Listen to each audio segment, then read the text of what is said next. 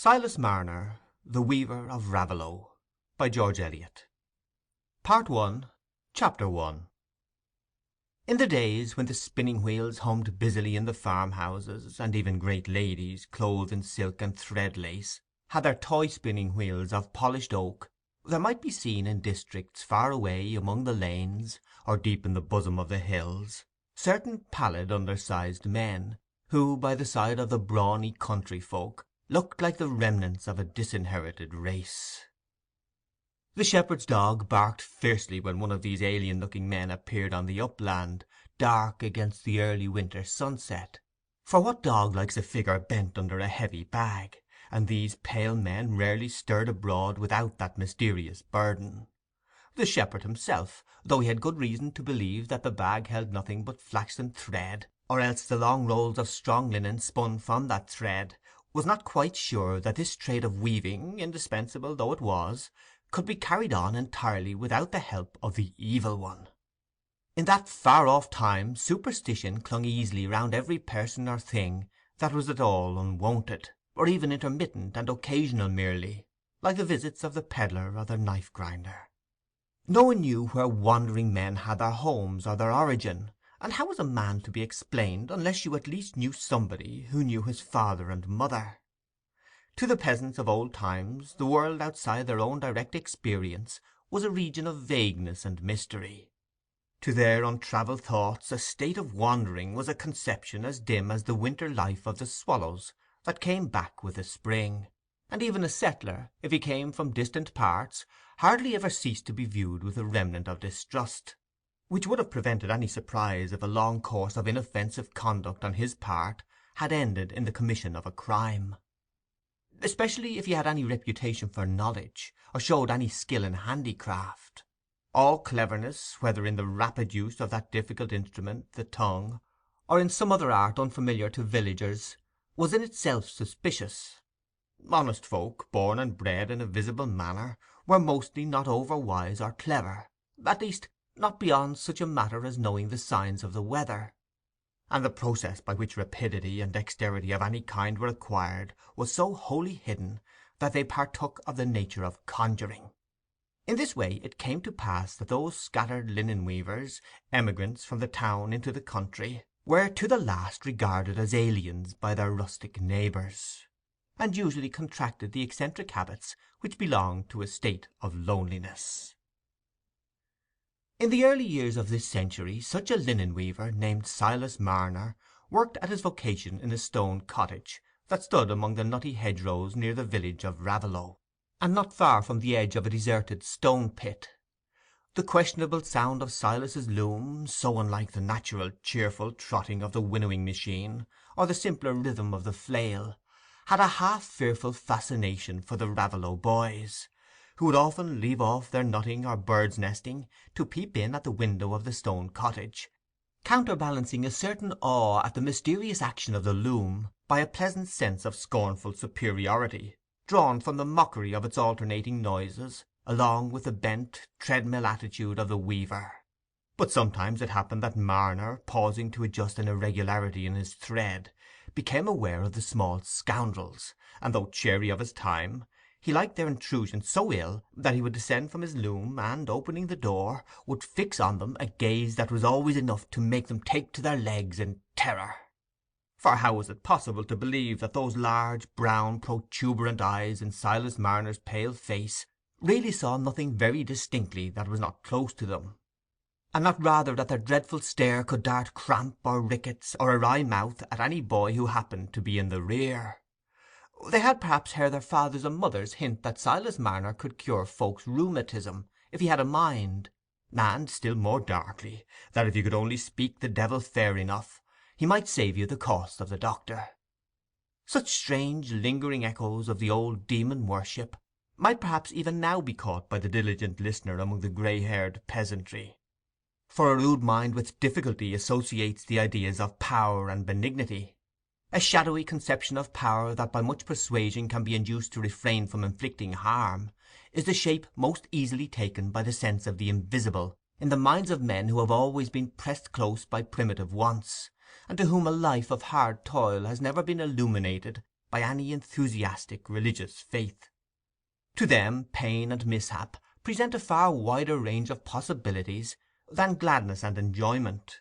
Their imagination is almost barren of the images that feed desire and hope, but is all overgrown by recollections that are a perpetual pasture to fear. "Is there anything you could fancy that you would like to eat?" I once said to an old labouring man, who was in his last illness, and who had refused all the food his wife had offered him. "No," he answered, "I've never been used to nothing but common victual, and I can't eat that." Experience had bred no fancies in him that could raise the phantasm of appetite. And Raveloe was a village where many of the old echoes lingered, undrowned by new voices. Not that it was one of those barren parishes lying on the outskirts of civilization, inhabited by meagre sheep and thinly scattered shepherds. On the contrary, it lay in the rich central plain of what we are pleased to call Merry England, and held farms which, speaking from a spiritual point of view, paid highly desirable tithes. But it was nestled in a snug, well-wooded hollow, quite an hour's journey on horseback from any turnpike, where it was never reached by the vibrations of the coach-horn or of public opinion. It was an important-looking village, with a fine old church and large churchyard in the heart of it, and 2 or 3 large brick and stone homesteads, with well-walled orchards and ornamental weathercocks, standing close upon the road, and lifting more imposing fronts than the rectory, which peeped from among the trees on the other side of the churchyard. A village which showed at once the summits of its social life, and told the practised eye that there was no great park and manor house in the vicinity, but that there were several chiefs in Raveloe who could farm badly quite at their ease, drawing enough money from their bad farming in those war times to live in a rollicking fashion, and keep a jolly Christmas, Whitsun, and Eastertide. It was 15 years since Silas Marner had first come to Raveloe.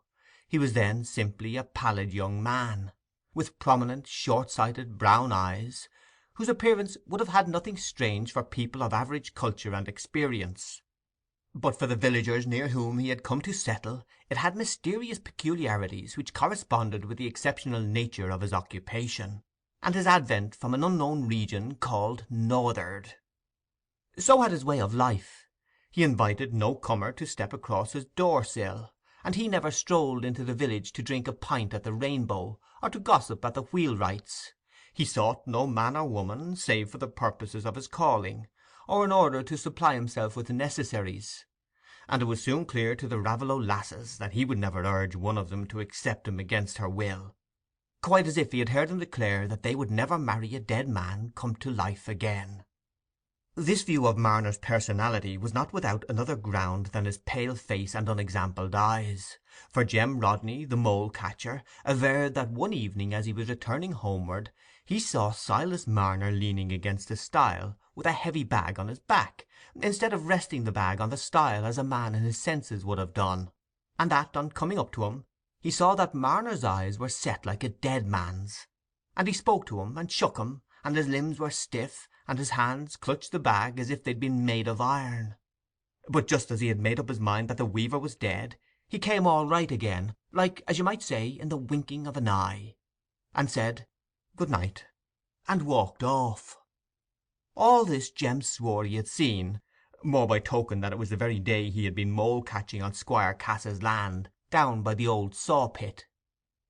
Some said Marner must have been in a fit, a word which seemed to explain things otherwise incredible, but the argumentative Mr. Macey, clerk of the parish, shook his head, and asked if anybody was ever known to go off in a fit and not fall down. A fit was a stroke, wasn't it? And it was in the nature of a stroke to partly take away the use of a man's limbs and throw him on the parish, if he got no children to look to. No, it was no stroke that would let a man stand on his legs, like a horse between the shafts, and then walk off as soon as you can say "Gee."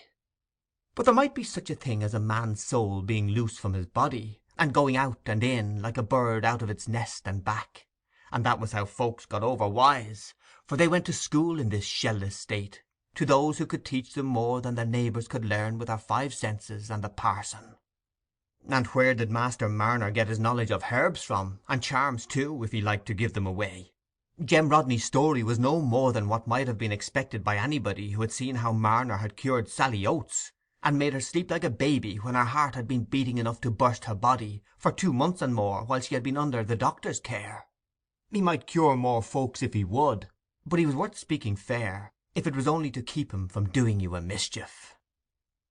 It was partly to this vague fear that Marner was indebted for protecting him from the persecution that his singularities might have drawn upon him, but still more to the fact that, the old linen weaver in the neighbouring parish of Tarley being dead, his handicraft made him a highly welcome settler to the richer housewives of the district, and even to the more provident cottagers who had their little stock of yarn at the year's end. Their sense of his usefulness would have contradicted any repugnance or suspicion which was not confirmed by a deficiency in the quality or the tale of the cloth he wove for them, and the years had rolled on without producing any change in the impressions of the neighbours concerning Marner, except the change from novelty to habit. At the end of 15 years the Raveloe men said just the same things about Silas Marner as at the beginning. They did not say them quite so often, but they believed them much more strongly when they did say them. There was only one important addition which the years had brought. It was that Master Marner had laid by a fine sight of money somewhere, and that he could buy up bigger men than himself.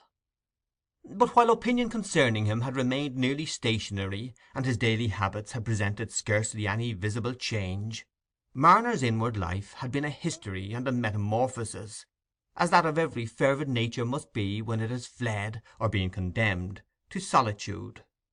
His life before he came to Raveloe had been filled with the movement, the mental activity, and the close fellowship which, in that day as in this, marked the life of an artisan early incorporated in a narrow religious sect, where the poorest layman has the chance of distinguishing himself by gifts of speech, and has, at the very least, the weight of a silent voter in the government of his community. Marner was highly thought of in that little hidden world, known to itself as the church assembling in Lantern Yard. He was believed to be a young man of exemplary life and ardent faith, and a peculiar interest had been centred in him ever since he had fallen, at a prayer-meeting, into a mysterious rigidity and suspension of consciousness, which, lasting for an hour or more, had been mistaken for death. To have sought a medical explanation for this phenomenon would have been held by Silas himself, as well as by his minister and fellow members, a wilful self-exclusion from the spiritual significance that might lie therein. Silas was evidently a brother selected for a peculiar discipline, and though the effort to interpret his discipline was discouraged by the absence, on his part, of any spiritual vision during his outward trance, yet it was believed by himself and others that its effect was seen as an accession of light and fervour. A less truthful man than he might have been tempted into the subsequent creation of a vision in the form of resurgent memory. A less sane man might have believed in such a creation. But Silas was both sane and honest, though, as with many honest and fervent men, culture had not defined any channels for his sense of mystery, and so it spread itself over the proper pathway of inquiry and knowledge.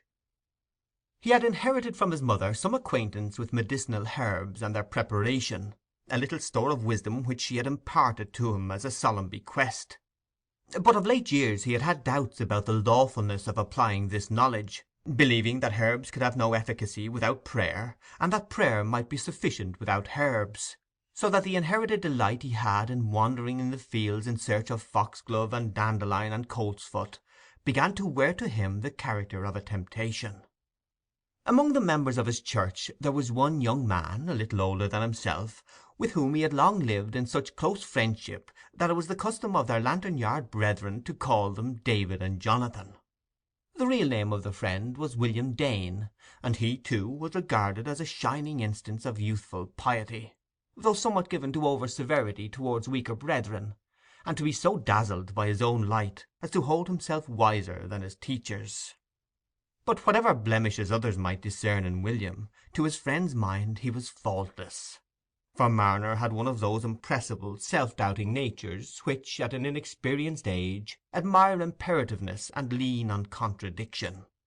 The expression of trusting simplicity in Marner's face, heightened by that absence of special observation, that defenceless, deer-like gaze which belongs to large prominent eyes, was strongly contrasted by the self-complacent suppression of inward triumph that lurked in the narrow slanting eyes and compressed lips of William Dane. One of the most frequent topics of conversation between the two friends was assurance of salvation. Silas confessed that he could never arrive at anything higher than hope mingled with fear, and listened with longing wonder when William declared that he had possessed unshaken assurance ever since, in the period of his conversion, he had dreamed that he saw the words "calling and election sure" standing by themselves on a white page in the open Bible. Such colloquies have occupied many a pair of pale-faced weavers, whose unnurtured souls have been like young winged things fluttering forsaken in the twilight. It had seemed to the unsuspecting Silas that the friendship had suffered no chill, even from his formation of another attachment of a closer kind. For some months he had been engaged to a young servant woman, waiting only for a little increase to their mutual savings in order to their marriage; and it was a great delight to him that Sarah did not object to William's occasional presence in their Sunday interviews. It was at this point in their history that Silas's cataleptic fit occurred during the prayer meeting, and amidst the various queries and expressions of interest addressed to him by his fellow members, William's suggestion alone jarred with the general sympathy towards a brother thus singled out for special dealings. He observed that, to him, this trance looked more like a visitation of Satan than a proof of divine favour, and exhorted his friend to see that he hid no accursed thing within his soul.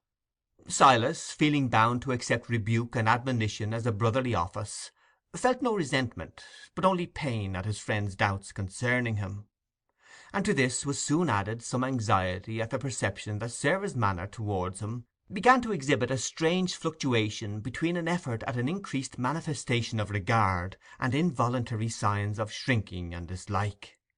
He asked her if she wished to break off their engagement, but she denied this.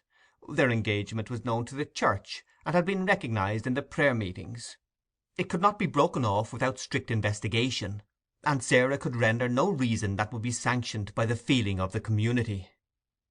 At this time the senior deacon was taken dangerously ill, and, being a childless widower, he was tended night and day by some of the younger brethren or sisters. Silas frequently took his turn in the night watching with William, the one relieving the other at 2 in the morning. The old man, contrary to expectation, seemed to be on the way to recovery, when one night Silas, sitting up by his bedside, observed that his usual audible breathing had ceased. The candle was burning low, and he had to lift it to see the patient's face distinctly. Examination convinced him that the deacon was dead—had been dead for some time, for the limbs were rigid. Silas asked himself if he had been asleep, and looked at the clock. It was already 4 in the morning. How was it that William had not come? In much anxiety he went to seek for help, and soon there were several friends assembled in the house, the minister among them, while Silas went away to his work, wishing he could have met William to know the reason for his non-appearance. But at 6 o'clock, as he was thinking of going to seek his friend, William came, and with him the minister. They came to summon him to Lantern Yard to meet the church members there, and to his inquiry concerning the cause of the summons the only reply was, "You will hear." Nothing further was said until Silas was seated in the vestry, in front of the minister, with the eyes of those who to him represented God's people fixed solemnly upon him. Then the minister, taking out a pocket-knife, showed it to Silas, and asked him if he knew where he had left that knife. Silas said he did not know that he had left it anywhere out of his own pocket, but he was trembling at this strange interrogation. He was then exhorted not to hide his sin, but to confess and repent. The knife had been found in the bureau by the departed deacon's bedside, found in the place where the little bag of church money had lain, which the minister himself had seen the day before. Some hand had removed that bag, and whose hand could it be if not that of the man to whom the knife belonged? For some time Silas was mute with astonishment. Then he said, "God will clear me. I know nothing about the knife being there, or the money being gone. Search me and my dwelling. You will find nothing but £3.5 of my own savings, which William Dane knows I have had these 6 months." At this William groaned, but the minister said, "The proof is heavy against you, brother Marner. The money was taken in the night last past, and no man was with our departed brother but you, for William Dane declares to us that he was hindered by sudden sickness from going to take his place as usual. And you yourself said that he had not come, and, moreover, you neglected the dead body." "I must have slept," said Silas. Then, after a pause, he added, "Or I must have had another visitation, like that which you have all seen me under, so that the thief must have come and gone while I was not in the body, but out of the body. But I say again, search me and my dwelling, for I have been nowhere else." The search was made, and it ended in William Dane's finding the well-known bag empty, tucked behind the chest of drawers in Silas's chamber. On this William exhorted his friend to confess, and not to hide his sin any longer. Silas turned a look of keen reproach on him, and said, "William, for 9 years that we have gone in and out together, you have never known me tell a lie. But God will clear me." "Brother," said William, "how do I know what you may have done in the secret chambers of your heart, to give Satan an advantage over you?" Silas was still looking at his friend. Suddenly a deep flush came over his face, and he was about to speak impetuously, when he seemed checked again by some inward shock, that sent the flush back and made him tremble. But at last he spoke feebly, looking at William. "I remember now. The knife wasn't in my pocket." William said, "I know nothing of what you mean." The other persons present, however, began to inquire where Silas meant to say the knife was, but he would give no further explanation. He only said, "I am sore-stricken. I can say nothing. God will clear me." On their return to the vestry there was further deliberation. Any resort to legal measures for ascertaining the culprit was contrary to the principles of the church in Lantern Yard, according to which prosecution was forbidden to Christians, even had the case held less scandal to the community. But the members were bound to take other measures for finding out the truth, and they resolved on praying and drawing lots. This resolution can be a ground of surprise only to those who are unacquainted with that obscure religious life which has gone on in the alleys of our towns. Silas knelt with his brethren, relying on his own innocence being certified by immediate divine interference, but feeling that there was sorrow and mourning behind for him even then, that his trust in man had been cruelly bruised. The lots declared that Silas Marner was guilty. He was solemnly suspended from church membership, and called upon to render up the stolen money. Only on confession, as the sign of repentance, could he be received once more within the folds of the church. Marner listened in silence. At last, when every one rose to depart, he went towards William Dane and said, in a voice shaken by agitation, "The last time I remember using my knife was when I took it out to cut a strap for you. I don't remember putting it in my pocket again. You stole the money, and you have woven a plot to lay the sin at my door. But you may prosper for all that. There is no just God that governs the earth righteously, but a God of lies, that bears witness against the innocent." There was a general shudder at this blasphemy. William said meekly, "I leave our brethren to judge whether this is the voice of Satan or not. I can do nothing but pray for you, Silas." Poor Marner went out with that despair in his soul, that shaken trust in God and man, which is little short of madness to a loving nature.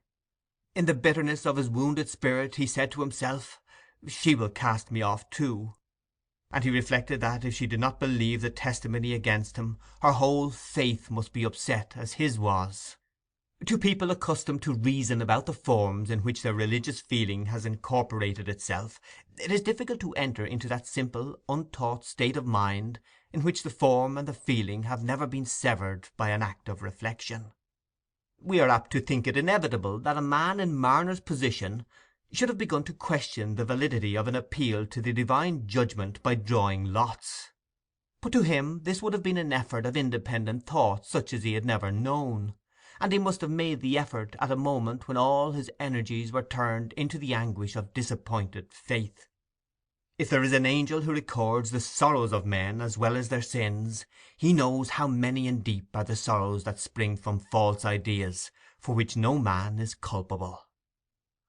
Marner went home, and for a whole day sat alone, stunned by despair, without any impulse to go to Sarah and attempt to win her belief in his innocence. The second day he took refuge from benumbing unbelief by getting into his loom and working away as usual. and before many hours were past the minister and one of the deacons came to him with a message from Sarah, that she held her engagement to him at an end. Silas received the message mutely, and then turned away from the messengers to work at his loom again. In a little more than a month from that time Sarah was married to William Dane, and not long afterwards it was known to the brethren in Lantern Yard that Silas Marner had departed from the town. End of Chapter 1. Chapter 2 of Silas Marner by George Eliot. Even people whose lives have been made various by learning sometimes find it hard to keep a fast hold on their habitual views of life, on their faith in the invisible, nay, on the sense that their past joys and sorrows are a real experience, when they are suddenly transported to a new land where the beings around them know nothing of their history, and share none of their ideas, where their mother earth shows another lap, and human life has other forms than those on which their souls have been nourished.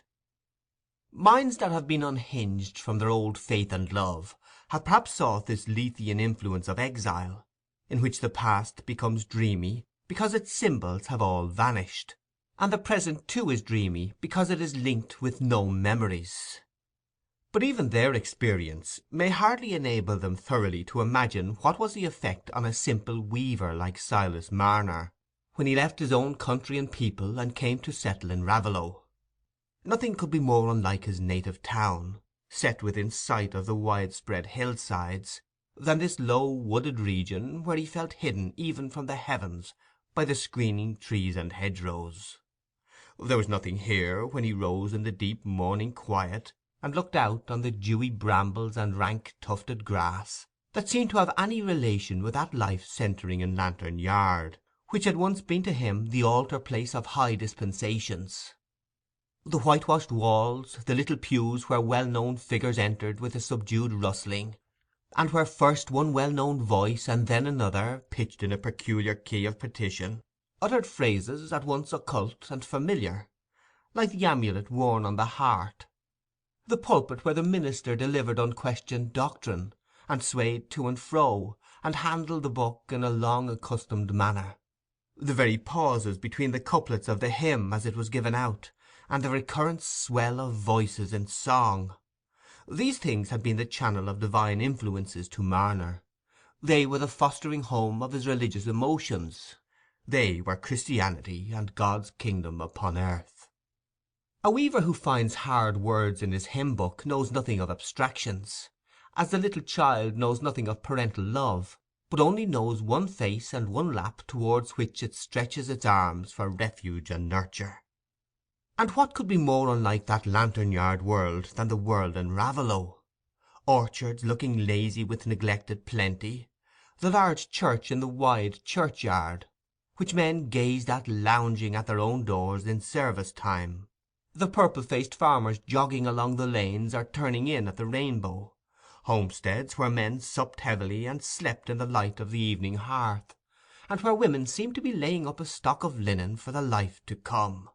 There were no lips in Raveloe from which a word could fall that would stir Silas Marner's benumbed faith to a sense of pain. In the early ages of the world we know, it was believed that each territory was inhabited and ruled by its own divinities, so that a man could cross the bordering heights and be out of the reach of his native God, whose presence was confined to the streams and the groves and the hills among which he had lived from birth. And poor Silas was vaguely conscious of something not unlike the feeling of primitive men, when they fled thus, in fear or in sullenness, from the face of an unpropitious deity. It seemed to him that the power he had vainly trusted in among the streets and at the prayer-meetings was very far away from this land in which he had taken refuge, where men lived in careless abundance, knowing and needing nothing of that trust, which, for him, had been turned to bitterness. The little light he possessed spread its beams so narrowly that frustrated belief was a curtain broad enough to create for him the blackness of night. His first movement after the shock had been to work in his loom, and he went on with this unremittingly. Never asking himself why, now he was come to Raveloe, he worked far into the night to finish the tale of Mrs. Osgood's table linen sooner than she expected, without contemplating beforehand the money she would put into his hand for the work. He seemed to weave like the spider from pure impulse, without reflection. Every man's work, pursued steadily, tends in this way to become an end in itself, and so to bridge over the loveless chasms of his life. Silas's hand satisfied itself with throwing the shuttle, and his eye with seeing the little squares in the cloth complete themselves under his effort. Then there were the calls of hunger, and Silas in his solitude had to provide his own breakfast, dinner, and supper, to fetch his own water from the well, and put his own kettle on the fire. And all these immediate promptings helped, along with the weaving, to reduce his life to the unquestioning activity of a spinning insect. He hated the thought of the past. There was nothing that called out his love and fellowship towards the strangers he had come amongst, and the future was all dark, for there was no unseen love that cared for him. Thought was arrested by utter bewilderment, now its old narrow pathway was closed, and affection seemed to have died under the bruise that had fallen on its keenest nerves. But at last Mrs. Osgood's table linen was finished, and Silas was paid in gold. His earnings in his native town, where he worked for a wholesale dealer, had been after a lower rate. He had been paid weekly, and of his weekly earnings a large proportion had gone to objects of piety and charity. Now, for the first time in his life, he had 5 bright guineas put into his hand. No man expected a share of them, and he loved no man that he should offer him a share. But what were the guineas to him who saw no vista beyond countless days of weaving? It was needless for him to ask that, for it was pleasant to him to feel them in his palm, and look at their bright faces, which were all his own. It was another element of life, like the weaving and the satisfaction of hunger, subsisting quite aloof from the life of belief and love from which he had been cut off. The weaver's hand had known the touch of hard-won money even before the palm had grown to its full breadth. For 20 years mysterious money had stood to him as the symbol of earthly good, and the immediate object of toil. He had seemed to love it little in the years when every penny had its purpose for him, for he loved the purpose then. But now, when all purpose was gone, that habit of looking towards the money and grasping it with a sense of fulfilled effort made a loam that was deep enough for the seeds of desire. And as Silas walked homeward across the fields in the twilight, he drew out the money and thought it was brighter in the gathering gloom. About this time an incident happened which seemed to open a possibility of some fellowship with his neighbours. One day, taking a pair of shoes to be mended, he saw the cobbler's wife seated by the fire, suffering from the terrible symptoms of heart disease and dropsy, which he had witnessed as the precursors of his mother's death. He felt a rush of pity at the mingled sight and remembrance, and recalling the relief his mother found from a simple preparation of foxglove, he promised Sally Oates to bring her something that should ease her, since the doctor did her no good. In this office of charity Silas felt, for the first time since he had come to Raveloe, a sense of unity between his past and present life, which might have been the beginning of his rescue from the insect-like existence into which his nature had shrunk. But Sally Oates's disease had raised her to a personage of much interest and importance among the neighbours, and the fact of her having found relief from drinking Silas Marner's stuff became a matter of general discourse. When Dr. Kimble gave physic, it was natural that it should have an effect, but when a weaver, who came from nobody knew where, worked wonders with a bottle of brown waters, the occult character of the process was evident. Such a sort of thing had not been known since the wise woman at Tarley died, and she had charms as well as stuff. Everybody went to her when their children had fits. Silas Marner must be a person of the same sort, for how did he know what would bring back Sally Oates's breath, if he didn't know a fine sight more than that? The wise woman had words that she muttered to herself, so that you couldn't hear what they were, and if she tied a bit of red thread round the child's toe the while, it would keep off the water in the head.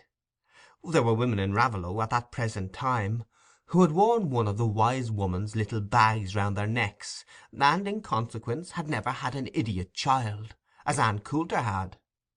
Silas Marner could very likely do as much, and more, and now it was all clear how he should have come from unknown parts, and be so comical looking. But Sally Oates must mind not to tell the doctor, for he would be sure to set his face against Marner, and was always angry about the wise woman, and used to threaten those who went to her that they should have none of his help any more. Silas now found himself and his cottage suddenly beset by mothers who wanted him to charm away the whooping cough, or bring back the milk, and by men who wanted stuff against the rheumatics or the knots in the hands. And to secure themselves against a refusal, the applicants brought silver in their palms. Silas might have driven a profitable trade in charms as well as in his small list of drugs, but money on this condition was no temptation to him. He had never known an impulse towards falsity, and he drove one after another away with growing irritation, for the news of him as a wise man had spread even to Tarley, and it was long before people ceased to take long walks for the sake of asking his aid. But the hope in his wisdom was at length changed into dread, for no one believed him when he said he knew no charms and could work no cures, and every man and woman who had an accident or a new attack after applying to him set the misfortune down to Master Marner's ill will and irritated glances. Thus it came to pass that his movement of pity towards Sally Oates, which had given him a transient sense of brotherhood, heightened the repulsion between him and his neighbours, and made his isolation more complete. Gradually the guineas, the crowns, and the half-crowns grew into a heap, and Marner drew less and less for his own wants, trying to solve the problem of keeping himself strong enough to work 16 hours a day on as small an outlay as possible. Have not men shut up in solitary imprisonment found an interest in marking the moments by straight strokes of a certain length on the wall, until the growth of the sum of straight strokes arranged in triangles has become a mastering purpose? Do we not while away moments of inanity or fatigued waiting by repeating some trivial movement or sound, until the repetition has bred a want which is incipient habit? That will help us to understand how the love of accumulating money grows an absorbing passion in men whose imaginations, even in the very beginning of their hoard, show them no purpose beyond it. Marner wanted the heaps of 10 to grow into a square, and then into a larger square, and every added guinea, while it was itself a satisfaction, bred a new desire. In this strange world, made a hopeless riddle to him, he might, if he had had a less intense nature, have sat weaving, looking towards the end of his pattern, or towards the end of his web, till he forgot the riddle and everything else but his immediate sensations. But the money had come to mark off his weaving into periods, and the money not only grew, but it remained with him. He began to think it was conscious of him, as his loom was, and he would on no account have exchanged those coins, which had become his familiars, for other coins with unknown faces. He handled them, he counted them, till their form and colour were like the satisfaction of a thirst to him. But it was only in the night when his work was done that he drew them out to enjoy their companionship. He had taken up some bricks in his floor underneath his loom, and here he had made a hole in which he set the iron pot that contained his guineas and silver coins, covering the bricks with sand whenever he replaced them. Not that the idea of being robbed presented itself often or strongly to his mind. Hoarding was common in country districts in those days. There were old labourers in the parish of Raveloe who were known to have their savings by them, probably inside their flock beds. But their rustic neighbours, though not all of them as honest as their ancestors in the days of King Alfred, had not imaginations bold enough to lay a plan of burglary. How could they have spent the money in their own village without betraying themselves? They would be obliged to run away, a course as dark and dubious as a balloon journey. So, year after year, Silas Marner had lived in this solitude, his guineas rising in the iron pot, and his life narrowing and hardening more and more into a mere pulsation of desire and satisfaction that had no relation to any other being. His life had reduced itself to the functions of weaving and hoarding, without any contemplation of an end towards which the functions tended. The same sort of process has perhaps been undergone by wiser men when they have been cut off from faith and love, only instead of a loom and a heap of guineas, they have had some erudite research, some ingenious project, or some well-knit theory. Strangely, Marner's face and figure shrank and bent themselves into a constant mechanical relation to the objects of his life, so that he produced the same sort of impression as a handle or a crooked tube, which has no meaning, standing apart. The prominent eyes that used to look trusting and dreamy now looked as if they had been made to see only one kind of thing that was very small, like tiny grain, for which they hunted everywhere. And he was so withered and yellow that, though he was not yet 40, the children always called him Old Master Marner. Yet even at this stage of withering a little incident happened which showed that the sap of affection was not all gone. It was one of his daily tasks to fetch his water from a well a couple of fields off, and for this purpose, ever since he came to Raveloe, he had a brown earthenware pot, which he held as his most precious utensil among the few conveniences he had granted himself. It had been his companion for 12 years, always standing on the same spot, always lending its handle to him in the early morning, so that its form had an expression for him of willing helpfulness, and the impress of its handle on his palm gave a satisfaction mingled with that of having the fresh clear water. One day, as he was returning from the well, he stumbled against the step of the stile, and his brown pot, falling with force against the stones that overreached the ditch below him, was broken in 3 pieces. Silas picked up the pieces and carried them home with grief in his heart. The brown pot could never be of use to him any more, but he stuck the bits together and propped the ruin in its old place for a memorial. This is the history of Silas Marner until the 15th year after he came to Raveloe. The livelong day he sat in his loom, his ear filled with its monotony, his eyes bent close down on the low growth of sameness in the brownish web, his muscles moving with such even repetition that their pause seemed almost as much a constraint as the holding of his breath. But at night came his revelry. At night he closed his shutters, and made fast his doors, and drew forth his gold. Long ago the heap of coins had become too large for the iron pot to hold them, and he had made for them 2 thick leather bags, which wasted no room in their resting place, but lent themselves flexibly to every corner. How the guineas shone as they came pouring out of the dark leather mouths! The silver bore no large proportion in amount to the gold, because the long pieces of linen which formed his chief work were always partly paid for in gold, and out of the silver he supplied his own bodily wants, choosing always the shillings and sixpences to spend in this way. He loved the guineas best, but he would not change the silver. The crowns and half-crowns that were his own earnings, begotten by his labour, he loved them all. He spread them out in heaps and bathed his hands in them. Then he counted them and set them up in regular piles, and felt their rounded outline between his thumb and fingers, and thought fondly of the guineas that were only half earned by the work in his loom, as if they had been unborn children, thought of the guineas that were coming slowly through the coming years, through all his life, which spread far away before him, the end quite hidden by countless days of weaving. No wonder his thoughts were still with his loom and his money when he made his journeys through the fields and the lanes to fetch and carry home his work, so that his steps never wandered to the hedge banks or the lane sides in search of the once familiar herbs. These too belonged to the past, from which his life had shrunk away like a rivulet that has sunk far down from the grassy fringe of its old breadth into a little shivering thread that cuts a groove for itself in the barren sand. But about the Christmas of that 15th year a second great change came over Marner's life, and his history became blent in a singular manner with the life of his neighbours. End of chapter 2.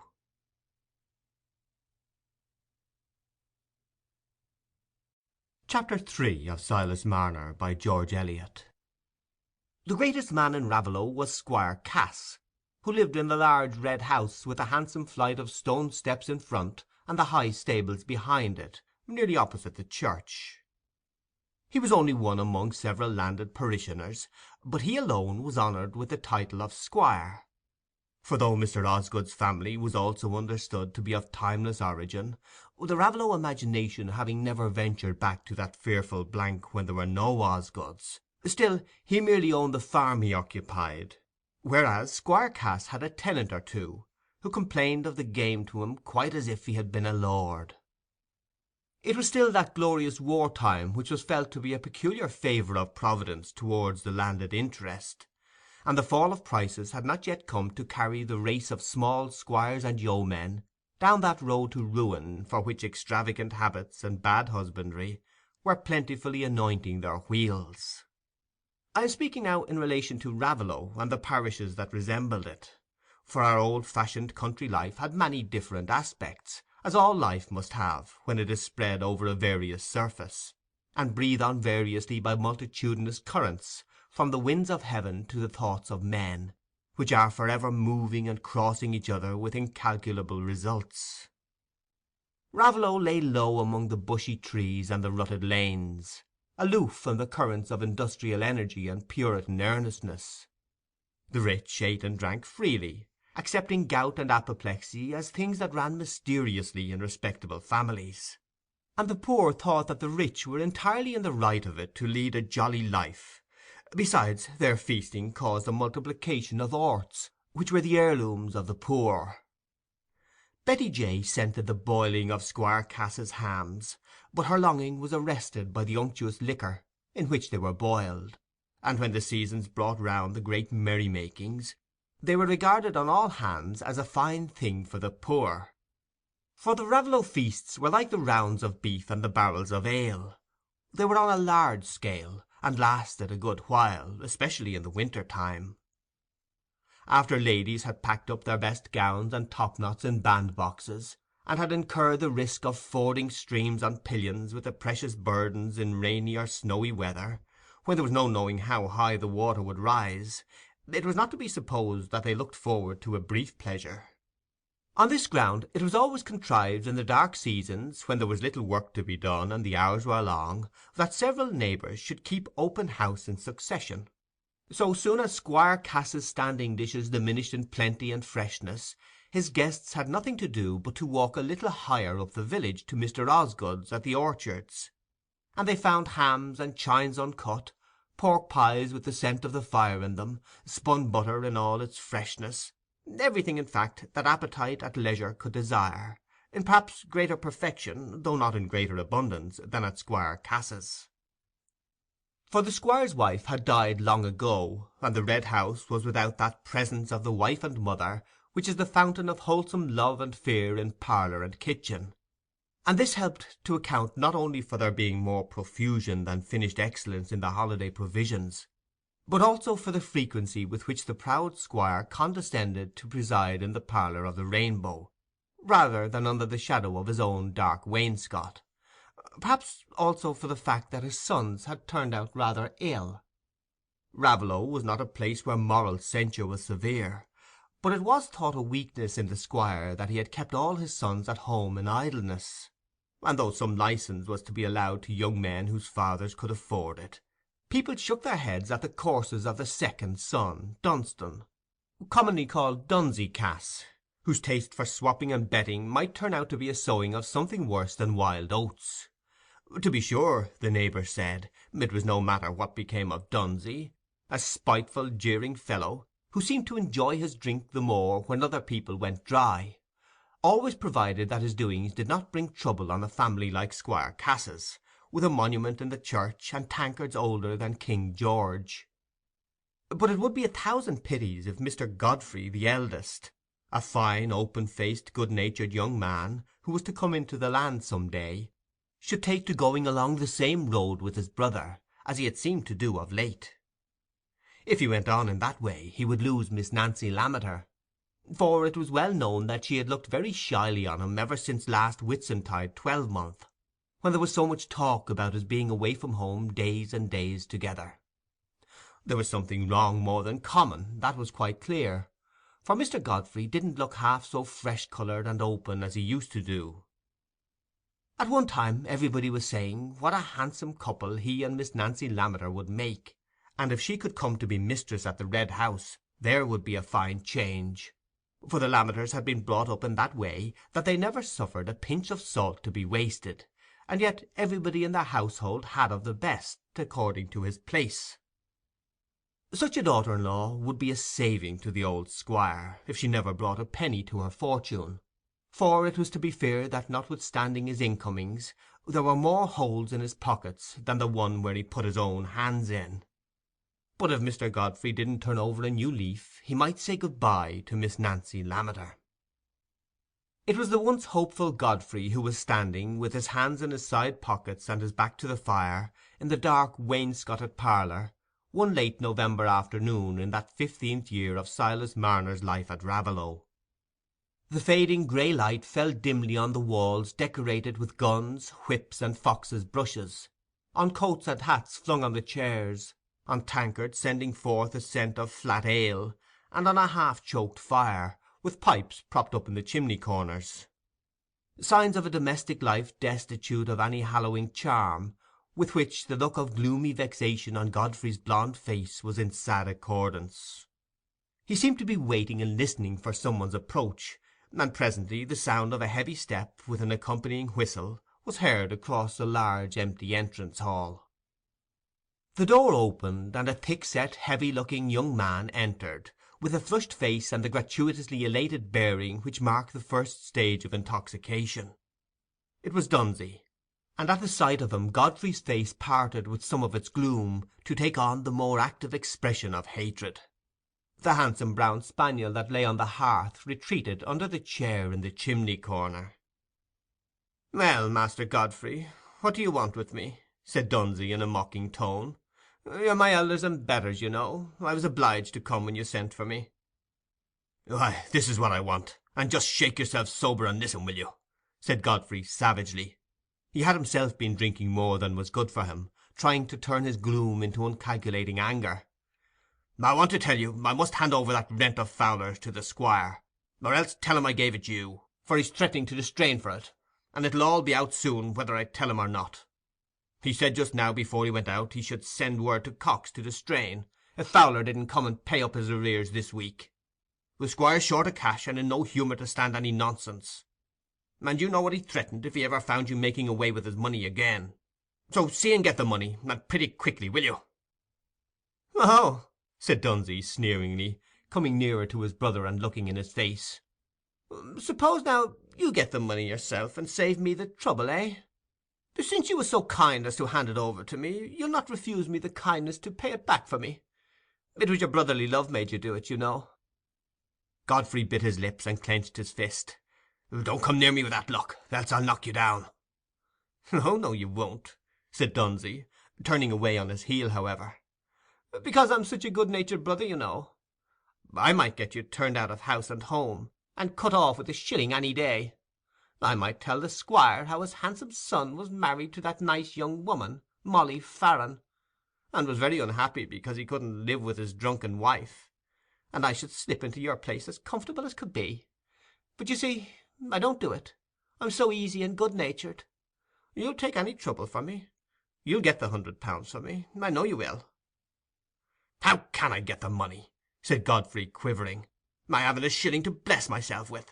And it's a lie that you'd slip into my place. You'd get yourself turned out too, that's all. For if you begin telling lies, I'll follow. Bob's my father's favourite, you know that very well. He'd only think himself well rid of you." "Never mind," said Dunsey, nodding his head sideways as he looked out of the window. "It'd be very pleasant to me to go in your company. You're such a handsome brother, and we've always been so fond of quarrelling with one another, I shouldn't know what to do without you. But you'd like better for us both to stay at home together, I know you would. So you'll manage to get that little sum of money, and I'll bid you good-bye, though I'm sorry to part." Dunstan was moving off, but Godfrey rushed after him and seized him by the arm, saying, with an oath, "I tell you I have no money. I can get no money." "Borrow of old Kimble." "I tell you he won't lend me any more, and I shan't ask him." "Well, then, sell Wildfire." "Yeah, that's easy talking. I must have the money directly." "Well, you've only got to ride him to the hunt to-morrow. There'll be Bryce and Keating there for sure. You'll get more bids than one." "I daresay, and get back home at 8 o'clock, splashed up to the chin. I'm going to Mrs. Osgood's birthday dance." "Oh," said Dunsey, turning his head on one side, and trying to speak in a small mincing treble.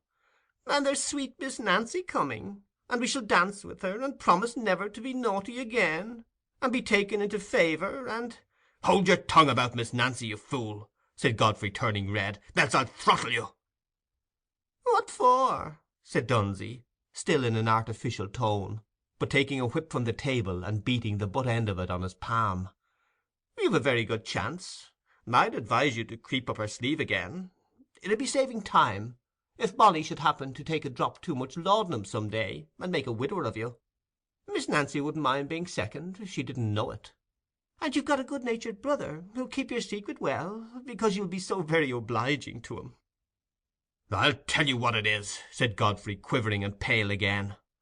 "My patience is pretty near at an end. If you'd a little more sharpness in you, you might know that you may urge a man a bit too far, and make one leap as easy as another. I don't know but what it is so now. I may as well tell the Squire everything myself. I should get you off my back, if I got nothing else. And, after all, he'll know some time. She's been threatening to come herself and tell him. So don't you flatter yourself that your secrecy's worth any price you choose to ask. You drain me of money till I've got nothing to pacify her with, and she'll do as she threatens some day. It's all one. I'll tell my father everything myself, and you may go to the devil." Dunsey perceived that he had overshot his mark, and that there was a point at which even the hesitating Godfrey might be driven into decision. But he said with an air of unconcern, "As you please, but I'll have a draught of ale first." And ringing the bell, he threw himself across 2 chairs, and began to rap the window-seat with the handle of his whip. Godfrey stood, still with his back to the fire, uneasily moving his fingers among the contents of his side pockets, and looking at the floor. That big muscular frame of his held plenty of animal courage, but helped him to no decision when the dangers to be braved were such as could neither be knocked down nor throttled. His natural irresolution and moral cowardice were exaggerated by a position in which dreaded consequences seemed to press equally on all sides, and his irritation had no sooner provoked him to defy Dunstan and anticipate all possible betrayals, than the miseries he must bring on himself by such a step seemed more unendurable to him than the present evil.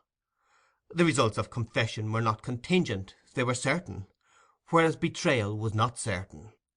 From the near vision of that certainty he fell back on suspense and vacillation with a sense of repose.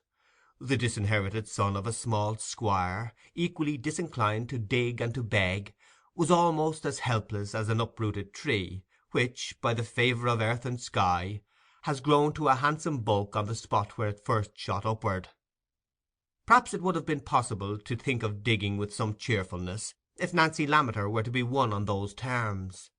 But since he must irrevocably lose her as well as the inheritance, and must break every tie but the one that degraded him and left him without motive for trying to recover his better self, he could imagine no future for himself on the other side of confession but that of listing for a soldier, the most desperate step, short of suicide, in the eyes of respectable families.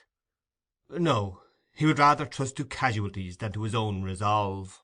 Rather go on sitting at the feast, and sipping the wine he loved, though with the sword hanging over him and terror in his heart, than rush away into the cold darkness where there was no pleasure left.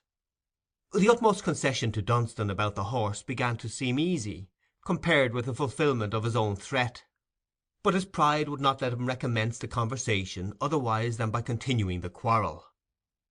Dunstan was waiting for this, and took his ale in shorter draughts than usual. "It's just like you," Godfrey burst out, in a bitter tone, "to talk about my selling wildfire in that cool way, the last thing I've got to call my own, and the best bit of horseflesh I've ever had in my life.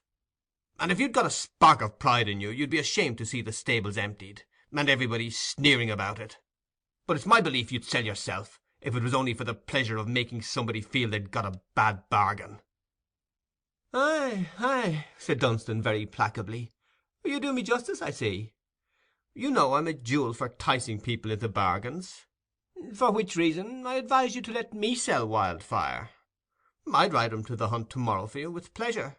I shouldn't look as handsome as you in the saddle, but it's the horse they'll bid for, and not the rider." "Yes, I daresay. Trust my horse to you." "As you please," said Dunstan, rapping the window-seat again with an air of great unconcern. It's you have got to pay Fowler's money. It's none of my business. You received the money from him when you went to Bramcott, and you told the Squire it wasn't paid. I'd nothing to do with that. You chose to be so obliging as to give it me, that was all. And if you don't want to pay the money, let it alone. It's all one to me. But I was willing to accommodate you by undertaking to sell the horse, seeing it's not convenient to you to go so far to-morrow." Godfrey was silent for some moments. He would have liked to spring on Dunstan, wrench the whip from his hand, and flog him to within an inch of his life. And no bodily fear could have deterred him, but he was mastered by another sort of fear, which was fed by feelings stronger even than his resentment. When he spoke again, it was in a half-conciliatory tone. "Well, you mean no nonsense about the horse, eh? You'll sell him all fair, and hand over the money? If you don't, you know, everything'll go to smash. For I've got nothing else to trust to, and you'll have less pleasure in pulling the house over my head, when your own skull's to be broken too." "Aye, aye," said Dunstan, rising. "All right. I thought you'd come round. I'm the fellow to bring old Bryce up to the scratch. I'll get you 120 for him, if I get you a penny." "But perhaps it'll rain cats and dogs to-morrow, as it did yesterday, and then you can't go," said Godfrey, hardly knowing whether he wished for that obstacle or not. "Not it," said Dunstan. "I'm always lucky in my weather. It might rain if you wanted to go. You never hold trumps, you know. I always do. You've got the beauty, you see, and I've got the luck. So you must keep me by you for your crooked sixpence. You'll never get along without me." "Confound you, hold your tongue," said Godfrey impetuously, "and take care to keep sober to-morrow, else you get pitched on your head coming home, and Wildfire might be the worse for it." "Make your tender heart easy," said Dunstan, opening the door. "You never knew me see double when I'd got a bargain to make. But it spoiled the fun. Besides, whenever I fall, I'm warranted to fall on my legs." With that Dunstan slammed the door behind him, and left Godfrey to that bitter rumination on his personal circumstances, which was now unbroken from day to day, save by the excitement of sporting, drinking, card-playing, or the rarer and less oblivious pleasure of seeing Miss Nancy Lammeter. The subtle and varied pains springing from the higher sensibility that accompanies higher culture are perhaps less pitiable than the dreary absence of impersonal enjoyment and consolation which leaves ruder minds to the perpetual urgent companionship of their own griefs and discontents. The lives of those rural forefathers whom we are apt to think very prosaic figures, men whose only work was to ride round their land, getting heavier and heavier in their saddles, and who passed the rest of their days in the half-listless gratification of senses dulled by monotony, had a certain pathos in them nevertheless. Calamities came to them too, and their early errors carried hard consequences. Perhaps the love of some sweet maiden, the image of purity, order, and calm, had opened their eyes to the vision of a life in which the days would not seem so long, even without rioting. But the maiden was lost, and the vision passed away, and then what was left to them, especially when they had become too heavy for the hunt or for carrying a gun over the furrows, but to drink and get merry, or to drink and get angry, so that they might be independent of variety, and say over again with eager emphasis the things they had already said that time 12-month. Assuredly, among these flushed and dull-eyed men there were some whom, thanks to their native human kindness, even riot would never drive into brutality; men who, when their cheeks were fresh, had felt the keen point of sorrow or remorse, had been pierced by the reeds they leaned on, or had lightly put their limbs in fetters from which no struggle could loose them. And under these sad circumstances, common to us all, their thoughts could find no resting place outside the ever-trodden round of their own petty history. That at least was the condition of Godfrey Cass in this 26th year of his life. A movement of compunction, helped by those small indefinable influences which every personal relation exerts on a pliant nature, had urged him into a secret marriage, which was a blight on his life. It was an ugly story of low passion, delusion, and waking from delusion, which needs not to be dragged from the privacy of Godfrey's bitter memory. He had long known that the delusion was partly due to a trap laid for him by Dunstan, who saw in his brother's degrading marriage the means of gratifying at once his jealous hate and his cupidity. And if Godfrey could have felt himself simply a victim, the iron bit that destiny had put into his mouth would have chafed him less intolerably. If the curses he muttered half aloud when he was alone had had no other object than Dunstan's diabolical cunning, he might have shrunk less from the consequences of avowal. But he had something else to curse, his own vicious folly, which now seemed as mad and unaccountable to him as almost all our follies and vices do when their promptings have long passed away. For 4 years he had thought of Nancy Lammeter, and wooed her with tacit patient worship, as the woman who made him think of the future with joy. She would be his wife, and would make home lovely to him as his father's home had never been. And it would be easy, when she was always so near, to shake off those foolish habits that were no pleasures, but only a feverish way of annulling vacancy. Godfrey's was an essentially domestic nature, bred up in a home where the hearth had no smiles, and where the daily habits were not chastised by the presence of household order. His easy disposition made him fall in unresistingly with the family courses, but the need of some tender permanent affection, the longing for some influence that would make the good he preferred easy to pursue, caused the neatness, purity, and liberal orderliness of the Lammeter household, sunned by the smile of Nancy, to seem like those fresh bright hours of the morning when temptations go to sleep and leave the ear open to the voice of the good angel, inviting to industry, sobriety, and peace. And yet the hope of this paradise had not been enough to save him from a course which shut him out of it for ever. Instead of keeping fast hold of the strong silken rope by which Nancy would have drawn him safe to the green banks where it was easy to step firmly, he had let himself be dragged back into the mud and slime in which it was useless to struggle. He had made ties for himself which robbed him of all wholesome motive, and were a constant exasperation. Still, there was one position worse than the present. It was the position he would be in when the ugly secret was disclosed, and the desire that continually triumphed over every other was that of warding off the evil day, when he would have to bear the consequences of his father's violent resentment for the wound inflicted on his family pride, would have perhaps to turn his back on that hereditary ease and dignity which, after all, was a sort of reason for living, and would carry with him the certainty that he was banished for ever from the sight and esteem of Nancy Lammeter. The longer the interval, the more chance there was of deliverance from some, at least, of the hateful consequences to which he had sold himself. The more opportunities remained for him to snatch the strange gratification of seeing Nancy, and gathering some faint indication of her lingering regard. Towards this gratification he was impelled, fitfully, every now and then, after having passed weeks in which he had avoided her as the far-off, bright-winged prize that only made him spring forward and find his chain all the more galling. One of those fits of yearning was on him now, and it would have been strong enough to have persuaded him to trust Wildfire to Dunstan rather than disappoint the yearning, even if he had not had another reason for his disinclination towards the morrow's hunt. That other reason was the fact that the morning's meet was near Batherley, the market town where the unhappy woman lived, whose image became more odious to him every day, and to his thoughts the whole vicinage was haunted by her.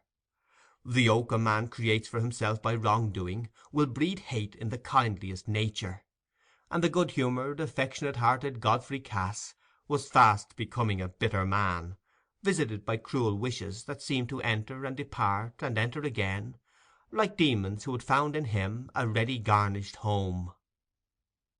What was he to do this evening to pass the time?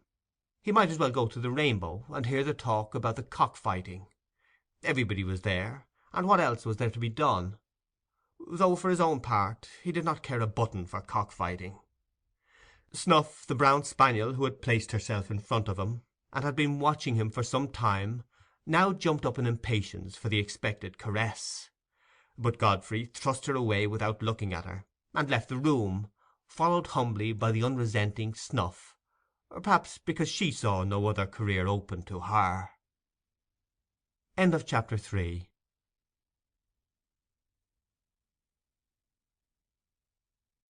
Chapter 4 of Silas Marner by George Eliot.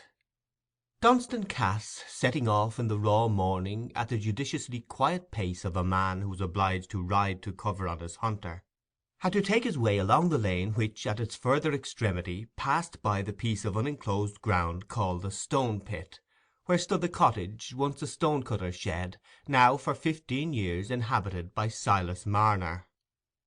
The spot looked very dreary at this season, with the moist trodden clay about it, and the red muddy water high up in the deserted quarry.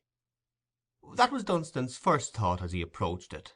The second was, that the old fool of a weaver, whose loom he heard rattling already, had a great deal of money hidden somewhere. How was it that he, Dunstan Cass, who had often heard talk of Marner's miserliness, had never thought of suggesting to Godfrey that he should frighten or persuade the old fellow into lending the money on the excellent security of the young squire's prospects? The resource occurred to him now as so easy and agreeable, especially as Marner's hoard was likely to be large enough to leave Godfrey a handsome surplus beyond his immediate needs, and enable him to accommodate his faithful brother, that he had almost turned his horse's head towards home again. Godfrey would be ready enough to accept the suggestion. He would snatch eagerly at a plan that might save him from parting with Wildfire. But when Dunstan's meditation reached this point, the inclination to go on grew strong and prevailed. He didn't want to give Godfrey that pleasure. He preferred that Master Godfrey should be vexed. Moreover, Dunstan enjoyed the self-important consciousness of having a horse to sell, and the opportunity of driving a bargain, swaggering, and possibly taking somebody in. He might have all the satisfaction attendant on selling his brother's horse, and not the less have the further satisfaction of setting Godfrey to borrow Marner's money. So he rode on to cover. Bryce and Keating were there, as Dunstan was quite sure they would be. He was such a lucky fellow. "Heyday," said Bryce, who had long had his eye on Wildfire. "You're on your brother's horse to-day. How's that?" "Oh, I've swapped with him," said Dunstan, whose delight in lying, greatly independent of utility, was not to be diminished by the likelihood that his hearer would not believe him. "Wildfire's mine now." "What? Has he swapped with you for that big-boned hack of yours?" said Bryce, quite aware that he should get another lie in answer. "Oh, there was a little account between us," said Dunsey, carelessly, "and Wildfire made it even. I accommodated him by taking the horse, though it was against my will, for I'd got an itch for a mare of Jortin's, as rare a bit of blood as ever you threw your leg across. But I shall keep Wildfire now I've got him, though I'd a bid of 150 for him the other day, from a man over at Flitton. He's buying for Lord Cromleck, a fellow with a cast in his eye and a green waistcoat. But I mean to stick to Wildfire. I shan't get a better at a fence in a hurry. The mare's got more blood, but she's a bit too weak in the hind quarters." Bryce of course divined that Dunstan wanted to sell the horse, and Dunstan knew that he divined it. Horse dealing is only one of many human transactions carried on in this ingenious manner, and they both considered that the bargain was in its first stage, when Bryce replied ironically, "I wonder at that now. I wonder you mean to keep him, for I've never heard of a man who didn't want to sell his horse getting a bid of half as much again as the horse was worth. You'll be lucky if you get 100. Keating rode up now, and the transaction became more complicated. It ended in the purchase of the horse by Bryce for 120, to be paid on the delivery of Wildfire, safe and sound, at the Batherley stables. It did occur to Dunsey that it might be wise for him to give up the day's hunting, proceed at once to Batherley, and having waited for Bryce's return, hire a horse to carry him home with the money in his pocket.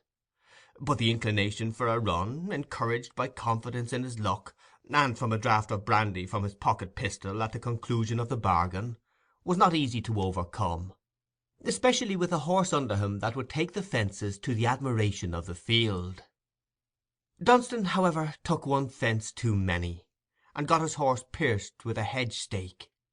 His own ill-favoured person, which was quite unmarketable, escaped without injury, but poor Wildfire, unconscious of his price, turned on his flank and painfully panted his last. It happened that Dunstan, a short time before, having got down to arrange his stirrup, had muttered a good many curses at this interruption, which had thrown him in the rear of the hunt near the moment of glory. and under his exasperation had taken the fences more blindly.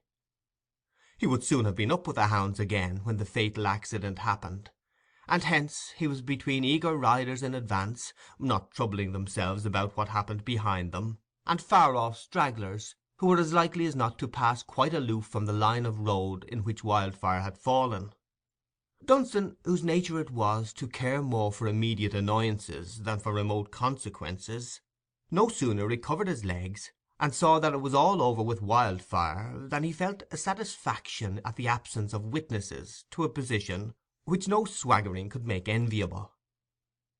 Reinforcing himself, after his shake, with a little brandy and much swearing, he walked as fast as he could to a coppice on his right hand, through which it occurred to him he could make his way to Batherley without danger of encountering any member of the hunt.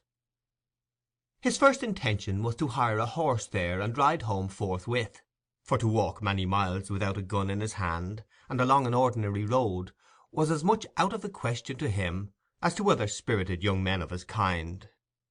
He did not much mind about taking the bad news to Godfrey, for he had to offer him at the same time the resource of Marner's money; and if Godfrey kicked, as he always did, at the notion of making a fresh debt from which he himself got the smallest share of advantage, why, he wouldn't kick for long.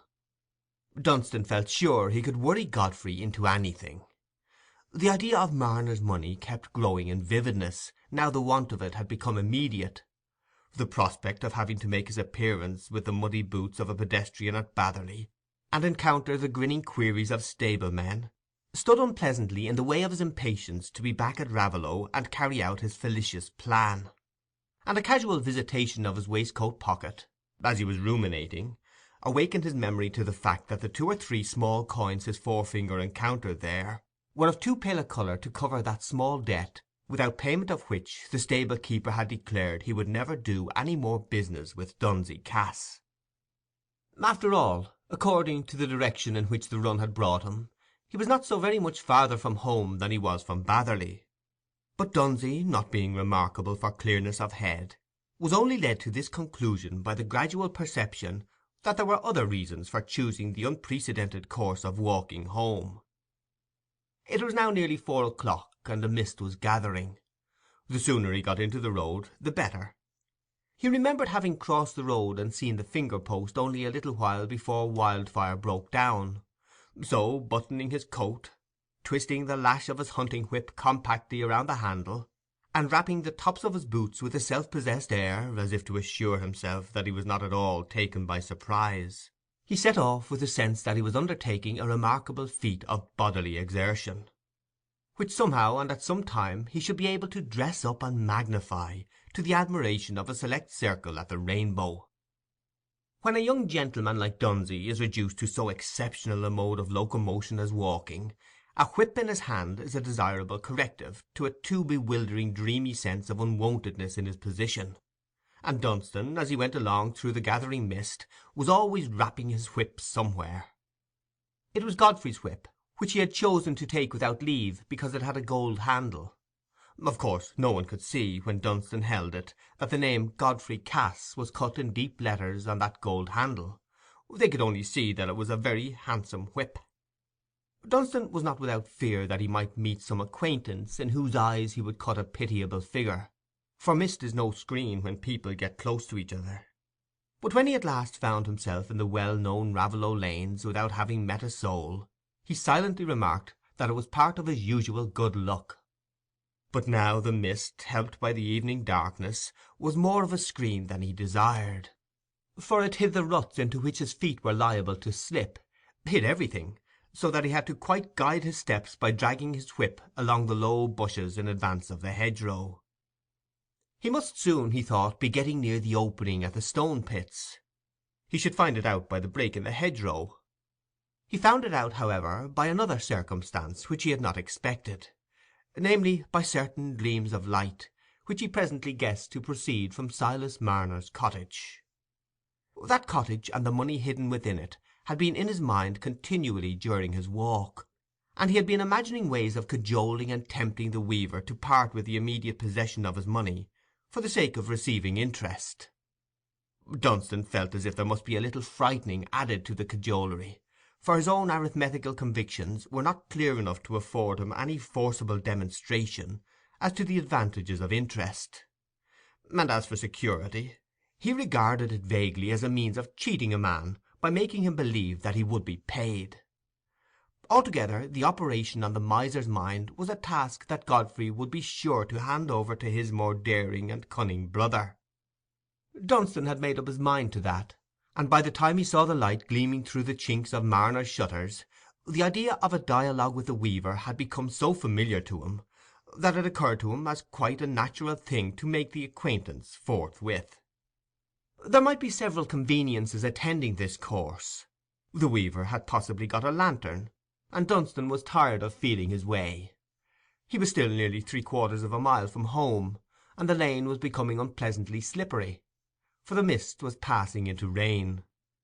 He turned up the bank, not without some fear lest he might miss the right way, since he was not certain whether the light were in front or on the side of the cottage. He felt the ground before him cautiously with his whip-handle, and at last arrived safely at the door. He knocked loudly, rather enjoying the idea that the old fellow would be frightened at the sudden noise. He heard no movement in reply. All was silence in the cottage. Was the weaver gone to bed, then? If so, why had he left a light? That was a strange forgetfulness in a miser. Dunstan knocked still more loudly, and, without pausing for a reply, pushed his fingers through the latch-hole, intending to shake the door and pull the latch-string up and down, not doubting that the door was fastened. But, to his surprise, at this double motion the door opened, and he found himself in front of a bright fire which lit up every corner of the cottage, the bed, the loom, the 3 chairs, and the table, and showed him that Marner was not there. Nothing at that moment could be much more inviting to Dunsey than the bright fire on the brick hearth. He walked in and seated himself by it at once. There was something in front of the fire, too, that would have been inviting to a hungry man, if it had been in a different stage of cooking. It was a small bit of pork suspended from the kettle-hanger by a string passed through a large door-key, in a way known to primitive housekeepers unpossessed of jacks.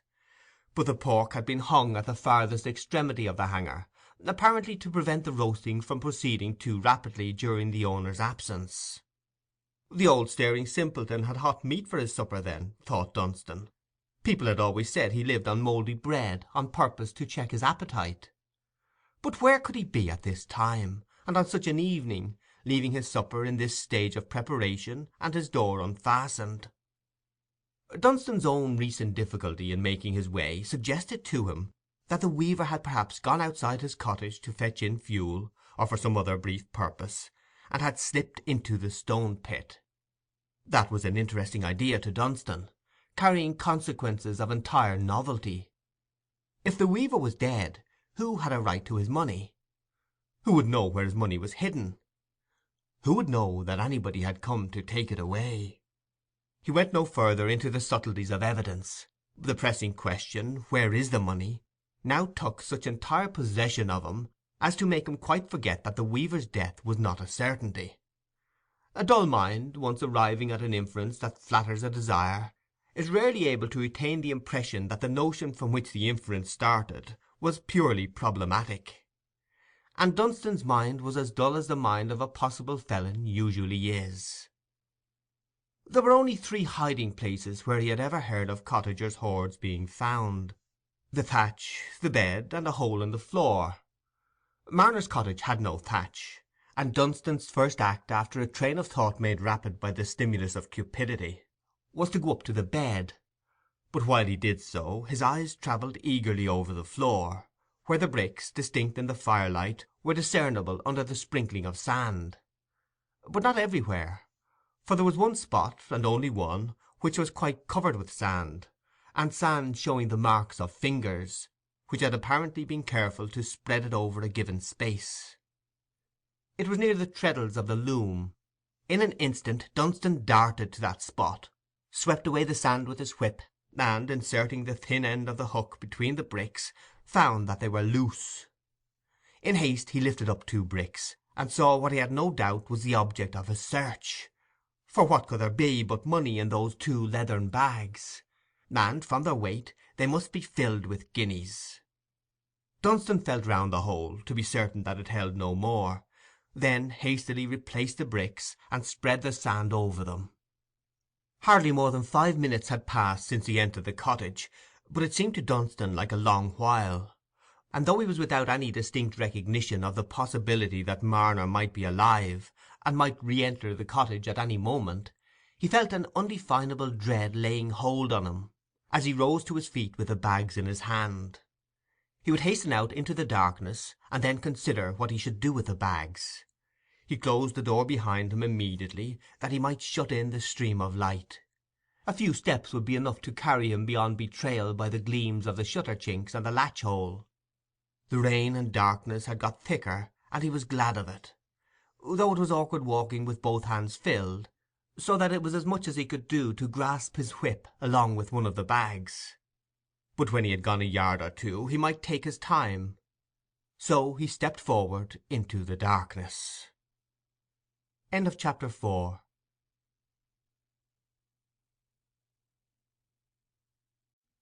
Chapter 5 of Silas Marner, by George Eliot. When Dunstan Cass turned his back on the cottage, Silas Marner was not more than 100 yards away from it, plodding along from the village with the sack thrown round his shoulders as an overcoat, and with a horn lantern in his hand. His legs were weary, but his mind was at ease, free from the presentiment of change. The sense of security more frequently springs from habit than from conviction, and for this reason it often subsists after such a change in the conditions as might have been expected to suggest alarm.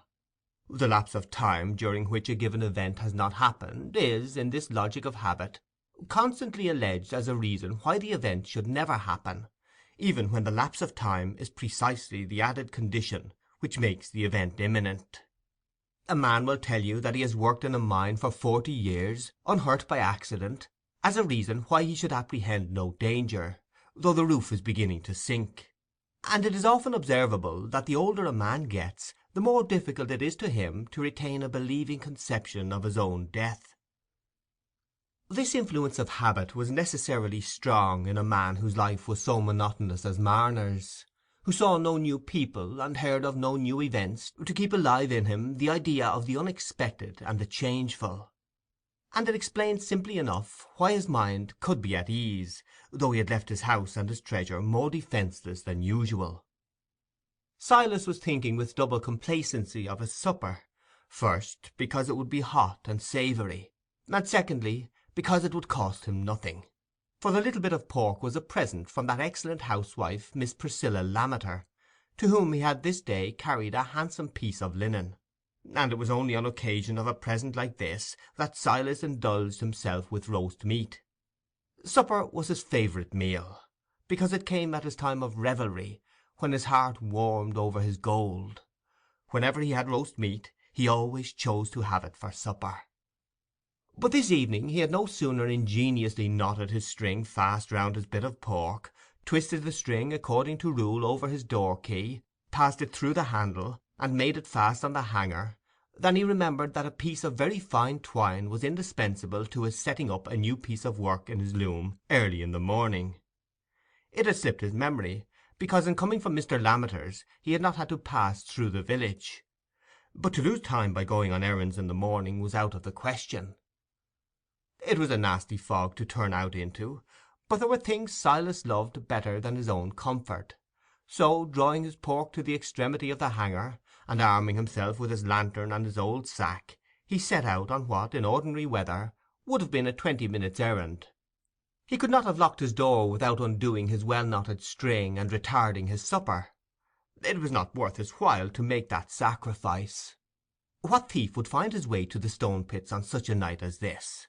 And why should he come on this particular night, when he had never come through all the 15 years before? These questions were not distinctly present in Silas's mind.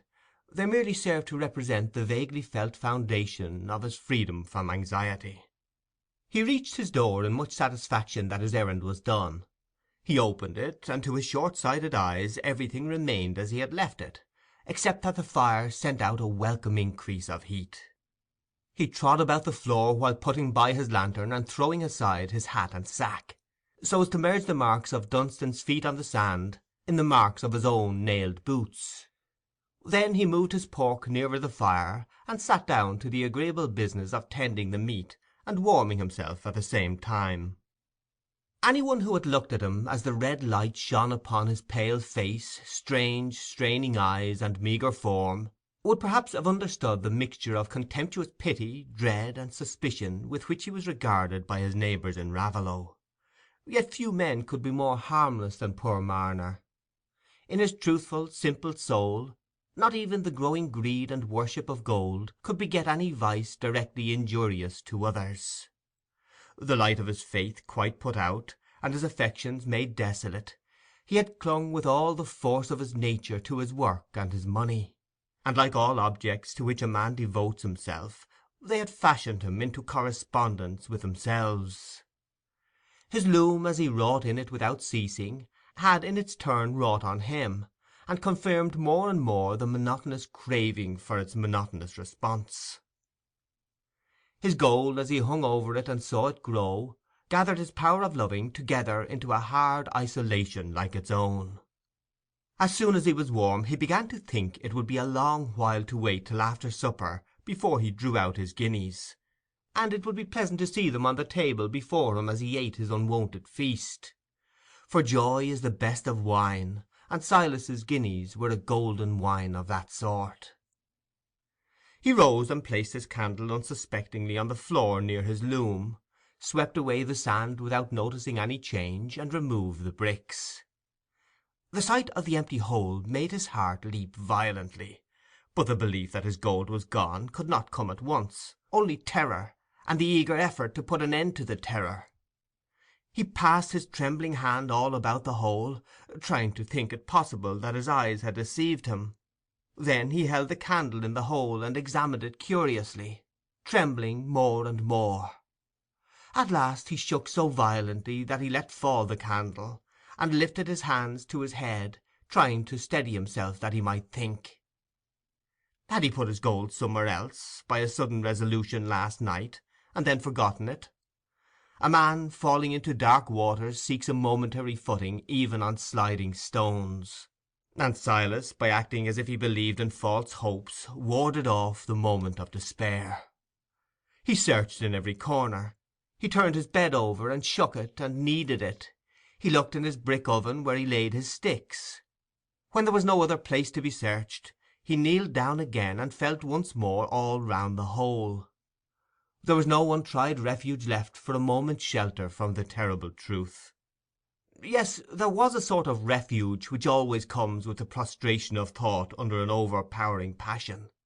It was that expectation of impossibilities, the belief in contradictory images, which is still distinct from madness, because it is capable of being dissipated by the external fact. Silas got up from his knees trembling, and looked round at the table. Didn't the gold lie there after all? The table was bare. Then he turned and looked behind him, looked all round his dwelling, seeming to strain his brown eyes after some possible appearance of the bags where he had already sought them in vain. He could see every object in his cottage, and his gold was not there. Again he put his trembling hands to his head and gave a wild ringing scream, the cry of desolation. For a few moments after he stood motionless, but the cry had relieved him from the first maddening pressure of the truth. He turned and tottered towards his loom, and got into the seat where he worked, instinctively seeking this as the strongest assurance of reality. And now that all the false hopes had vanished, and the first shock of certainty was past, the idea of a thief began to present itself, and he entertained it eagerly, because a thief might be caught, and made to restore the gold. The thought brought some new strength with it, and he started from his loom to the door. As he opened it, the rain beat in upon him, for it was falling more and more heavily. There were no footsteps to be tracked on such a night. Footsteps! When had the thief come? During Silas's absence in the daytime the door had been locked, and there had been no marks of any inroad on his return by daylight. And in the evening, too, he said to himself, everything was the same as when he had left it.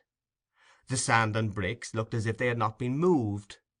Was it a thief who had taken the bags, or was it a cruel power that no hands could reach, which had delighted in making him a second time desolate? He shrank from this vaguer dread, and fixed his mind with struggling effort on the robber with hands, who could be reached by hands. His thoughts glanced at all the neighbours who had made any remarks, or asked any questions, which he might now regard as a ground of suspicion. There was Jem Rodney, a known poacher, and otherwise disreputable. He had often met Marner in his journeys across the fields, and had said something jestingly about the weaver's money. Nay, he had once irritated Marner by lingering at the fire when he had called to light his pipe, instead of going about his business. Jem Rodney was the man. There was ease in the thought. Jem could be found and made to restore the money. Marner did not wish to punish him, but only to get back his gold which had gone from him, and left his soul like a forlorn traveller on an unknown desert. The robber must be laid hold of. Marner's ideas of legal authority were confused, but he felt that he must go and proclaim his loss, and the great people in the village, the clergyman, the constable, and Squire Cass, would make Jem Rodney, or somebody else, deliver up the stolen money. He rushed out in the rain under the stimulus of this hope, forgetting to cover his head, not caring to fasten his door, for he felt as if he had nothing left to lose. He ran swiftly, till want of breath compelled him to slacken his pace as he was entering the village at the turning close to the Rainbow. The Rainbow, in Marner's view, was a place of luxurious resort for rich and stout husbands, whose wives had superfluous stores of linen. It was the place where he was likely to find the powers and dignities of Raveloe, and where he could most speedily make his loss public. He lifted the latch, and turned into the bright bar or kitchen on the right hand, where the less lofty customers of the house were in the habit of assembling, the parlour on the left being reserved for the more select society in which Squire Cass frequently enjoyed the double pleasure of conviviality and condescension. But the parlour was dark to-night, the chief personages who ornamented its circle being all at Mrs. Osgood's birthday dance, as Godfrey Cass was. And in consequence of this, the party on the high-screened seats in the kitchen was more numerous than usual. Several personages, who would otherwise have been admitted into the parlour and enlarged the opportunity of hectoring and condescension for their betters, being content this evening to vary their enjoyment by taking their spirits and water where they themselves could hector and condescend in company that called for beer. End of chapter 5.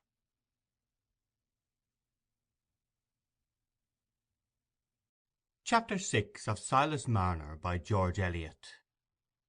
The conversation, which was at a high pitch of animation when Silas approached the door of the Rainbow, had as usual been slow and intermittent when the company first assembled. The pipes began to be puffed in a silence which had an air of severity.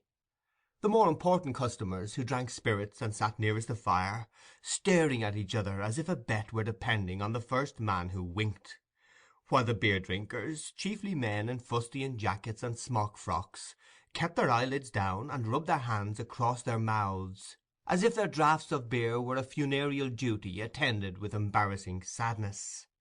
At last Mr. Snell, the landlord, a man of neutral disposition, accustomed to stand aloof from human differences as those of beings who were all alike in need of liquor, broke silence by saying in a doubtful tone to his cousin the butcher, "Some folks 'ud say that was a fine beast you druv in yesterday, Bob." The butcher, a jolly, smiling, red-haired man, was not disposed to answer rashly. He gave a few puffs before he spat, and replied, "And they wouldn't be fur wrong, John." After this feeble delusive thaw, the silence set in as severely as before. "Was it a red Durham?" said the farrier, taking up the thread of discourse after the lapse of a few minutes. The farrier looked at the landlord, and the landlord looked at the butcher, as the person who must take the responsibility for answering. "Red it was," said the butcher, in his good-humoured husky treble, "and a Durham it was." "Then you needn't tell me who you bought it of," said the farrier, looking round with some triumph. "I know who it is has got the red Durhams of this countryside, and she'd a white star on her brow, I'll bet a penny." The farrier leaned forward with his hands on his knees as he put this question, and his eyes twinkled knowingly. "Well, yes, she might," said the butcher, slowly. considering that he was giving a decided affirmative. "I don't say contrary." "I knew that very well," said the farrier, throwing himself backward again, and speaking defiantly. "If I don't know Mr. Lammeter's cows, I should like to know who does, that's all. And as for the cow you've bought, bargain or no bargain, I've been at the drenching of her. Contradict me who will." The farrier looked fierce, and the mild butcher's conversational spirit was roused a little. "I'm not for contradicting no man," he said. "I'm for peace and quietness. Some are for cutting long ribs, I'm for cutting 'em short myself. But I don't quarrel with them. All I say is, it's a lovely carcass, and anybody as was reasonable, it'd bring tears into their eyes to look at it." "Well, it's the cow as I drenched, whatever it is," pursued the farrier angrily. "And it was Mr. Lammeter's cow, else you told a lie when you said it was a red Durham." "I tell no lies," said the butcher, with the same mild huskiness as before, "and I contradict none, not if a man was to swear himself black. He's no meat of mine, nor none of my bargains. All I say is, it's a lovely carcass, and what I say I'll stick to, but I'll quarrel with no man." "No," said the farrier, with bitter sarcasm, looking at the company generally. "And perhaps you aren't pig-headed, and perhaps you didn't say the cow was a red Durham, and perhaps you didn't say she'd got a star on her brow. Stick to that, now you're at it." "Come, come," said the landlord, "let the cow alone. The truth lies atween you. You're both right and both wrong, as I allays say. And as for the cow's being Mr. Lammeter's, I say nothing to that, but this I say, as the rainbow's the rainbow. And as for the matter of that, if the talk is to be of the Lammeters, you know the most upon that head, Mr. Macey? You remember when first Mr. Lammeter's father came into these parts, and took the warrants?" Mr. Macey, tailor and parish clerk, the latter of which functions rheumatism had of late obliged him to share with a small-featured young man who sat opposite him, held his white head on one side and twirled his thumbs with an air of complacency, slightly seasoned with criticism. He smiled pityingly in answer to the landlord's appeal, and said, "Aye, aye, I know, but I let other folks talk. I've laid by now, and give up to the young uns. Ask them as have been to school at Tarley. They've learnt pernouncing. That's come up since my day." "If you're pointing at me, Mr. Macey," said the deputy clerk, with an air of anxious propriety, "I'm nowise a man to speak out of my place. As the psalm says, I know what's right, nor only so, but also practise what I know." "Well, then, I wish you'd keep hold of the tune when it's set for you. If you're for practising, I wish you'd practise that," said a large, jocose-looking man, an excellent wheelwright in his week-day capacity, but on Sundays leader of the choir. He winked as he spoke at two of the company, who were known officially as the bassoon and the key bugle, in the confidence that he was expressing the sense of the musical profession in Raveloe. Mr. Tuckey, the deputy clerk, who shared the unpopularity common to deputies, turned very red, but replied with careful moderation, "Mr. Winthrop, if you'll bring me any proof as I'm in the wrong, I'm not the man to say I won't alter. But there's people set up their own ears for a standard, and expect the whole choir to follow 'em. There may be two opinions, I hope." "Aye, aye," said Mr. Macey, who felt very well satisfied with this attack on youthful presumption. "You're right there, Tuckey. There's allays two opinions.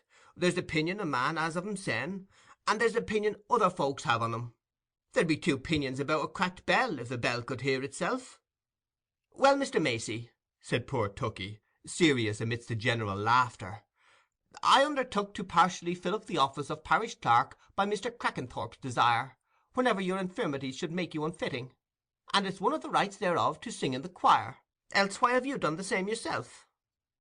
"Ah, but the old gentleman and you are two folks," said Ben Winthrop. "The old gentleman's got a gift. Why, the squire used to invite him to take a glass, only to hear him sing the Red Rovier, didn't he, Mr. Macey? It's a natural gift. There's my little lad Aaron, he's got a gift. He can sing a tune off straight, like a throstle. But as for you, Master Tuckey, you'd better stick to your amens. Your voice is well enough when you keep it in your nose. It's your inside as isn't right made for music. It's no better nor a hollow stalk."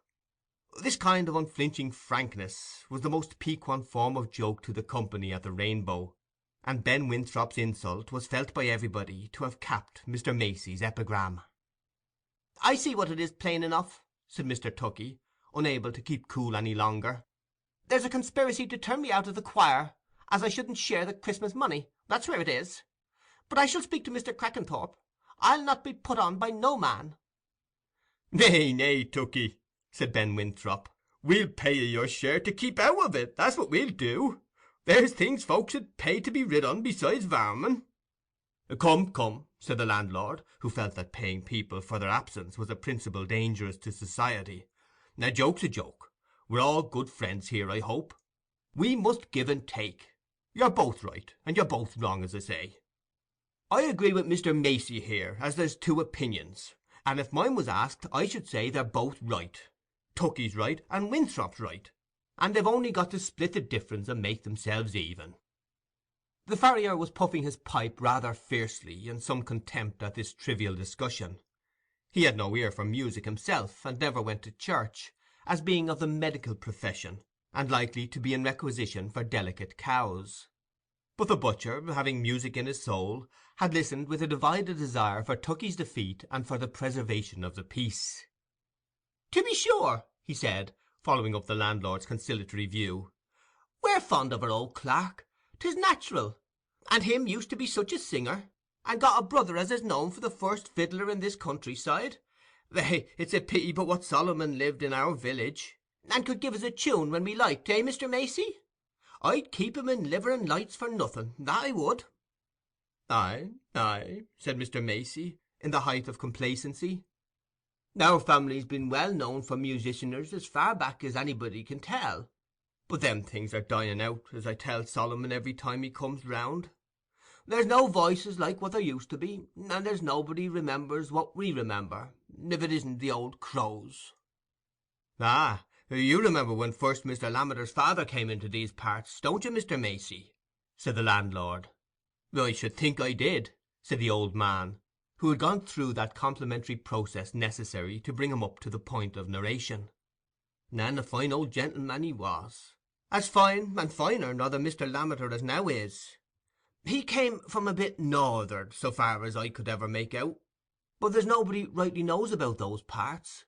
Only it couldn't be far north'ard, nor much different from this country, for he brought a fine breed of sheep with him, so there must be pastures there, and everything reasonable. We heard tell as he'd sold his own land to come to take the Warrens, and that seemed odd for a man as had land of his own, to come and rent a farm in a strange place. But they said it was along of his wife's dying, though there's reasons and things as nobody knows on. That's pretty much what I've made out. Yet some folks are so wise they'll find you 50 reasons straight off, and all the while the real reason's winking at 'em in the corner, and they never see it. Howsomever, it was soon seen as we'd got a new parishioner, as knowed the rights and customs o' things, and kep a good house, and was well looked on by everybody. And the young man, that's the Mr. Lammeter as now is, for he'd never a sister, soon begun to court Miss Osgood, that's the sister of the Mr. Osgood as now is, and a fine handsome lass she was. You never can think. They pretend this young lass is like her, but that's the way with people as don't know what's come before 'em.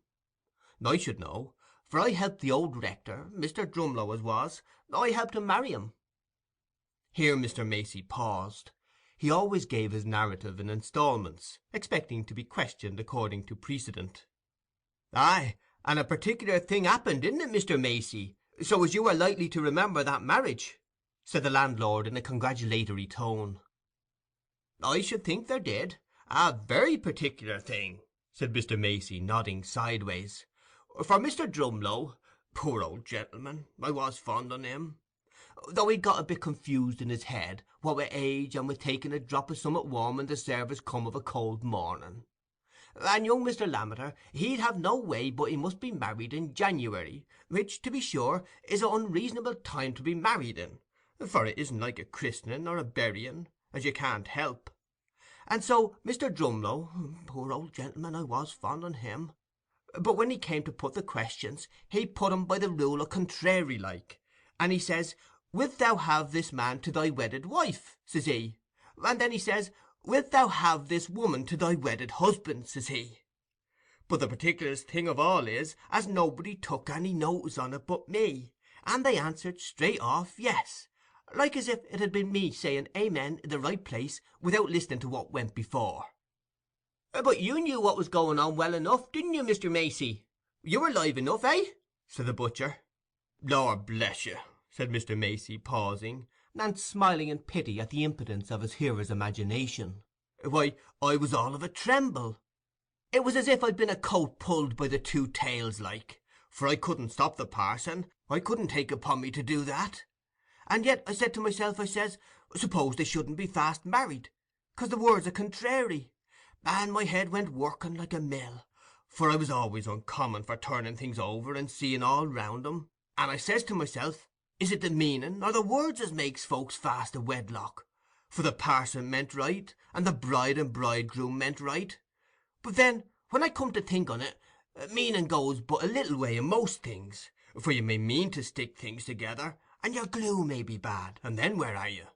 And so I says to mysen, it isn't the meaning, it's the glue, and I was worrited as if I'd got three bells to pull at once, when we went into the vestry and they begun to sign their names.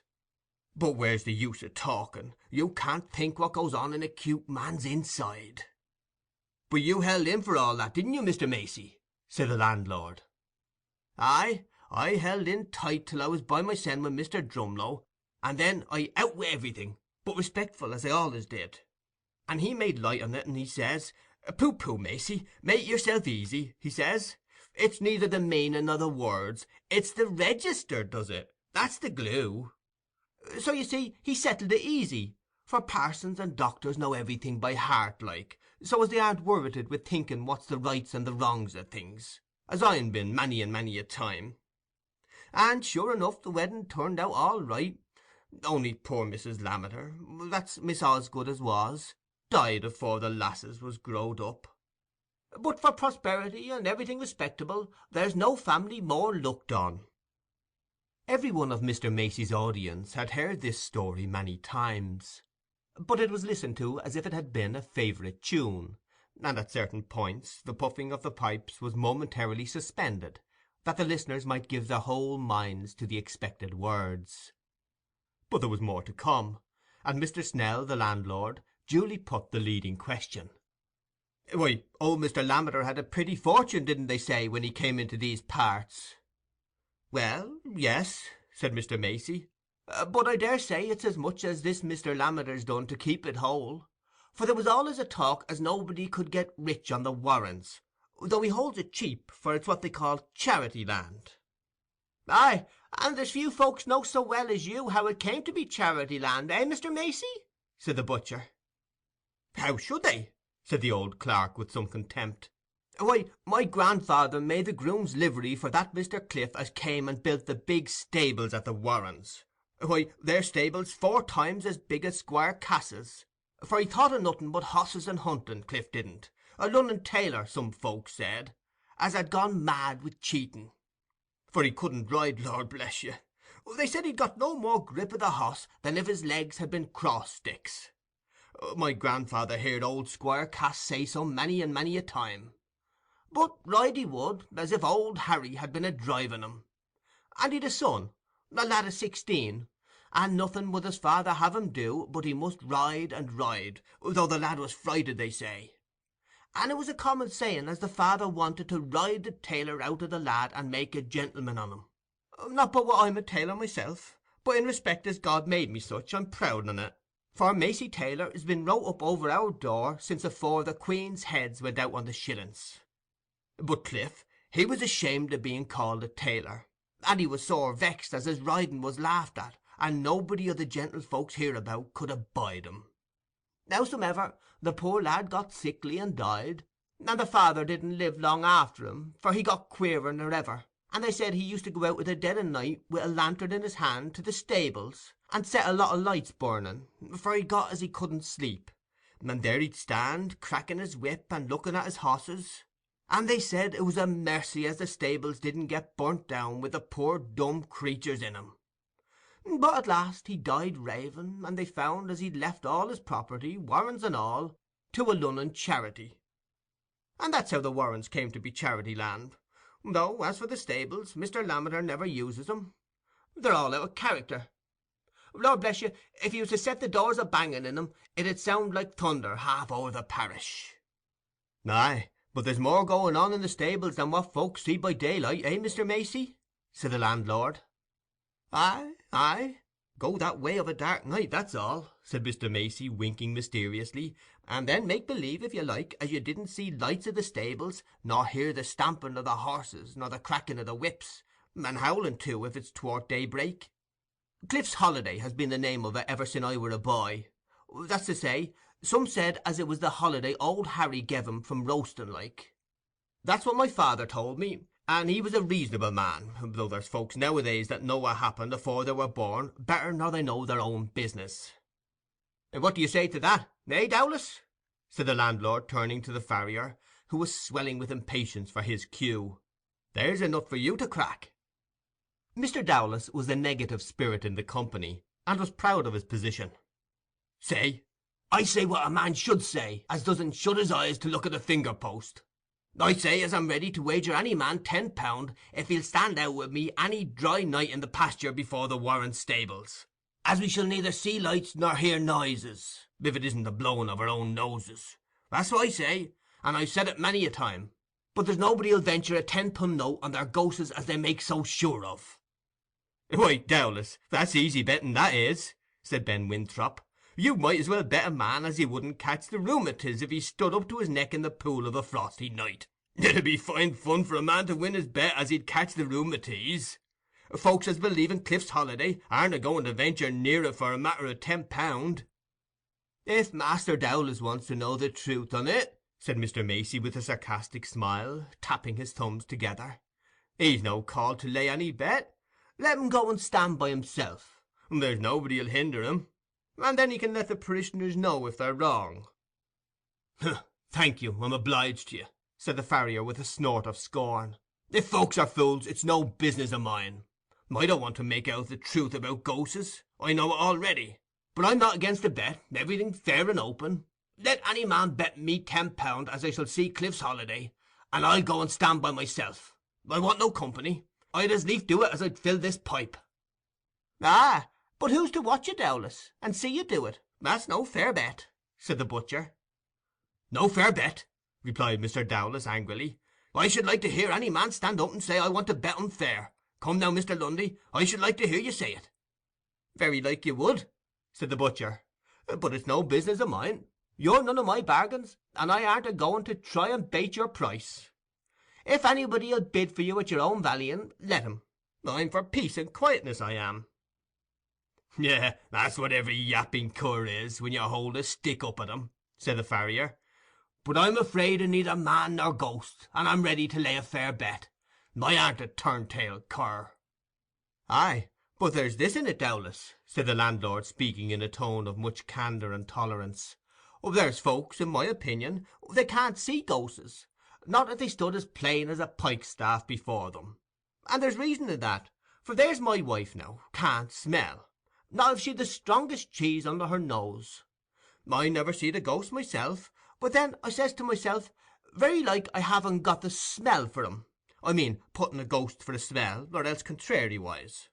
And so I'm for holding with both sides, for, as I say, the truth lies between them.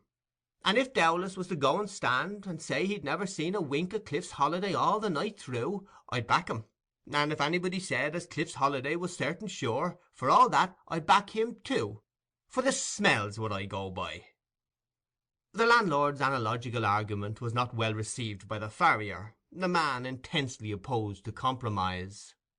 "Tut, tut," he said, setting down his glass with refreshed irritation. "What's the smell got to do with it? Did ever a ghost give a man a black eye? That's what I should like to know. If ghosts want me to believe in 'em, let 'em leave off skulking in the dark and in lone places. Let 'em come where there's company and candles." "As if ghosts 'ud want to be believed in by anybody so ignorant," said Mr. Macey, in deep disgust at the farrier's crass incompetence to apprehend the conditions of ghostly phenomena. Chapter 7.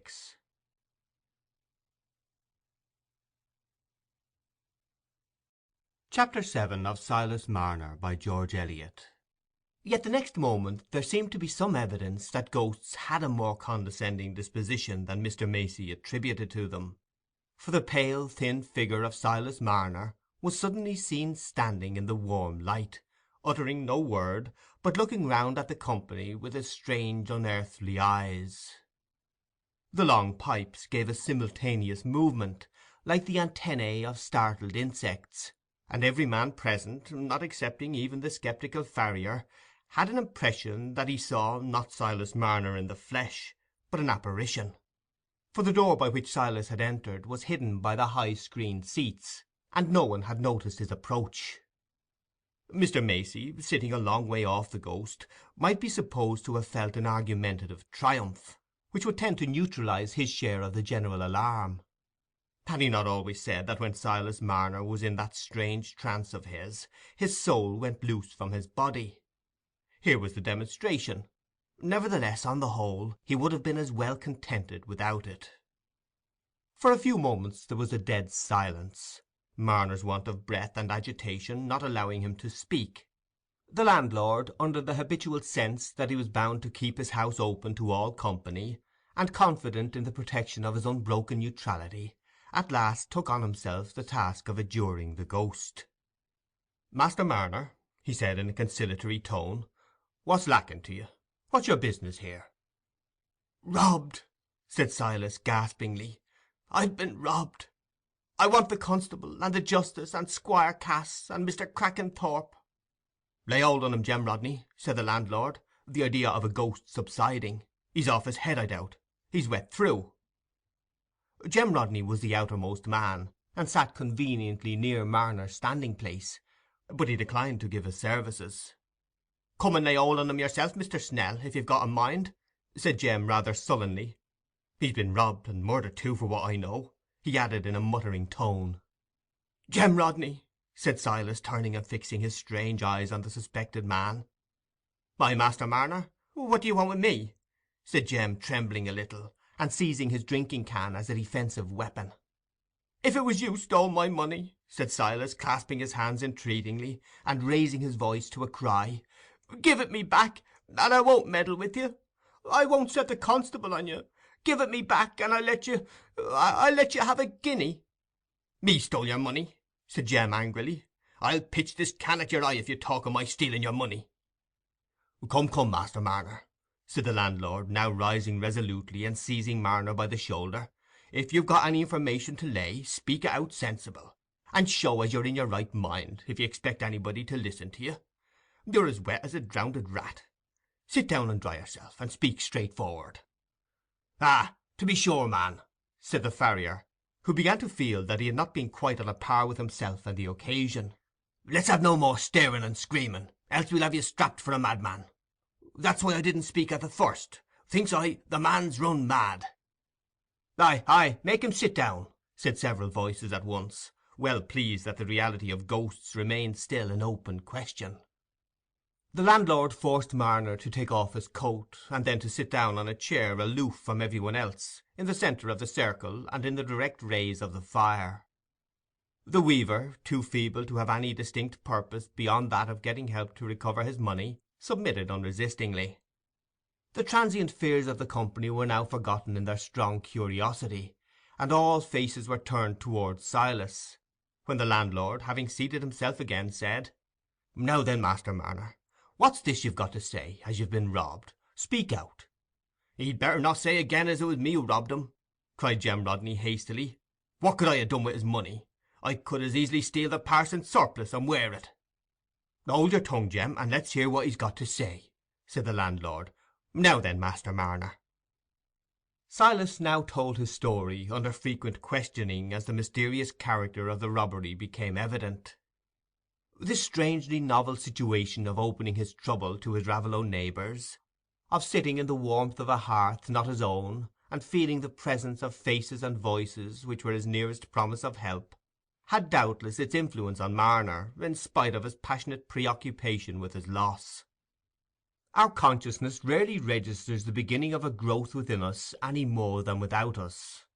There have been many circulations of the sap, before we detect the smallest sign of the bud. The slight suspicion with which his hearers at first listened to him gradually melted away before the convincing simplicity of his distress. It was impossible for the neighbours to doubt that Marner was telling the truth, not because they were capable of arguing at once from the nature of his statements to the absence of any motive for making them falsely, but because, as Mr. Macey observed, folks as had the devil to back 'em were not likely to be so mushed as poor Silas was. Rather from the strange fact that the robber had left no traces, and had happened to know the nick of time, utterly incalculable by mortal agents, when Silas would go away from home without locking his door, the more probable conclusion seemed to be that his disreputable intimacy in that quarter, if it ever existed, had been broken up, and that, in consequence, this ill turn had been done to Marner by somebody it was quite in vain to set the constable after. Why this preternatural felon should be obliged to wait till the door was left unlocked was a question which did not present itself. "It isn't Jem Rodney has done this work, Master Marner," said the landlord. "You mustn't be a casting your eye at poor Jem. There may be a bit of a reckoning against Jem for the matter of a hair or so, if anybody was bound to keep their eyes staring open and never to wink, but Jem's been a-sitting here drinking his can like the decentest man in the parish, since before you left your house, Master Marner, by your own account." "Aye, aye," said Mr. Macey, "let's have no accusing of the innocent. That isn't the law. There must be folks to swear again a man before he can be taken up. Let's have no accusing of the innocent, Master Marner." Memory was not so utterly torpid in Silas that it could not be awakened by these words. With a movement of compunction as new and strange to him as everything else within the last hour, he started from his chair and went close up to Jem, looking at him as if he wanted to assure himself of the expression in his face. "I was wrong," he said. "Yes, yes, I ought to have thought. There's nothing to witness against you, Jem, only you'd been into my house oftener than anybody else, and so you came into my head. I don't accuse you. I won't accuse anybody, only," he added, lifting up his hands to his head, and turning away with bewildered misery, I try to think where my guineas can be." "Aye, aye, they're gone where it's hot enough to melt them, I doubt," said Mr. Macey. "Tchuh!" said the farrier; and then he asked, with a cross-examining air, "How much might there be in the bags, Master Marner?" £272, 12 and sixpence, last night when I counted it," said Silas, seating himself again with a groan. "Pooh! Why, they'd be none so heavy to carry. Some tramp's been in, that's all. And as for the no footmarks, and the bricks and the sand being all right, why, your eyes are pretty much like an insect's, Master Marner. They're obliged to look so close you can't see much at a time. It's my opinion as if I'd been you, or you'd been me, for it comes to the same thing, you wouldn't have thought you'd found everything as you left it. But what I vote is that two of the sensiblest of the company should go with you to Master Kench, the constable's. He's ill abed, I know that much, and get him to appoint one of us his deputy, for that's the law, and I don't think anybody'll take upon him to contradict me there. It isn't much of a walk to Kench's, and then, if it's me as is deputy, I'll go back with you, Master Marner, and examine your premises. And if anybody's got any fault to find with that, I'll thank him to stand up and say it out like a man." By this pregnant speech the farrier had re-established his self-complacency, and waited with confidence to hear himself named as one of the superlatively sensible men. "Let's see how the night is, though," said the landlord, who also considered himself personally concerned in this proposition. "Why, it rains heavy still," he said, returning from the door. "Well, I'm not the man to be afraid of the rain," said the farrier, "for it'll look bad when Justice Mallam hears as respectable men like us had an information laid afore 'em, and took no steps."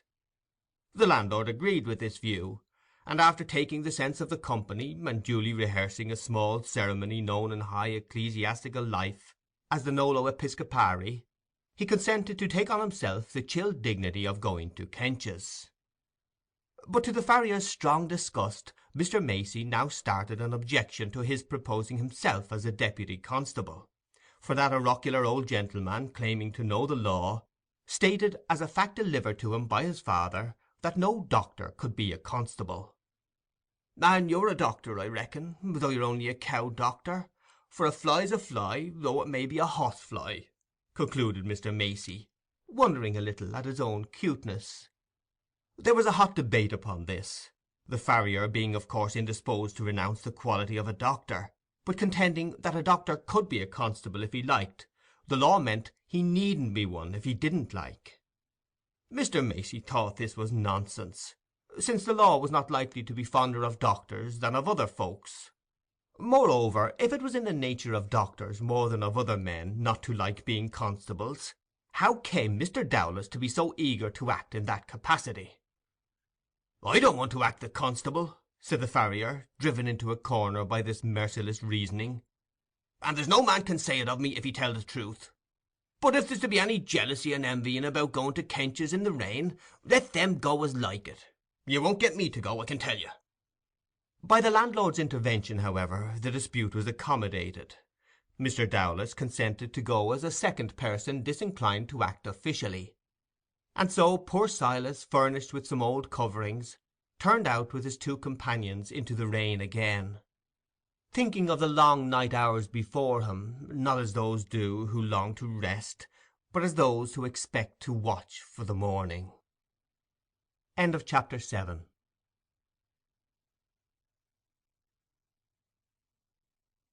Chapter 8 of Silas Marner, by George Eliot.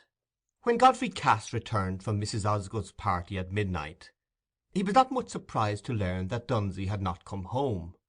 Perhaps he had not sold Wildfire, and was waiting for another chance. Perhaps on that foggy afternoon he had preferred housing himself at the Red Lion at Batherley for the night, if the run had kept him in that neighbourhood, for he was not likely to feel much concern about leaving his brother in suspense. Godfrey's mind was too full of Nancy Lammeter's looks and behaviour, too full of the exasperation against himself and his lot, which the sight of her always produced in him, for him to give much thought to Wildfire or to the probabilities of Dunstan's conduct. The next morning the whole village was excited by the story of the robbery, and Godfrey, like every one else, was occupied in gathering and discussing news about it, and in visiting the stone pits. The rain had washed away all possibility of distinguishing footmarks, but a close investigation of the spot had disclosed, in the direction opposite to the village, a tinder-box with a flint and steel half sunk in the mud. It was not Silas's tinder-box, for the only one he had ever had was still standing on its shelf, and the inference generally accepted was that the tinder-box in the ditch was somehow connected with the robbery. A small minority shook their heads, and intimated their opinion that it was not a robbery to have much light thrown on it by tinder-boxes, that Master Marner's tale had a queer look to it, and that such things had been known as a man's doing himself a mischief, and then setting the justice to look for the doer. But when questioned closely as to their grounds for this opinion, and what Master Marner had to gain by such false pretences, they only shook their heads as before, and observed that there was no knowing what some folks counted gain.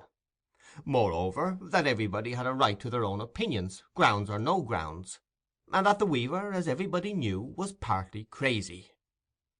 Mr. Macey, though he joined in the defence of Marner against all suspicions of deceit, also pooh-poohed the tinder-box; indeed, repudiated it as a rather impious suggestion, tending to imply that everything must be done by human hands, and that there was no power which could make away with the guineas without moving the bricks. Nevertheless, he turned round rather sharply on Mr. Tuckey, when the zealous deputy, feeling that this was a view of the case particularly suited to a parish clerk, carried it still farther, and doubted whether it was right to inquire into a robbery at all, when the circumstances were so mysterious. "As if," concluded Mr. Tuckey, "as if there was nothing but what could be made out by justices and constables."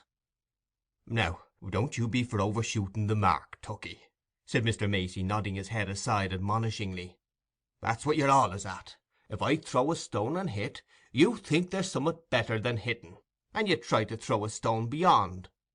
What I said was against the tinder-box. I said nothing against justices and constables, for they're a King George's making, and it 'ud be ill becoming a man in a parish office to fly out again King George."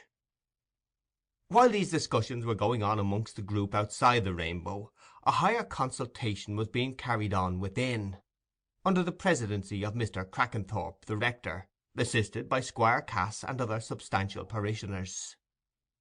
It had just occurred to Mr. Snell, the landlord, he being, as he observed, a man accustomed to put two and two together, to connect with the tinder box, which, as deputy constable, he himself had had the honourable distinction of finding, certain recollections of a pedlar who had called to drink at the house about a month before, and had actually stated that he carried a tinder box about with him to light his pipe.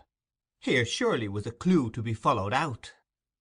And as memory, when duly impregnated with ascertained facts, is sometimes surprisingly fertile, Mr. Snell gradually recovered a vivid impression of the effect produced on him by the pedlar's countenance and conversation.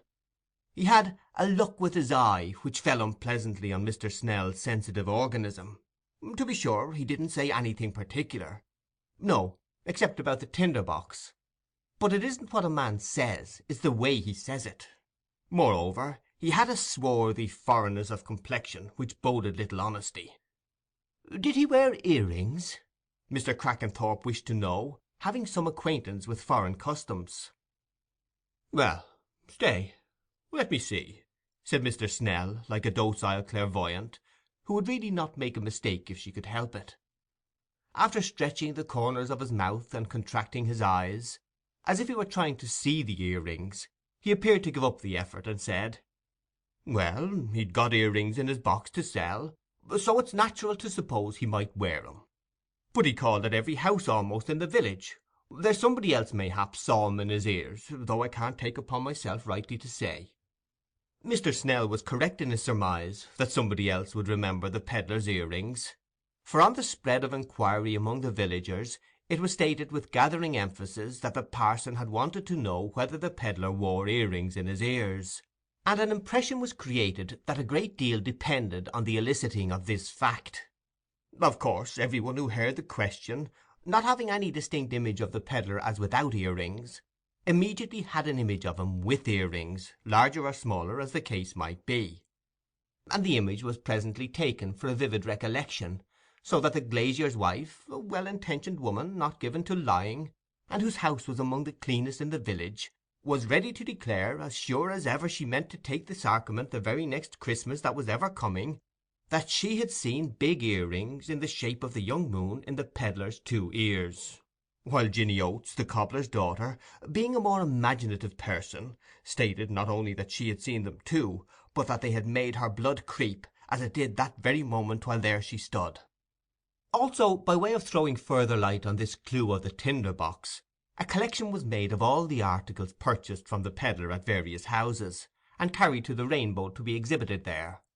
In fact, there was a general feeling in the village that for the clearing up of this robbery there must be a great deal done at the Rainbow, and that no man need offer his wife an excuse for going there, while it was the scene of severe public duties. Some disappointment was felt, and perhaps a little indignation also, when it became known that Silas Marner, on being questioned by the squire and the parson, had retained no other recollection of the pedlar than that he had called at his door, but had not entered his house, having turned away at once when Silas, holding the door ajar, had said that he wanted nothing. This had been Silas's testimony, though he clutched strongly at the idea of the pedlar's being the culprit, if only because it gave him a definite image of a whereabout for his gold after it had been taken away from its hiding-place. He could see it now in the pedlar's box. But it was observed with some irritation in the village that anybody but a blind creature like Marner would have seen a man prowling about, for how came he to leave his tinder-box in the ditch close by if he hadn't been lingering there? Doubtless he had made his observations when he saw Marner at the door. Anybody might know, and only look at him, that the weaver was a half-crazy miser. It was a wonder the pedlar hadn't murdered him. Men of that sort, with rings in their ears, had been known for murderers often and often. There had been one tried at the Sizes not long ago, but what there were people living who remembered it. Godfrey Cass, indeed, entering the Rainbow during one of Mr. Snell's frequently repeated recitals of his testimony, had treated it lightly, stating that he himself had bought a penknife of the pedlar, and thought him a merry grinning fellow enough. It was all nonsense, he said, about the man's evil looks. But this was spoken of in the village as the random talk of youth, as if it was only Mr. Snell who had seen something odd about the pedlar. On the contrary, there were at least half a dozen who were ready to go before Justice Mallam, and give in much more striking testimony than any the landlord could furnish. It was to be hoped Mr. Godfrey would not go to Tarley and throw cold water on what Mr. Snell said there, and so prevent the justice from drawing up a warrant. He was suspected of intending this, when, after midday, he was seen setting off on horseback in the direction of Tarley. But by this time Godfrey's interest in the robbery had faded before his growing anxiety about Dunstan and Wildfire, and he was going, not to Tarley, but to Batherley, unable to rest in uncertainty about them any longer. The possibility that Dunstan had played him the ugly trick of riding away with Wildfire, to return at the end of a month when he had gambled away or otherwise squandered the price of the horse, was a fear that urged itself upon him more even than the thought of an accidental injury. And now that the dance at Mrs. Osgood's was past, he was irritated with himself that he had trusted his horse to Dunstan. Instead of trying to still his fears, he encouraged them, with that superstitious impression which clings to us all, that if we expect evil very strongly, it is the less likely to come. And when he heard a horse approaching at a trot, and saw a hat rising above a hedge beyond an angle of the lane, he felt as if his conjuration had succeeded. But no sooner did the horse come within sight than his heart sank again. It was not Wildfire, and in a few moments he discerned that the rider was not Dunstan, but Bryce, who pulled up to speak with a face that implied something disagreeable. "Well, Mr. Godfrey, that's a lucky brother of yours, that Master Dunsey, isn't he?" "What do you mean?" said Godfrey hastily. "Why, hasn't he been home yet?"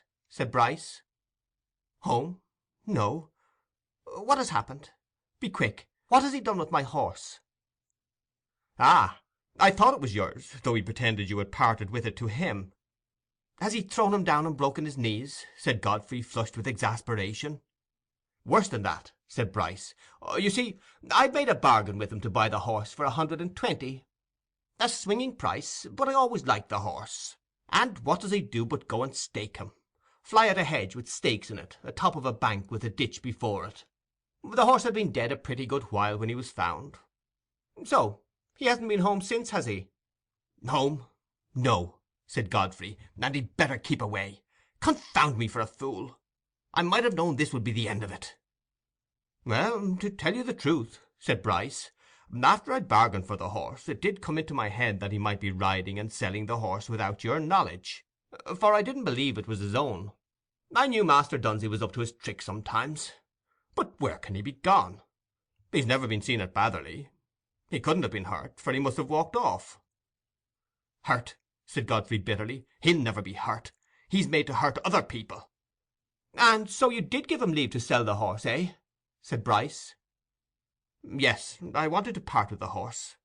He was always a little too hard in the mouth for me," said Godfrey, his pride making him wince under the idea that Bryce guessed the sale to be a matter of necessity. "I was going to see after him. I thought some mischief had happened. I'll go back now," he added, turning his horse's head, and wishing he could get rid of Bryce, for he felt that the long-dreaded crisis in his life was close upon him. "You're coming on to Raveloe, aren't you?" "Well, no, not now," said Bryce. "I was coming round there, for I had to go to Flitton, and I thought I might as well take you in my way, and just let you know all I knew myself about the horse. I suppose Master Dunsey didn't like to show himself till the ill news had blown over a bit. He's perhaps gone to pay a visit at the Three Crowns by Whitbridge. I know he's fond of the house." "Perhaps he is," said Godfrey, rather absently. Then, rousing himself, he said, with an effort at carelessness, "We shall hear of him soon enough, I'll be bound." "Well, here's my turning," said Bryce, not surprised to perceive that Godfrey was rather down. "So I'll bid you good day, and wish I may bring you better news another time." Godfrey rode along slowly, representing to himself the scene of confession to his father, from which he felt that there was now no longer any escape. The revelation about the money must be made the very next morning, and if he withheld the rest, Dunstan would be sure to come back shortly, and finding that he must bear the brunt of his father's anger, would tell the whole story out of spite, even though he had nothing to gain by it. There was one step perhaps by which he might still win Dunstan's silence and put off the evil day. He might tell his father that he himself had spent the money paid to him by Fowler, and as he had never been guilty of such an offence before, the affair would blow over after a little storming. But Godfrey could not bend himself to this. He felt that in letting Dunstan have the money he had already been guilty of a breach of trust hardly less culpable than that of spending the money directly for his own behoof. And yet there was a distinction between the two acts, which made him feel that the one was so much more blackening than the other as to be intolerable to him. "I don't pretend to be a good fellow," he said to himself, "but I'm not a scoundrel. At least I'll stop short somewhere. I'll bear the consequences of what I have done, sooner than make believe I've done what I never would have done. I'd never have spent the money for my own pleasure. I was tortured into it."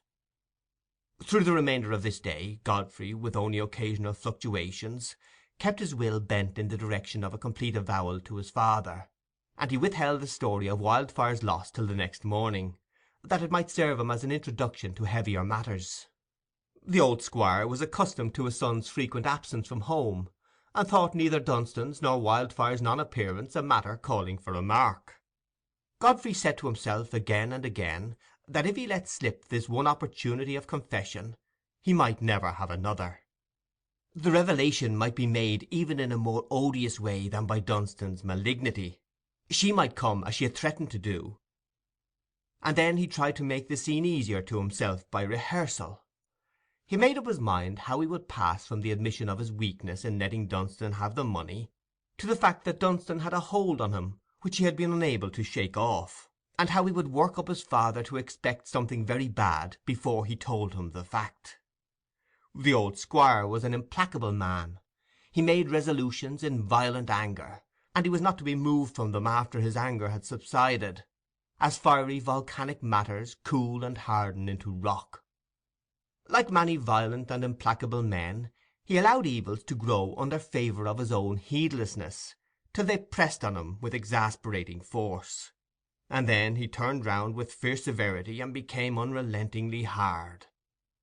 This was his system with his tenants. He allowed them to get into arrears, neglect their fences, reduce their stock, sell their straw, and otherwise go the wrong way, and then, when he became short of money in consequence of this indulgence, he took the hardest measures and would listen to no appeal.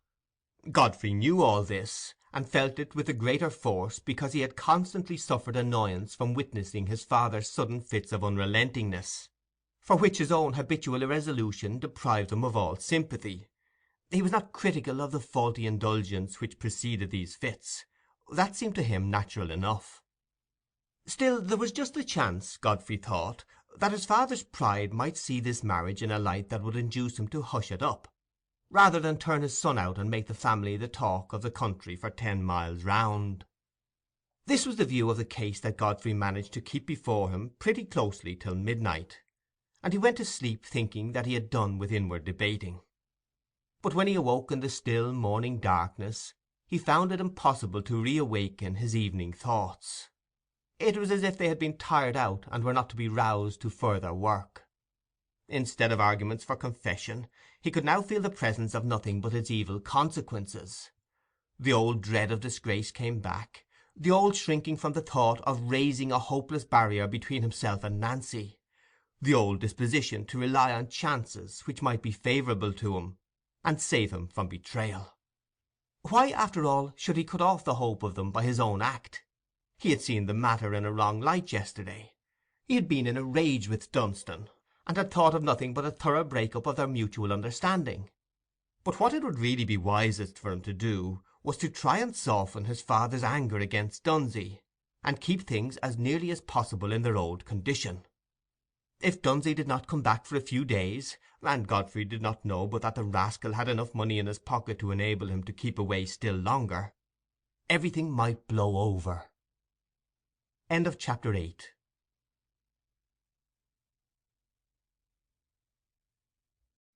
Chapter 9 of Silas Marner by George Eliot. Godfrey rose and took his own breakfast earlier than usual, but lingered in the wainscoted parlour till his younger brothers had finished their meal and gone out, awaiting his father, who always took a walk with his managing man before breakfast. Every one breakfasted at a different hour at the Red House, and the squire was always the latest, giving a long chance to a rather feeble morning appetite before he tried it. The table had been spread with substantial eatables nearly 2 hours before he presented himself, a tall, stout man of 60, with a face in which the knit brow and rather hard glance seemed contradicted by the slack and feeble mouth.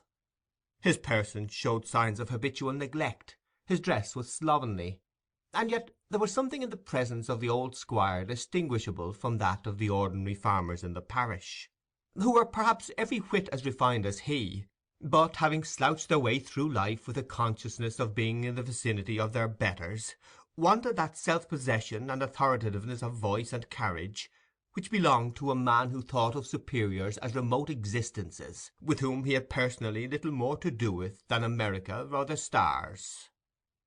The squire had been used to parish homage all his life, used to the presupposition that his family, his tankards, and everything that was his, were the oldest and the best; and as he never associated with any gentry higher than himself, his opinion was not disturbed by comparison. He glanced at his son as he entered the room, and said, "What, sir? Haven't you had your breakfast yet?" But there was no pleasant morning greeting between them, not because of any unfriendliness, but because the sweet flower of courtesy is not a growth of such homes as the Red House. "Yes, sir," said Godfrey, "I've had my breakfast, but I was waiting to speak to you."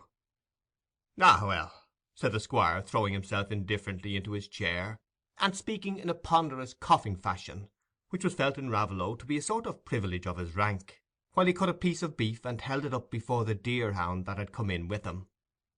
"Ring the bell for my ale, will you? You youngsters' business is your own pleasure mostly. There's no hurry about it for anybody but yourselves." The squire's life was quite as idle as his son's, but it was a fiction kept up by himself and his contemporaries in Raveloe that youth was exclusively the period of folly, and that their aged wisdom was constantly in a state of endurance mitigated by sarcasm.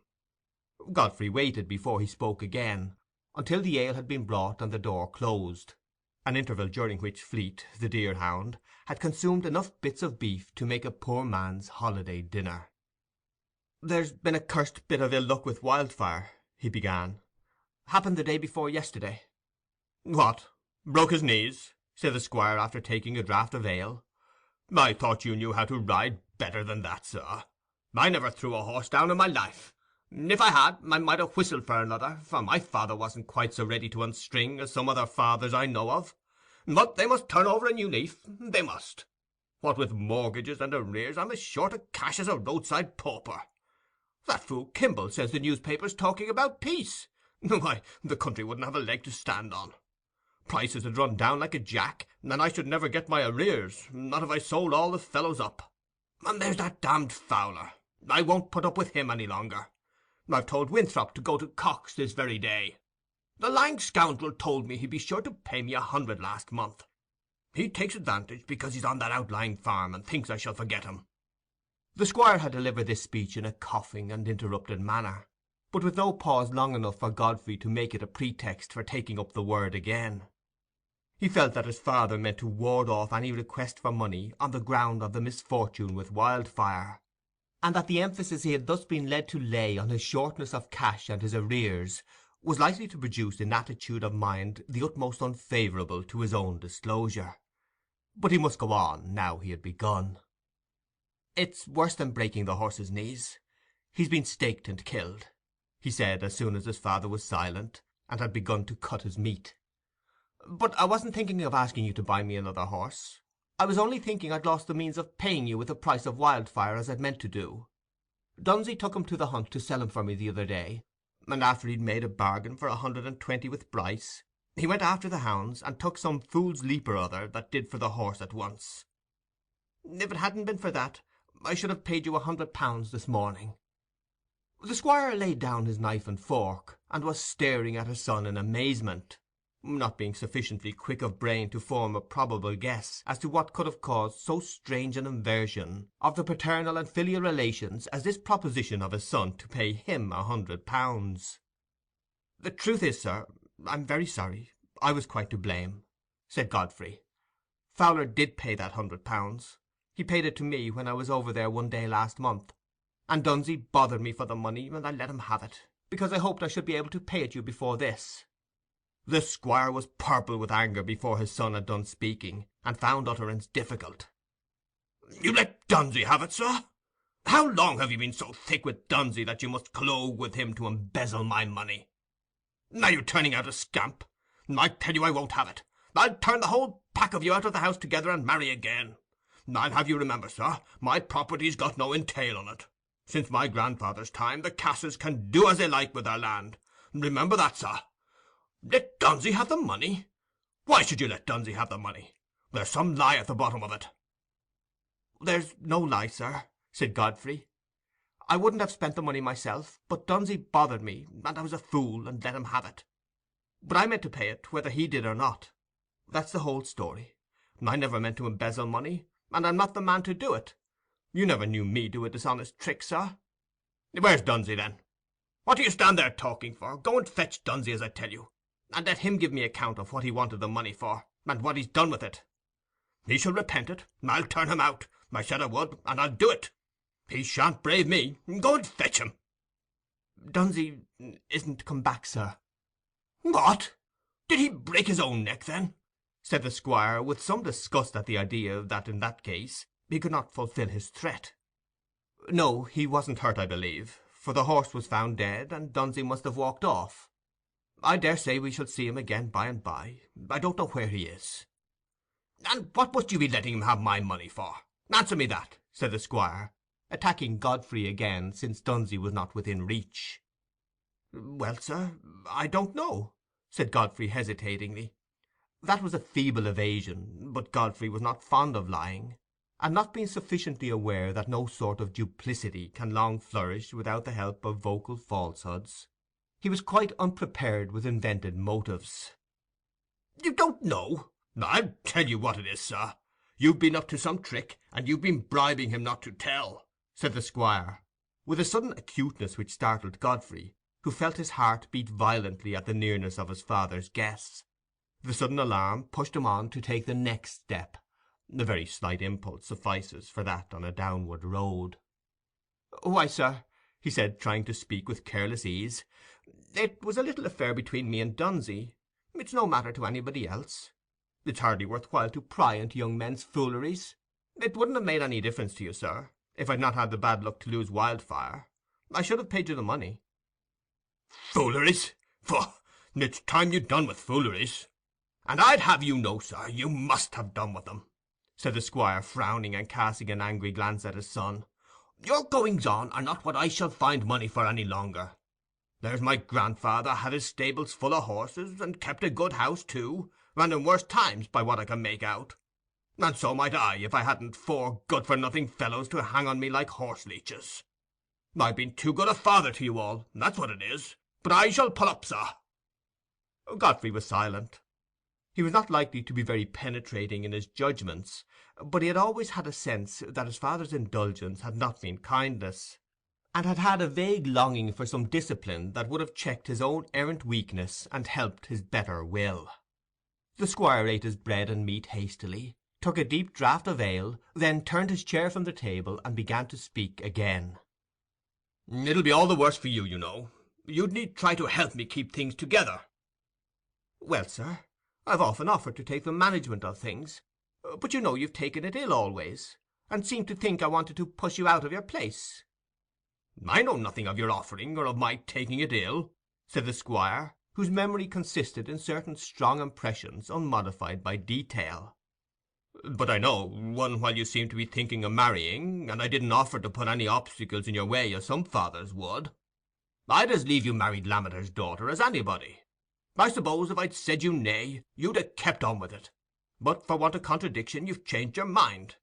You're a shilly-shally fellow. You take after your poor mother. She never had a will of her own. A woman has no call for one if she's got a proper man for her husband.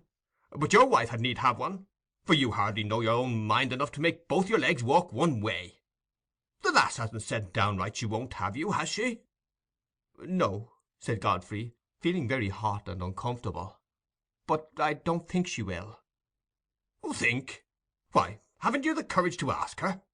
Do you stick to it you want to have her? That's the thing." "There's no other woman I want to marry," said Godfrey, evasively. "Well, then, let me make the offer for you, that's all, if you haven't the pluck to do it yourself. Lammeter isn't likely to be loath for his daughter to marry into my family, I should think. And as for the pretty lass, she wouldn't have her cousin, and there's nobody else, as I see, could have stood in your way." "I'd rather let it be, please, sir, at present," said Godfrey, in alarm. "I think she's a little offended with me just now, and I should like to speak for myself. A man must manage these things for himself." "Well, speak then, and manage it, and see if you can't turn over a new leaf. That's what a man must do when he thinks of marrying."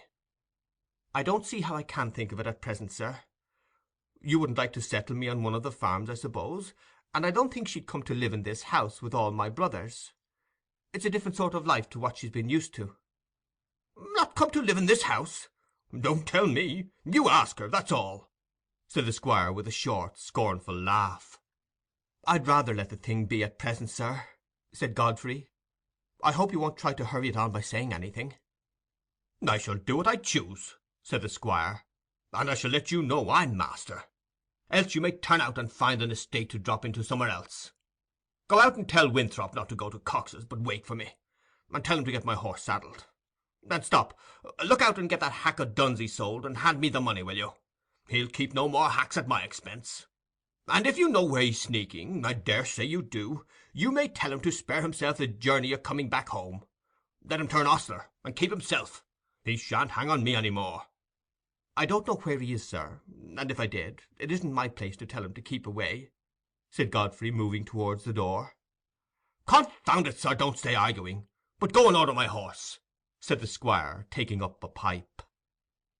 Godfrey left the room, hardly knowing whether he were more relieved by the sense that the interview was ended without having made any change in his position, or more uneasy that he had entangled himself still further in prevarication and deceit.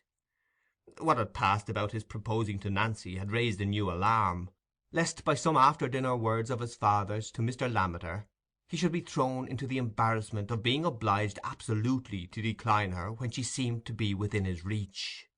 He fled to his usual refuge, that of hoping for some unforeseen turn of fortune, some favourable chance which would save him from unpleasant consequences, perhaps even justify his insincerity by manifesting its prudence. And in this point of trusting to some throw of fortune's dice, Godfrey can hardly be called specially old-fashioned. The favourable chance, I fancy, is the god of all men who follow their own devices, instead of obeying a law they believe in. Let even a polished man of these days get into a position he is ashamed to avow, and his mind will be bent on all the possible issues that may deliver him from the calculable results of that position. Let him live outside his income, or shirk the resolute honest work that brings wages, and he will presently find himself dreaming of a possible benefactor, a possible simpleton who may be cajoled into using his interest, a possible state of mind in some possible person not yet forthcoming. Let him neglect the responsibilities of his office, and he will inevitably anchor himself on the chance that the thing left undone may turn out not to be of the supposed importance. Let him betray his friend's confidence, and he will adore that same cunning complexity called chance, which gives him the hope that his friend will never know. Let him forsake a decent craft, that he may pursue the gentilities of a profession to which nature never called him, and his religion will infallibly be the worship of blessed chance, which he will believe in as the mighty creator of success. The evil principle deprecated in that religion is the orderly sequence by which the seed brings forth a crop after its kind. End of chapter 9.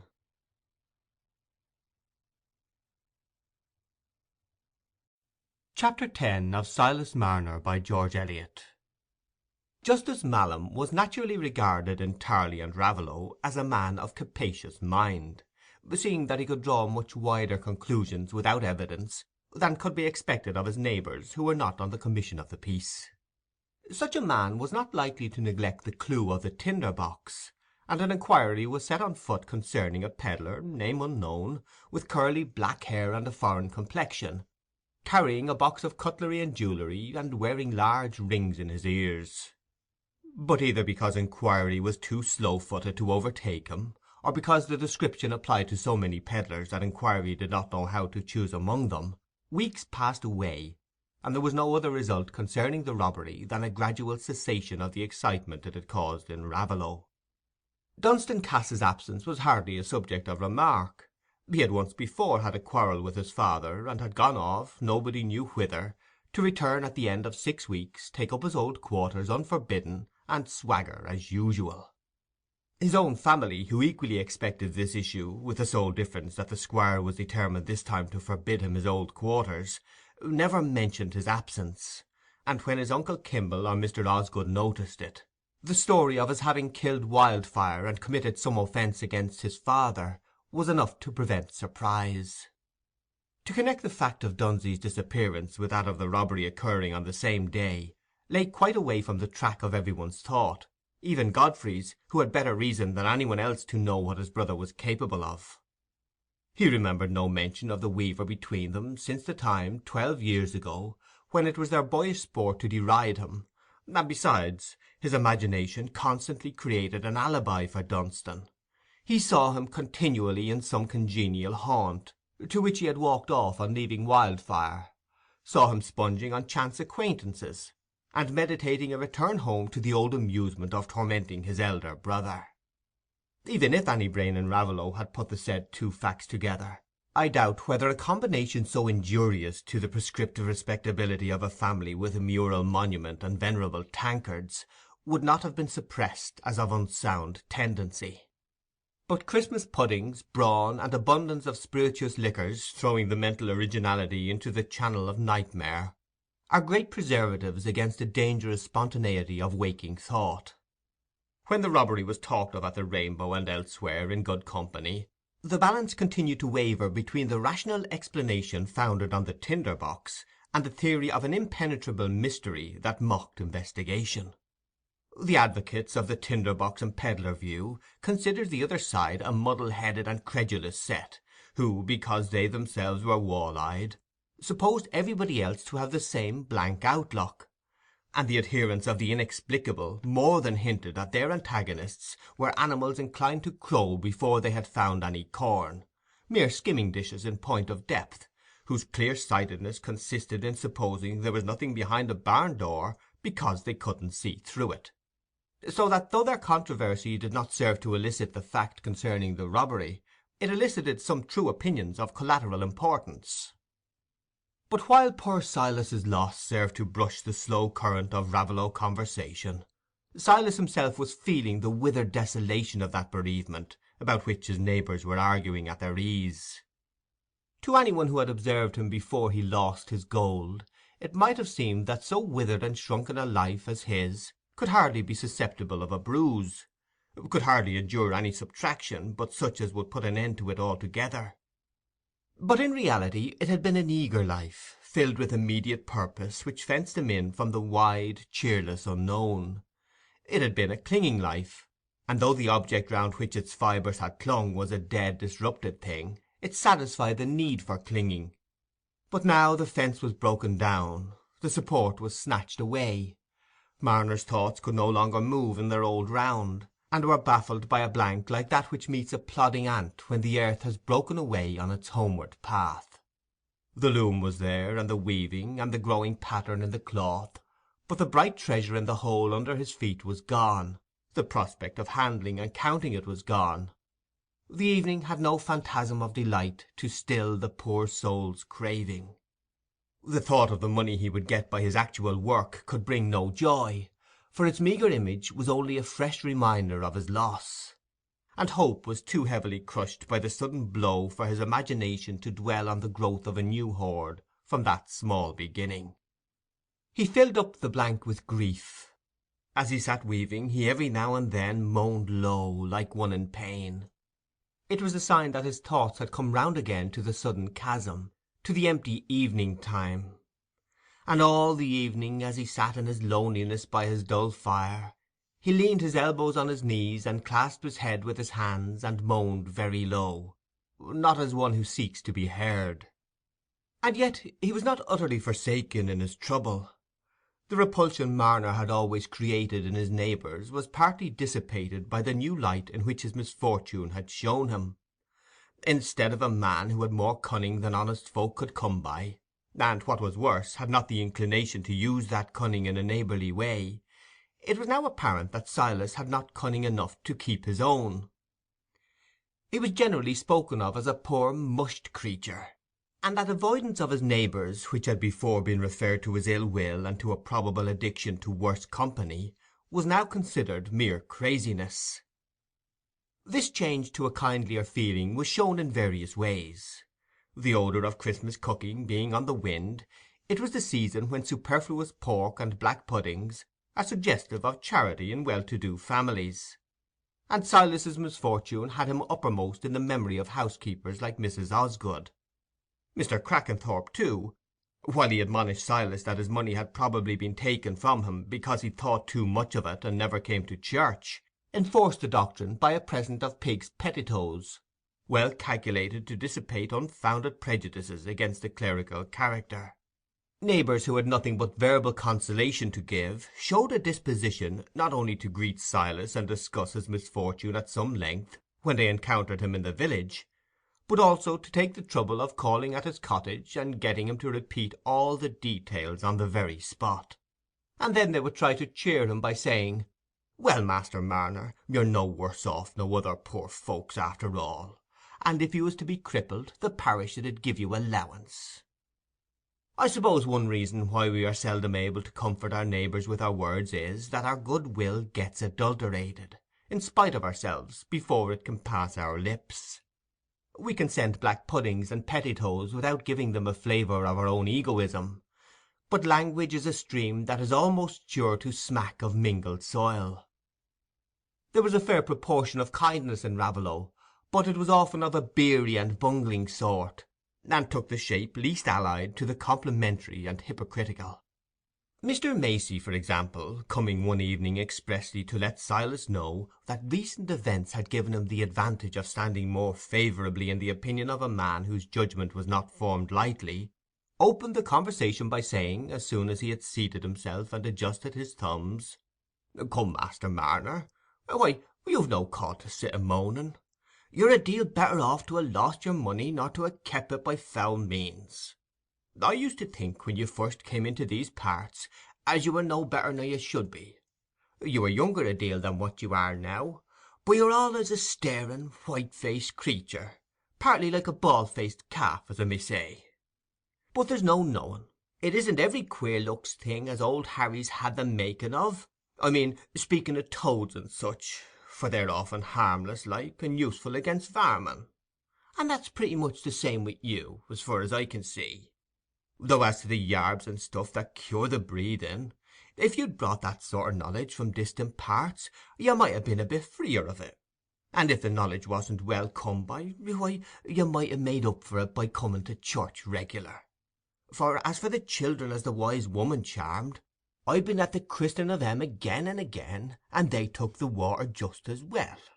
And that's reasonable, for if old Harry's a mind to do a bit of kindness for a holiday like, who's got anything against it? That's my thinking. And I've been clerk of this parish 40 year, and I know when the parson and me does the cussing of an Ash Wednesday, there's no cussing of folks as have a mind to be cured without a doctor, let Kimble say what he will. And so, Master Marner, as I was saying, for there's windings of things as may carry you to the fur end of the prayer book afore you get back to 'em, my advice is, as you keep up your spirits. For as for thinking you're a deep un, and have got more inside you nor'll bear daylight, I'm not of that opinion at all. And so I tell the neighbours. For, says I, you talk of Master Marner making out a tale. Why, it's nonsense, that is. It 'ud take a cute man to make a tale like that, and, says I, he looked as scared as a rabbit." During this discursive address, Silas had continued motionless in his previous attitude, leaning his elbows on his knees, and pressing his hands against his head. Mr. Macey, not doubting that he had been listened to, paused in the expectation of some appreciatory reply, but Marner remained silent. He had a sense that the old man meant to be good-natured and neighbourly, but the kindness fell on him as the sunshine falls on the wretched. He had no heart to taste it, and felt that it was very far off him. "Come, Master Marner, have you got nothing to say to that?" said Mr. Macey at last, with a slight accent of impatience. "Oh," said Marner, slowly, shaking his head between his hands. "I thank you kindly." "Aye, aye, to be sure. I thought you would," said Mr. Macey. "And my advice is, have you got a Sunday suit?" "No," said Marner. "I doubted it was so," said Mr. Macey. "Now, let me advise you to get a Sunday suit. There's Tucky, he's a poor creatur, but he's got my tailoring business, and some o' my money in it, and he shall make a suit at a low price, and give you trust, and then you can come to church and be a bit neighbourly. Why, you've never heard me say amen since you came into these parts, and I recommend you lose no time, for it'll be poor work when Tucky has it all to himself, for I mayn't be equal to standing the desk at all come another winter." Here Mr. Macey paused, perhaps expecting some sign of emotion in his hearer, but not observing any, he went on. "And as for the money for the suit o' clothes, why, you get a matter of £1 a week at your weaving, Master Marner, and you're a young man, for all you look so mushed. Why, you couldn't have been 25 when you came into these parts, eh?"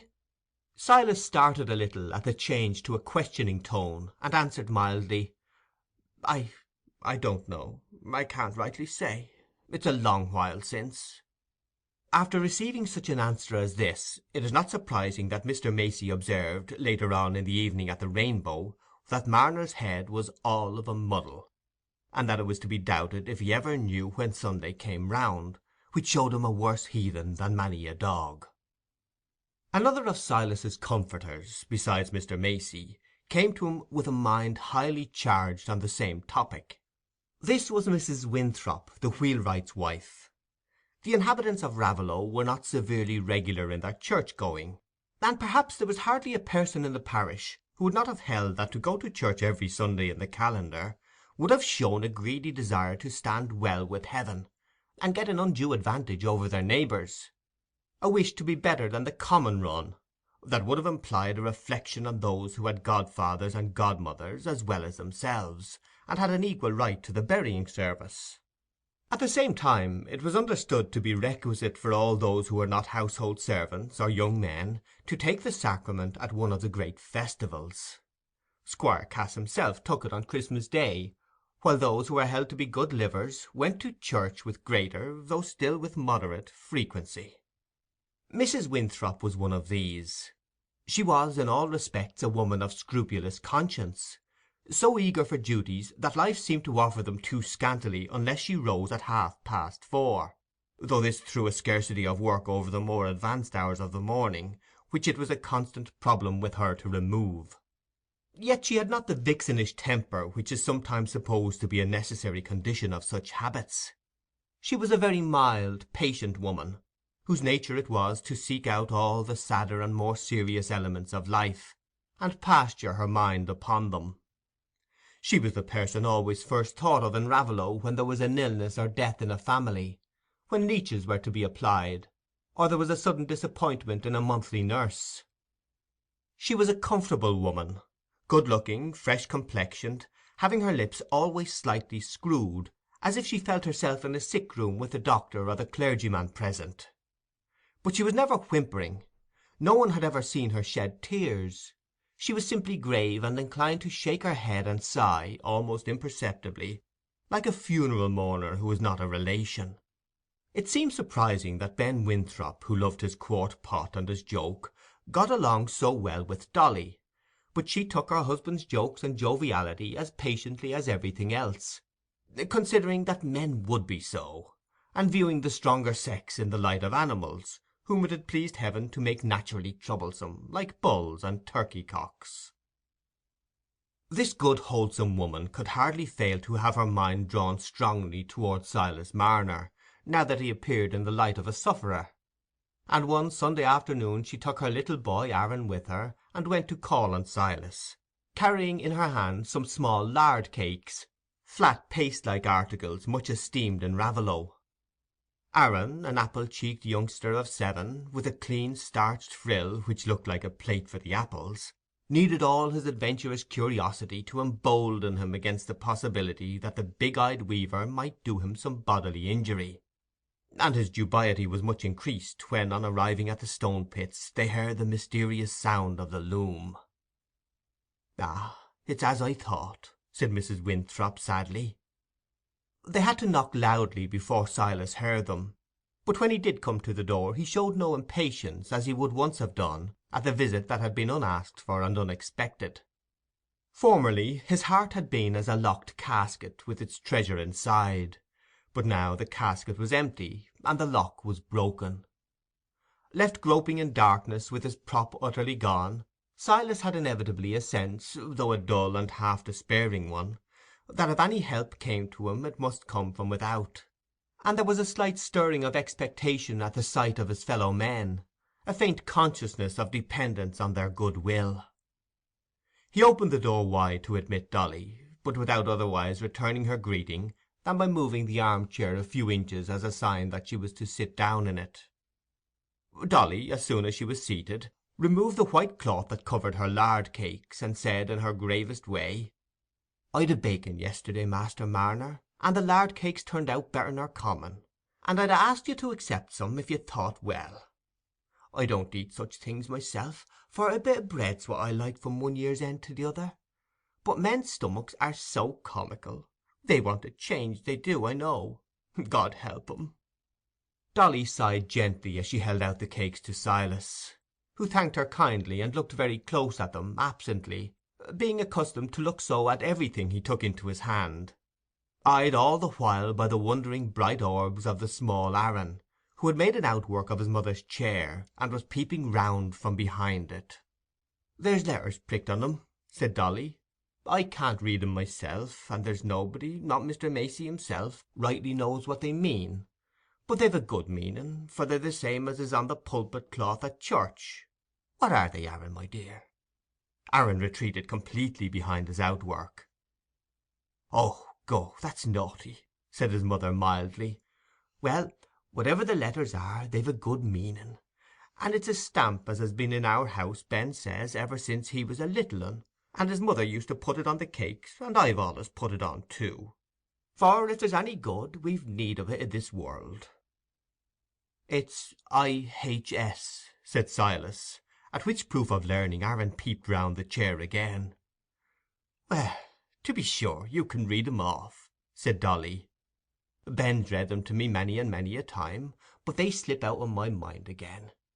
The more's the pity, for they're good letters, else they wouldn't be in the church, and so I prick them on all the loaves and all the cakes, though sometimes they won't hold because of the rising; for, as I said, if there's any good to be got, we've got need of it i' this world, that we have. And I hope they'll bring good to you, Master Marner, for 'tis with that will I brought you the cakes, and you see the letters have held better nor common." Silas was as unable to interpret the letters as Dolly, but there was no possibility of misunderstanding the desire to give comfort that made itself heard in her quiet tones. He said, with more feeling than before, "Thank you kindly." But he laid down the cakes and seated himself absently, drearily unconscious of any distinct benefit towards which the cakes and the letters, or even Dolly's kindness, could tend for him. "Ah, if there's good anywhere, we've need of it," repeated Dolly, who did not lightly forsake a serviceable phrase. She looked at Silas pityingly as she went on. "But you didn't hear the church bells this morning, Master Marner? I doubt you didn't know it was Sunday. Living so alone here, you lose your count, I daresay. And then when your loom makes a noise you can't hear the bells, more particular now the frost kills the sound."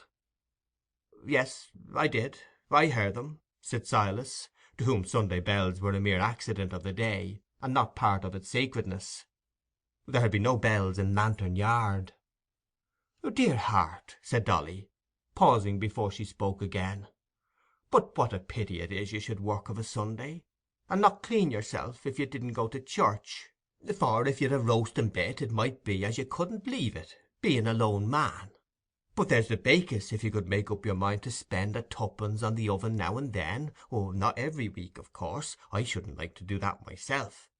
You might carry your bit o' dinner there, for it's nothing but right to have a bit o' summat hot of a Sunday, and not to make it as you can't know your dinner from Saturday. But now, upon Christmas Day, this blessed Christmas as is ever coming, If you was to take your dinner to the baker's, and go to church, and see the holly and the yew, and hear the anthem, and then take the sacrament, you'd be a deal the better, and you'd know which end you stood on, and you could put your trust in them as knows better nor we do, seeing you'd ha' done what it lies on all of us to do."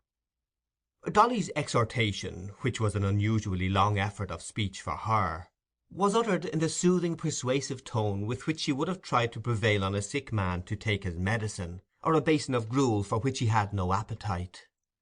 Silas had never before been closely urged on the point of his absence from church, which had only been thought of as a part of his general queerness, and he was too direct and simple to evade Dolly's appeal. "Nay, nay," he said, "I know nothing of church. I've never been to church." "No?" said Dolly, in a low tone of wonderment.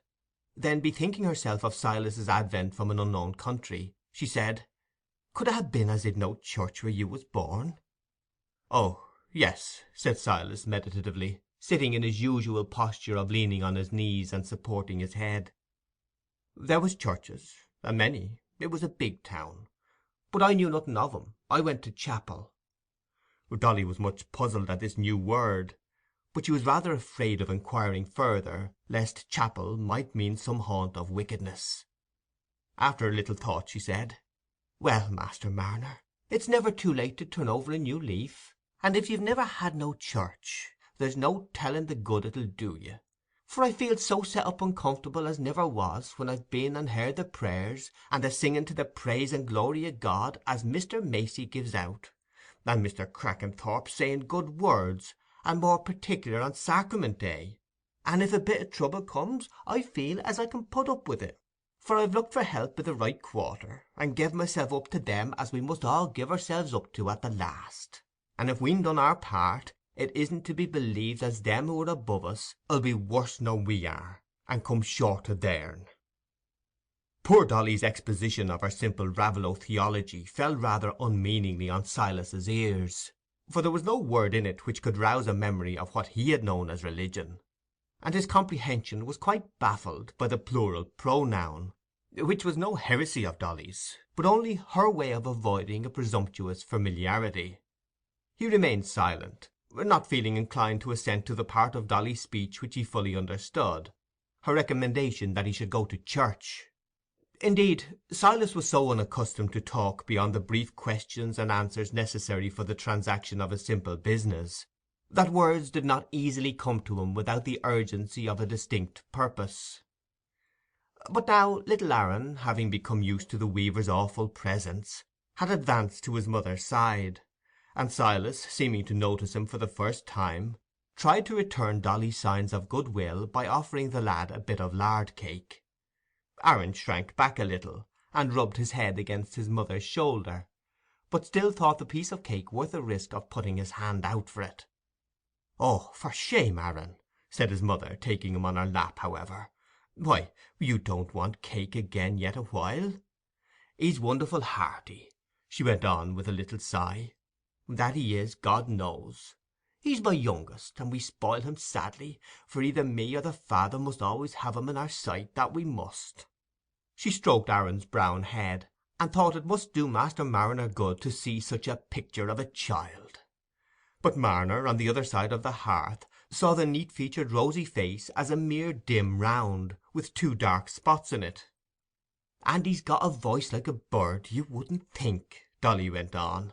"He can sing a Christmas carol as his father taught him, and I take it for a token as he'll come to good, as he can learn the good tunes so quick.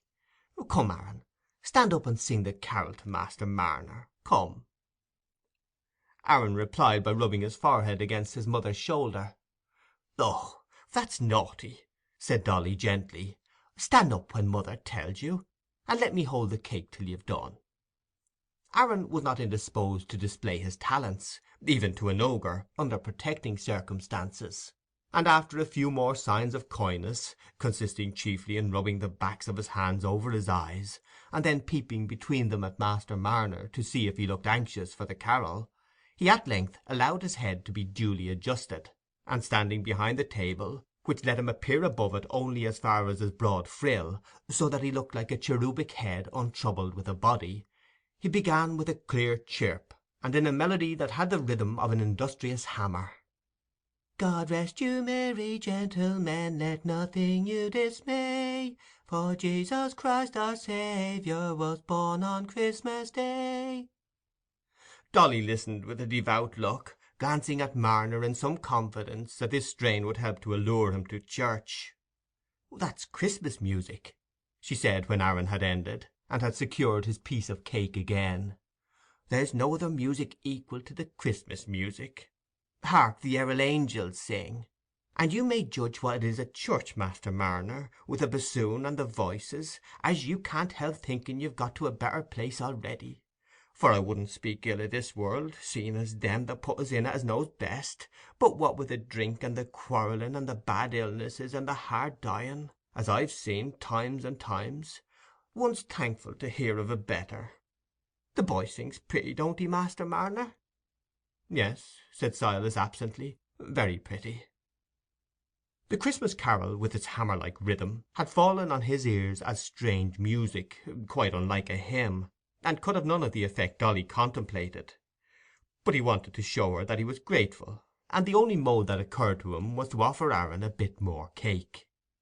"Oh, no, thank you, Master Marner," said Dolly, holding down Aaron's willing hands. "We must be going home now, and so I wish you good-bye, Master Marner. And if you ever feel any ways bad in your inside as you can't fend for yourself, I'll come and clean up for you, and get you a bit of victual, and willing. But I beg and pray of you to leave off weaving of a Sunday, for it's bad for your soul and body, and the money as comes in that way 'll be a bad bed to lie down on at the last, if it doesn't fly away nobody knows where, like the white frost. And you'll excuse me for being that free with you, Master Marner, for I wish you well, I do. Make your bow, Aaron." Silas said, "Good-bye, and thank you kindly," as he opened the door for Dolly, but he couldn't help feeling relieved when she was gone, relieved that he might weave again and moan at his ease. Her simple view of life and its comforts, by which she had tried to cheer him, was only like a report of unknown objects, which his imagination could not fashion. The fountains of human love and of faith in a divine love had not yet been unlocked, and his soul was still the shrunken rivulet, with only this difference, that its little groove of sand was blocked up, and it wandered confusedly against dark obstruction. And so, notwithstanding the honest persuasions of Mr. Macey and Dolly Winthrop, Silas spent his Christmas day in loneliness, eating his meat in sadness of heart, though the meat had come to him as a neighbourly present. In the morning he looked out on the black frost that seemed to press cruelly on every blade of grass, while the half-icy red pool shivered under the bitter wind. But towards evening the snow began to fall, and curtained him from even that dreary outlook, shutting him close up with his narrow grief. And he sat in his robbed home through the livelong evening, not caring to close his shutters or lock his door, pressing his head between his hands and moaning, till the cold grasped him and told him that his fire was grey. Nobody in this world but himself knew that he was the same Silas Marner who had once loved his fellow with tender love, and trusted in an unseen goodness. Even to himself that past experience had become dim. But in Raveloe village the bells rang merrily, and the church was fuller than all through the rest of the year, with red faces among the abundant dark green boughs, faces prepared for a longer service than usual by an odorous breakfast of toast and ale. Those green boughs, the hymn and anthem never heard but at Christmas, even the Athanasian Creed, which was discriminated from others only as being longer and of exceptional virtue, since it was only read on rare occasions, brought a vague exulting sense, for which the grown men could as little have found words as the children, that something great and mysterious had been done for them in heaven above and in earth below, which they were appropriating by their presence. And then the red faces made their way through the black biting frost to their own homes, feeling themselves free for the rest of the day to eat, drink, and be merry, and using that Christian freedom without diffidence. At Squire Cass's family party that day nobody mentioned Dunstan. Nobody was sorry for his absence, or feared it would be too long. The doctor and his wife, uncle and aunt Kimble, were there. and the annual Christmas talk was carried through without any omissions, rising to the climax of Mr. Kimble's experience when he walked the London hospitals 30 years back, together with striking professional anecdotes then gathered. Whereupon cards followed, when Aunt Kimble's annual failure to follow suit, and Uncle Kimble's irascibility concerning the odd trick which was rarely explicable to him, when it was not on his side, without a general visitation of tricks to see they were formed on sound principles, the whole being accompanied by a strong steaming odour of spirits and water. But the party on Christmas Day, being a strictly family party, was not the pre-eminently brilliant celebration of the season at the Red House. It was the great dance on New Year's Eve that made the glory of Squire Cass's hospitality, as of his forefathers' time out of mind. This was the occasion when all the society of Raveloe and Tarley, whether old acquaintances separated by long rutty distances, or cooled acquaintances separated by misunderstandings concerning runaway calves, or acquaintances founded on intermittent condescension, counted on meeting and comporting themselves with mutual appropriateness. This was the occasion on which fair dames who came on pillions sent their bandboxes before them, supplied with more than their evening costume, for the feast was not to end with a single evening, like a paltry town entertainment, where the whole supply of eatables is put on the table at once, and bedding is scanty. The Red House was provisioned as if for a siege, and as for the spare feather beds ready to be laid on floors, they were as plentiful as might naturally be expected in a family that had killed its own geese for many generations. Godfrey Cass was looking forward to this New Year's Eve with a foolish, reckless longing that made him half deaf to his importunate companion, Anxiety. "Dunsey will be coming home soon. There will be a great blow-up, and how will you bribe his spite to silence?" said Anxiety. "Oh, he won't come home before New Year's Eve, perhaps," said Godfrey, "and I shall sit by Nancy then, and dance with her, and get a kind look from her in spite of herself." "But money is wanted in another quarter," said Anxiety, in a louder voice, "and how will you get it without selling your mother's diamond pin? And if you don't get it?" "Well, but something may happen to make things easier. At any rate, there's one pleasure for me close at hand. Nancy is coming." "Yes, and suppose your father should bring matters to a pass that will oblige you to decline marrying her, and to give your reasons—" "Hold your tongue. You don't worry me. I can see Nancy's eyes just as they will look at me, and feel her hand in mine already." But Anxiety went on, though in noisy Christmas company, refusing to be utterly quieted, even by much drinking.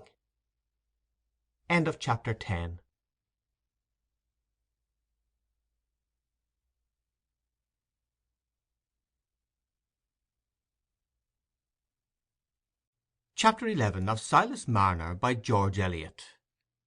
Some women, I grant, would not appear to advantage seated on a pillion, and attired in a drab Joseph and a drab beaver bonnet, with a crown resembling a small stewpan; for a garment suggesting a coachman's greatcoat, cut out under an exiguity of cloth that would only allow of miniature capes, is not well adapted to conceal deficiencies of contour, nor is drab a colour that will throw sallow cheeks into lively contrast.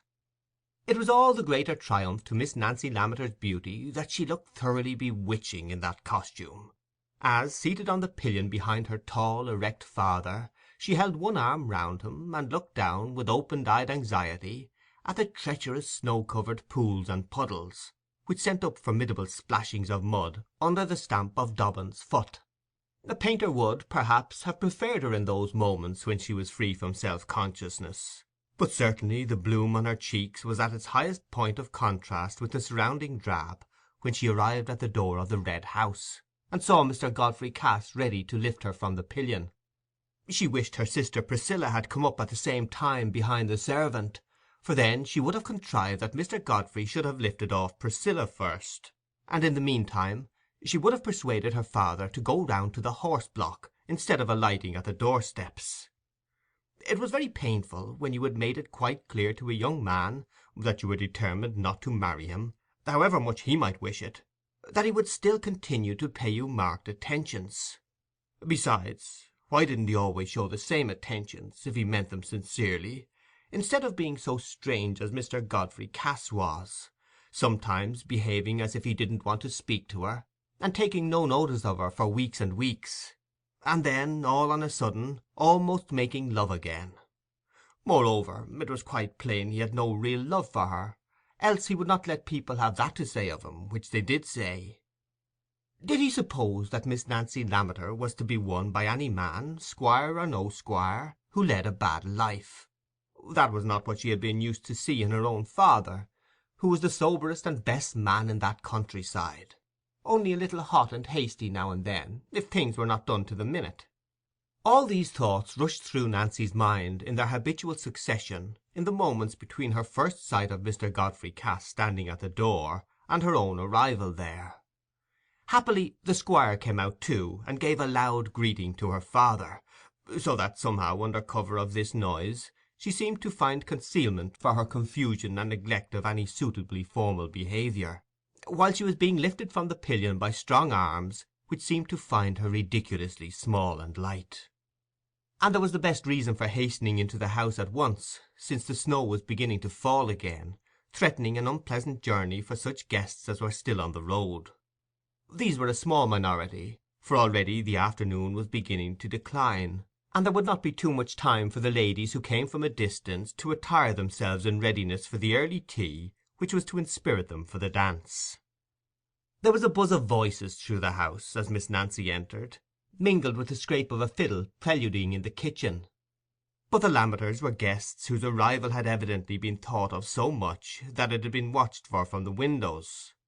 For Mrs. Kimble, who did the honours of the Red House on these great occasions, came forward to meet Miss Nancy in the hall, and conduct her upstairs. Mrs. Kimble was the squire's sister, as well as the doctor's wife, a double dignity with which her diameter was in direct proportion, so that, a journey upstairs being rather fatiguing to her, she did not oppose Miss Nancy's request to be allowed to find her way alone to the Blue Room, where the Miss Lammeters' bandboxes had been deposited on their arrival in the morning. There was hardly a bedroom in the house where feminine compliments were not passing, and feminine toilettes going forward, in various stages, in space made scanty by extra beds spread upon the floor; and Miss Nancy, as she entered the Blue Room, had to make her little formal curtsy to a group of 6. On the one hand there were ladies no less important than the 2 Miss Gunns, the wine merchant's daughters from Litherley, dressed in the height of fashion, with the tightest skirts and the shortest waists, and gazed at by Miss Ladbrook, of the old pastures, with a shyness not unsustained by inward criticism.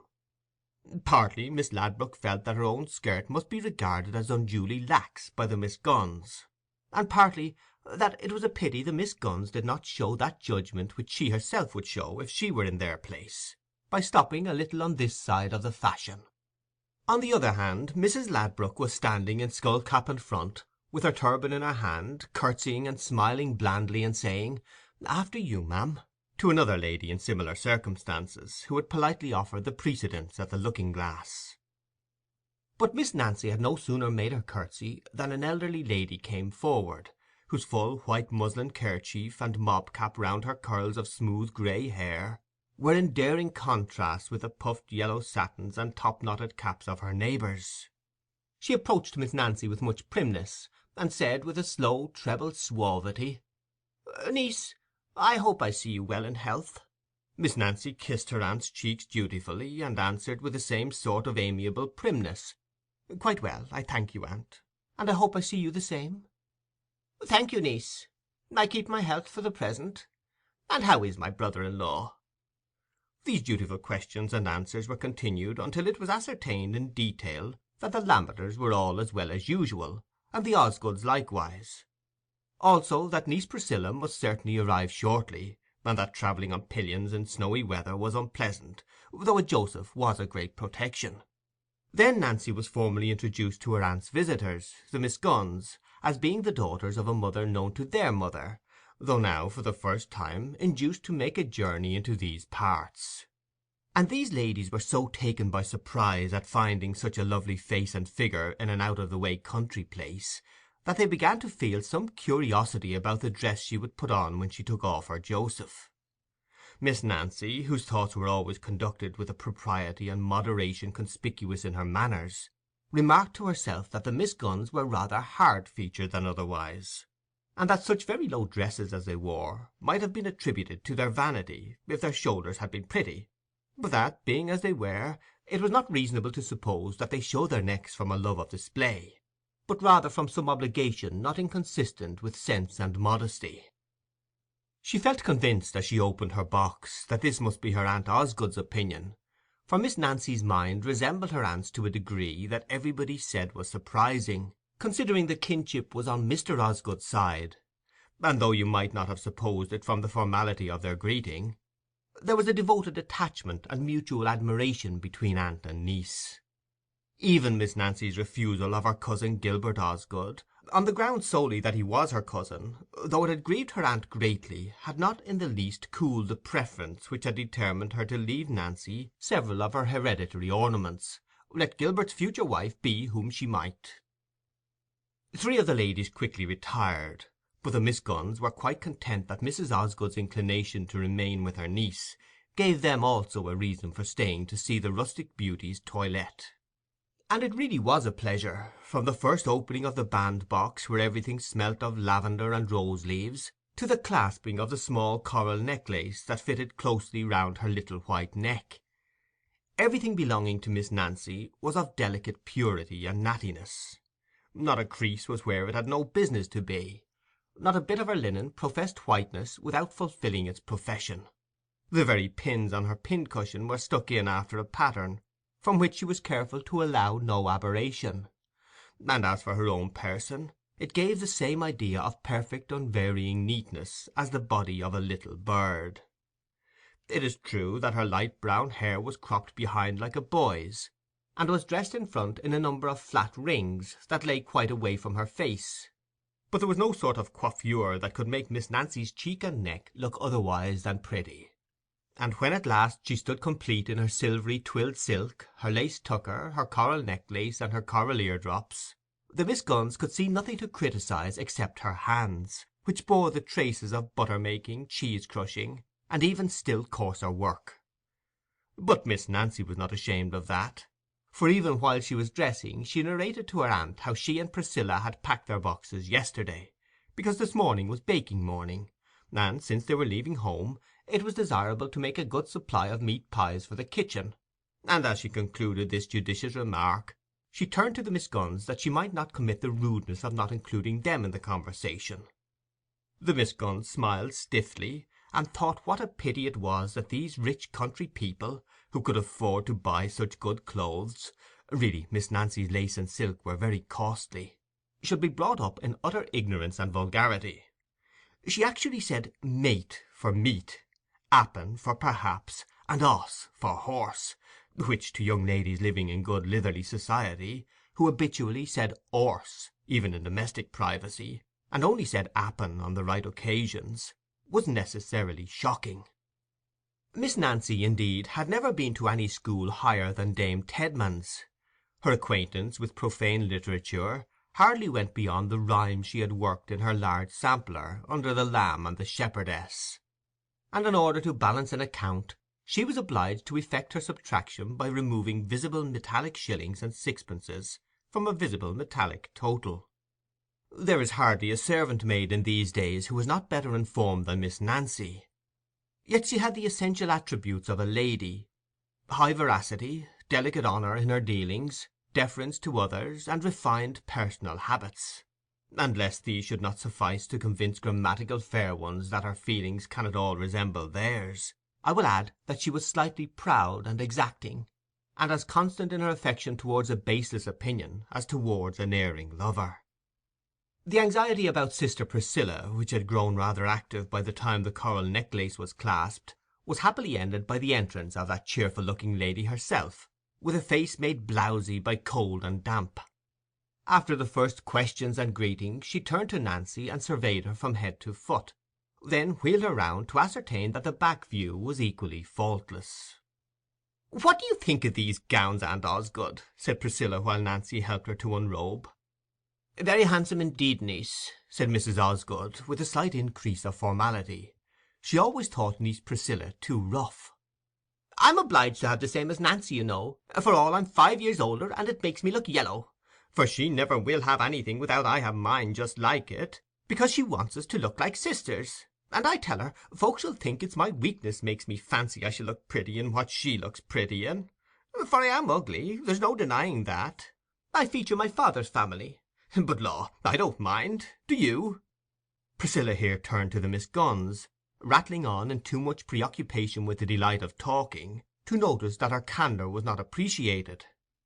"The pretty ones do for fly-catchers. They keep the men off us. I've no opinion of the men, Miss Gunn. I don't know what you have.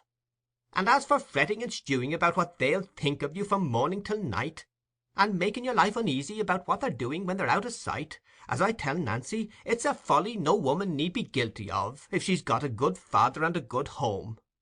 Let her leave it to them as have got no fortune, and can't help themselves. As I say, Mr. Have-your-own-way is the best husband, and the only one I'd ever promise to obey. I know it isn't pleasant, when you've been used to living in a big way, and managing hogsheads and all that, to go and put your nose in by somebody else's fireside, or sit down by yourself to a scrag or a knuckle, but thank God my father's a sober man and likely to live. And if you've got a man by the chimney-corner, it doesn't matter if he's childish. The business needn't be broke up." The delicate process of getting her narrow gown over her head without injury to her smooth curls obliged Miss Priscilla to pause in this rapid survey of life, and Mrs. Osgood seized the opportunity of rising and saying, "Well, niece, you'll follow us? The Miss Gunns will like to go down?" "Sister," said Nancy, when they were alone, "you've offended the Miss Gunns, I'm sure." "What have I done, child?" said Priscilla, in some alarm. "Why, you asked them if they minded about being ugly. You're so very blunt." "Law, did I? Well, it popped out. It's a mercy I said no more, for I'm a bad un to live with folks if they don't like the truth. But as for being ugly, look at me, child, in this silver-coloured silk. I told you how it'd be. I look as yellow as a daffodil. Anybody'd say you wanted to make a mawkin of me." "No, Prissy, don't say so. I prayed and begged of you not to let us have this silk if you liked another better. I was willing to have your choice, you know I was," said Nancy, in anxious self-vindication. "Nonsense, child. You know you'd set your heart on this, and reason good, for you're the colour of cream. It'd be fine doings for you to dress yourself to suit my skin. What I find fault with is that notion of yours that I must dress just like you. But you do as you like with me, you always did, from when first you begun to walk. If you wanted to go the field's length you'd go, and there was no whipping you, for you looked as prim and innocent as a daisy all the while." "Prissy," said Nancy gently, as she fastened a coral necklace, exactly like her own, round Priscilla's neck, which was very far from being like her own, "I'm sure I'm willing to give way as far as is right, but who shouldn't dress alike if it isn't sisters? Would you have us go about looking as if we were no kin to one another, us that have got no mother, and not another sister in the world? I'd do what was right if I dressed in a gown dyed with cheese-colouring, and I'd rather you'd choose and let me wear what pleases you." "There you go again. You'd come round to the same thing if one talked to you from Saturday night till Saturday morning. It'll be fine fun to see how you'll master your husband, and never raise your voice above the singing of the kettle all the while. I'd like to see the men mastered." "Don't talk so, Prissy," said Nancy, blushing. "You know I don't mean ever to be married." "Oh, you never mean a fiddlestick's end," said Priscilla, as she arranged her discarded dress and closed her bandbox. "Who shall I have to work for when father's gone, if you are to go and take notions into your head and be an old maid, because some folks are no better than they should be? I haven't a bit of patience with you sitting over an addled egg for ever, as if there was never a fresh un in the world. One old maid's enough out of two sisters, and I shall do credit to a single life, for God Almighty meant me for it.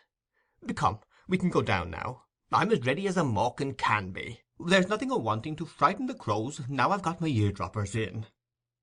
As the two Miss Lammeters walked into the large parlour together, any one who did not know the character of both might certainly have supposed that the reason why the square-shouldered, clumsy, high-featured Priscilla wore a dress the facsimile of her pretty sister's was either the mistaken vanity of the one, or the malicious contrivance of the other, in order to set off her own rare beauty.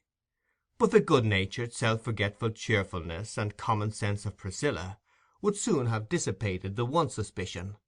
and the modest calm of Nancy's speech and manners told clearly of a mind free from all disavowed devices. Places of honour had been kept for the Miss Lammeters near the head of the principal tea-table in the wainscoted parlour, now looking fresh and pleasant with handsome branches of holly, yew, and laurel from the abundant growth of the old garden, and Nancy felt an inward flutter that no firmness of purpose could prevent when she saw Mr. Godfrey Cass advancing to lead her to a seat between himself and Mr. Crackenthorp, while Priscilla was called to the opposite side between her father and the squire. It certainly did make some difference to Nancy that the lover she had given up was the young man of quite the highest consequence in the parish, at home in a venerable and unique parlour, which was the extremity of grandeur in her experience, a parlour where she might one day have been mistress, with the consciousness that she was spoken of as Madam Cass, the squire's wife. These circumstances exalted her inward drama in her own eyes, and deepened the emphasis with which she declared to herself that not the most dazzling rank should induce her to marry a man whose conduct showed him careless of his character, but that love once, love always, was the motto of a true and pure woman, and no man should ever have any right over her which would be a call on her to destroy the dried flowers that she treasured, and always would treasure, for Godfrey Cass's sake. And Nancy was capable of keeping her word to herself under very trying conditions. Nothing but a becoming blush betrayed the moving thoughts that urged themselves upon her as she accepted the seat next to Mr. Crackenthorp, for she was so instinctively neat and adroit in all her actions, and her pretty lips met each other with such quiet firmness, that it would have been difficult for her to appear agitated. It was not the rector's practice to let a charming blush pass without an appropriate compliment. He was not in the least lofty or aristocratic, but simply a merry-eyed, small-featured, grey-haired man, with his chin propped by an ample, many-creased white neckcloth, which seemed to predominate over every other point in his person, and somehow to impress its peculiar character on his remarks, so that to have considered his amenities apart from his cravat would have been a severe and perhaps dangerous effort of abstraction. "Ah, Miss Nancy," he said, turning his head within his cravat and smiling down pleasantly upon her, "when anybody pretends this has been a severe winter, I shall tell them I saw the roses blooming on New Year's Eve. Godfrey, what do you say?" Godfrey made no reply, and avoided looking at Nancy very markedly, for though these complimentary personalities were held to be in excellent taste in old-fashioned Raveloe society, reverent love has a politeness of its own which it teaches to men otherwise of small schooling. But the squire was rather impatient at Godfrey showing himself a dull spark in this way. By this advanced hour of the day the squire was always in higher spirits than we have seen him in at the breakfast-table, and felt it quite pleasant to fulfil the hereditary duty of being noisily jovial and patronizing. The large silver snuff-box was in active service, and was offered without fail to all neighbours from time to time, however often they might have declined the favour.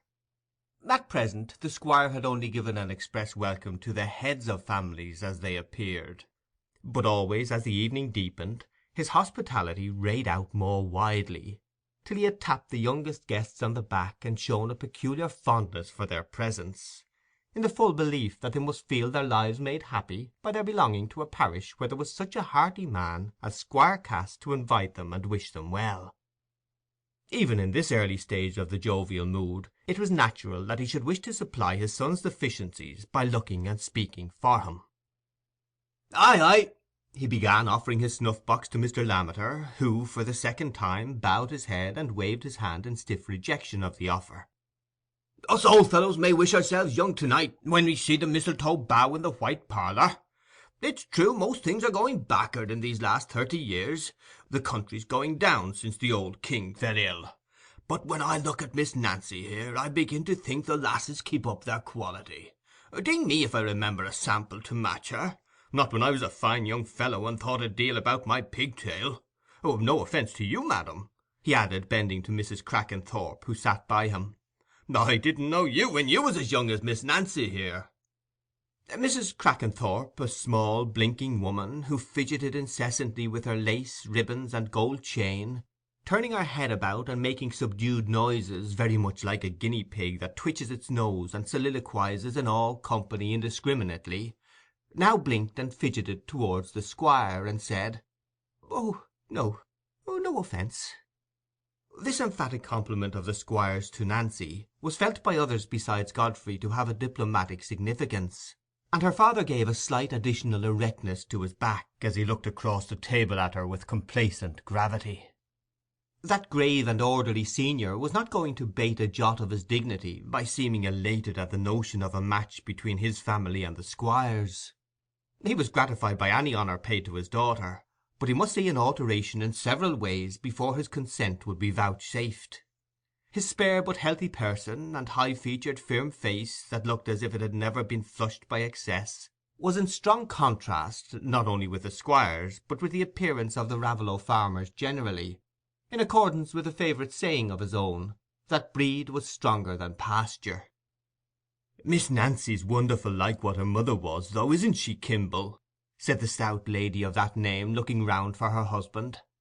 But Dr. Kimble, country apothecaries in old days enjoyed that title without authority of diploma, being a thin and agile man, was flitting about the room with his hands in his pockets, making himself agreeable to his feminine patients with medical impartiality, and being welcomed everywhere as a doctor by hereditary right, not one of these miserable apothecaries who canvass for practice in strange neighbourhoods, and spend all their income in starving their one horse, but a man of substance, able to keep an extravagant table like the best of his patients. Time out of mind, the Raveloe doctor had been a Kimble.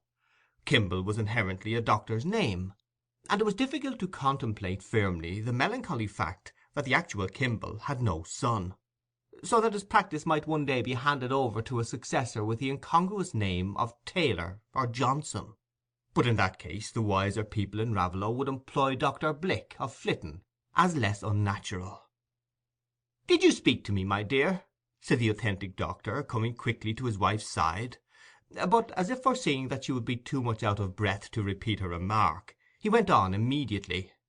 "Ah, Miss Priscilla, the sight of you revives the taste of that super-excellent pork pie. I hope the batch isn't near an end." "Yes, indeed it is, doctor," said Priscilla, "but I'll answer for it the next shall be as good. My pork pies don't turn out well by chance." "Not as your doctoring does, eh, Kimble? Because folks forget to take your physic, eh?" said the Squire, who regarded physic and doctors as many loyal churchmen regarded the church and the clergy, tasting a joke against them when he was in health, but impatiently eager for their aid when anything was the matter with him. He tapped his box and looked round with a triumphant laugh. "Ah, she has a quick wit, my friend Priscilla has," said the doctor, choosing to attribute the epigram to a lady, rather than allow a brother-in-law that advantage over him. "She saves a little pepper to sprinkle over her talk. That's the reason why she never puts too much into her pies. There's my wife now. She never has an answer at her tongue's end, but if I offend her, she's sure to scarify my throat with black pepper the next day, or else give me the colic with watery greens. That's an awful tit for tat." Here the vivacious doctor made a pathetic grimace. "Did you ever hear the like?" said Mrs. Kimble, laughing above her double chin with much good humour, aside to Mrs. Crackenthorp, who blinked and nodded, and seemed to intend a smile, which, by the correlation of forces, went off in small twitchings and noises. "I suppose that's the sort of tit-for-tat adopted in your profession, Kimble, if you've a grudge against a patient?" said the rector. "Never do have a grudge against our patients," said Mr. Kimble, "except when they leave us, and then, you see, we haven't the chance of prescribing for 'em. Ah, Miss Nancy," he continued, suddenly skipping to Nancy's side, "you won't forget your promise? You're to save a dance for me, you know." "Come, come, Kimble, don't you be too forward," said the Squire. "Give the young uns fair play. There's my son Godfrey'll be wanted to have a round with you if you run off with Miss Nancy. He's bespoke her for the first dance, I'll be bound. Eh, sir? What do you say?" he continued, throwing himself backward and looking at Godfrey. "Haven't you asked Miss Nancy to open the dance with you?" Godfrey, sorely uncomfortable under this significant insistence about Nancy, and afraid to think where it would end by the time his father had set his usual hospitable example of drinking before and after supper, saw no course open but to turn to Nancy and say, with as little awkwardness as possible— "No, I've not asked her yet, but I hope she'll consent, if somebody else hasn't been before me." "No, I've not engaged myself," said Nancy quietly, though blushingly. If Mr. Godfrey founded any hopes on her consenting to dance with him, he would soon be undeceived, but there was no need for her to be uncivil. "Then I hope you'll have no objections to dance with me," said Godfrey, beginning to lose the sense that there was anything uncomfortable in this arrangement. "No, no objections," said Nancy, in a cold tone. "Ah, well, you are a lucky fellow, Godfrey," said Uncle Kimble. "But you're my godson, so I won't stand in your way. Else I'm not so very old, eh, my dear?" he went on, skipping to his wife's side again. "You wouldn't mind my having a second after you are gone, not if I cried a good deal first." "Come, come, take a cup of tea and stop your tongue, do," said good-humoured Mrs. Kimble, feeling some pride in a husband who must be regarded as so clever and amusing by the company generally, if he had only not been irritable at cards. While safe, well-tested personalities were enlivening the tea in this way, the sound of the fiddle approaching within a distance at which it could be heard distinctly, made the young people look at each other with sympathetic impatience for the end of the meal. "Why, there's Solomon in the hall," said the Squire, "and playing my favourite tune. I believe the flaxen-headed ploughboy. He's for giving us a hint as we aren't in enough of a hurry to hear him play. Bob," he called out to his third long-legged son, who was at the other end of the room, "open the door and tell Solomon to come in. He shall give us a tune here." Bob obeyed, and Solomon walked in, fiddling as he walked, for he would on no account break off in the middle of a tune. "Here, Solomon," said the Squire, with loud patronage. "Round here, my man. Ah, I knew it was the flaxen-headed ploughboy. There's no finer tune." Solomon Macey, a small, hale old man with an abundant crop of long white hair, reaching nearly to his shoulders, advanced to the indicated spot, bowing reverently while he fiddled, as much as to say that he respected the company, though he respected the keynote more. As soon as he had repeated the tune and lowered his fiddle, he bowed again to the Squire and the rector, and said, "I hope I see your honour and your reverence well, and wishing you health and long life and happy New Year. And wishing the same to you, Mr. Lammeter, sir, and to the other gentlemen and madams, and the young lasses." As Solomon uttered these last words, he bowed in all directions solicitously, lest he should be wanting in due respect. But thereupon he immediately began to prelude, and fell into the tune which he knew would be taken as a special compliment by Mr. Lammeter. "Thank ye, Solomon, thank ye," said Mr. Lammeter, when the fiddle paused again. "That's over the hills and far away, that is. My father used to say to me, whenever we heard that tune, 'Ah, lad, I came from over the hills and far away.' There's a many tunes I don't make head or tail of, but that speaks to me like a blackbird's whistle. I suppose it's the name. There's a deal in the name of a tune." But Solomon was already impatient to prelude again, and presently broke with much spirit into Sir Roger de Coverley, at which there was a sound of chairs pushed back and laughing voices. "Aye, aye, Solomon, we know what that means," said the Squire, rising. "It's time to begin the dance, eh? Lead the way, then, and we'll all follow you."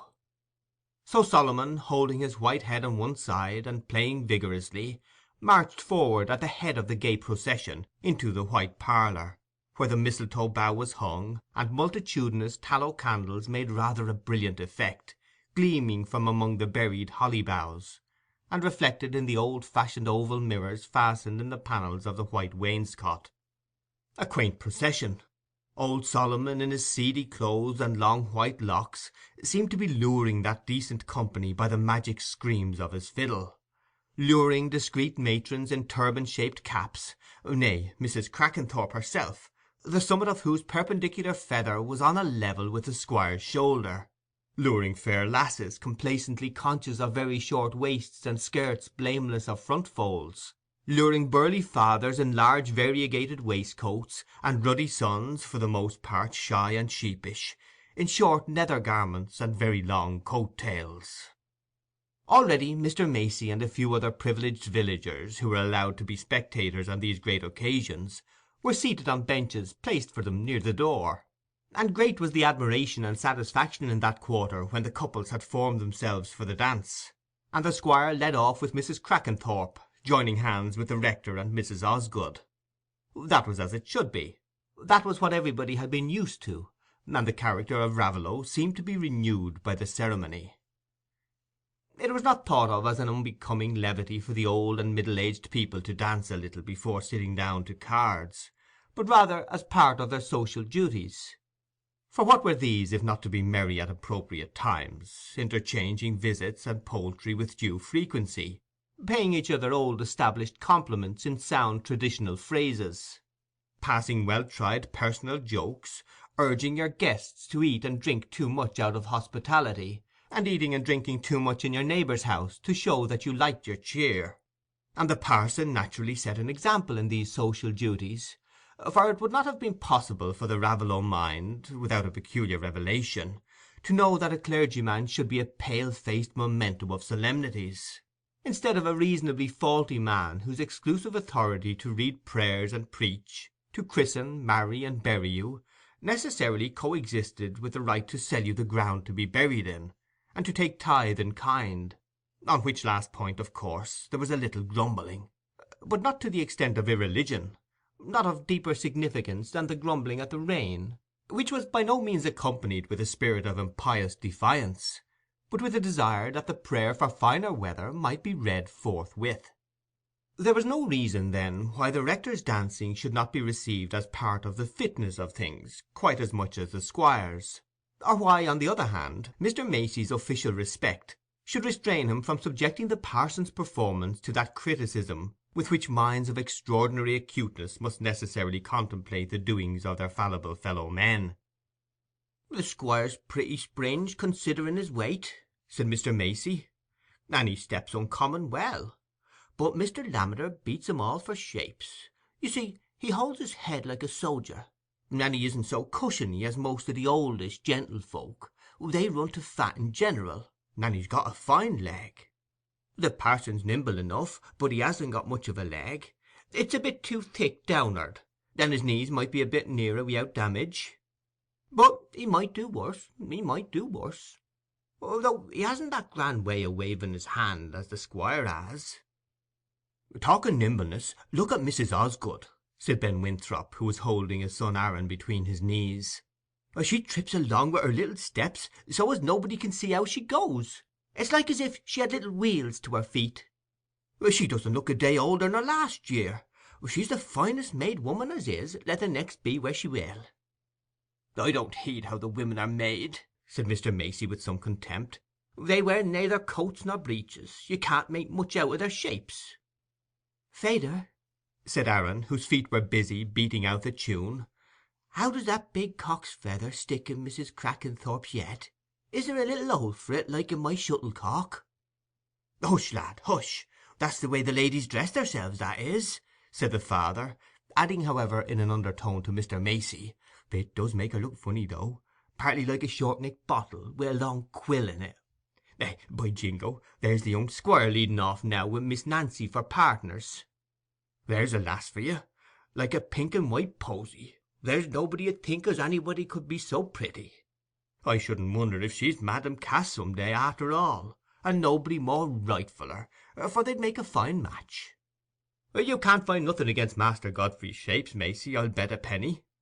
Mr. Macey screwed up his mouth, leaned his head further on one side, and twirled his thumbs with a presto movement, as his eyes followed Godfrey up the dance. At last he summed up his opinion. "Pretty well down'ard, but a bit too round at the shoulder blades. And as for them coats as he gets from the flitting tailor, they're a poor cut to pay double money for." "Ah, Mr. Macey, you and me are two folks," said Ben, slightly indignant at this carping. "When I got a pot of good ale, I like to swaller it and do my inside good, instead of smelling and staring at it to see if I can't find fault with the brewing. I should like you to pick out a finer limbed young fellow nor Master Godfrey, one as 'ud knock you down easier, or is more pleasanter looks when he's pert and merry." "Tchuh!" said Mr. Macey, provoked to increased severity. "He isn't come to his right colour yet. He's partly like a slack-baked pie. And I doubt he's got a soft place in his head, else why should he be turned round the finger by that awful Dunsey as nobody's seen o' late, and let him kill that fine hunting horse as was the talk o' the country? And one while he's always after Miss Nancy, and then it all went off again, like the smell o' hot porridge, as I may say. That wasn't my way when I went a courting." "Ah, but perhaps Miss Nancy hung off like, and your lass didn't," said Ben. "I should say she didn't," said Mr. Macey significantly.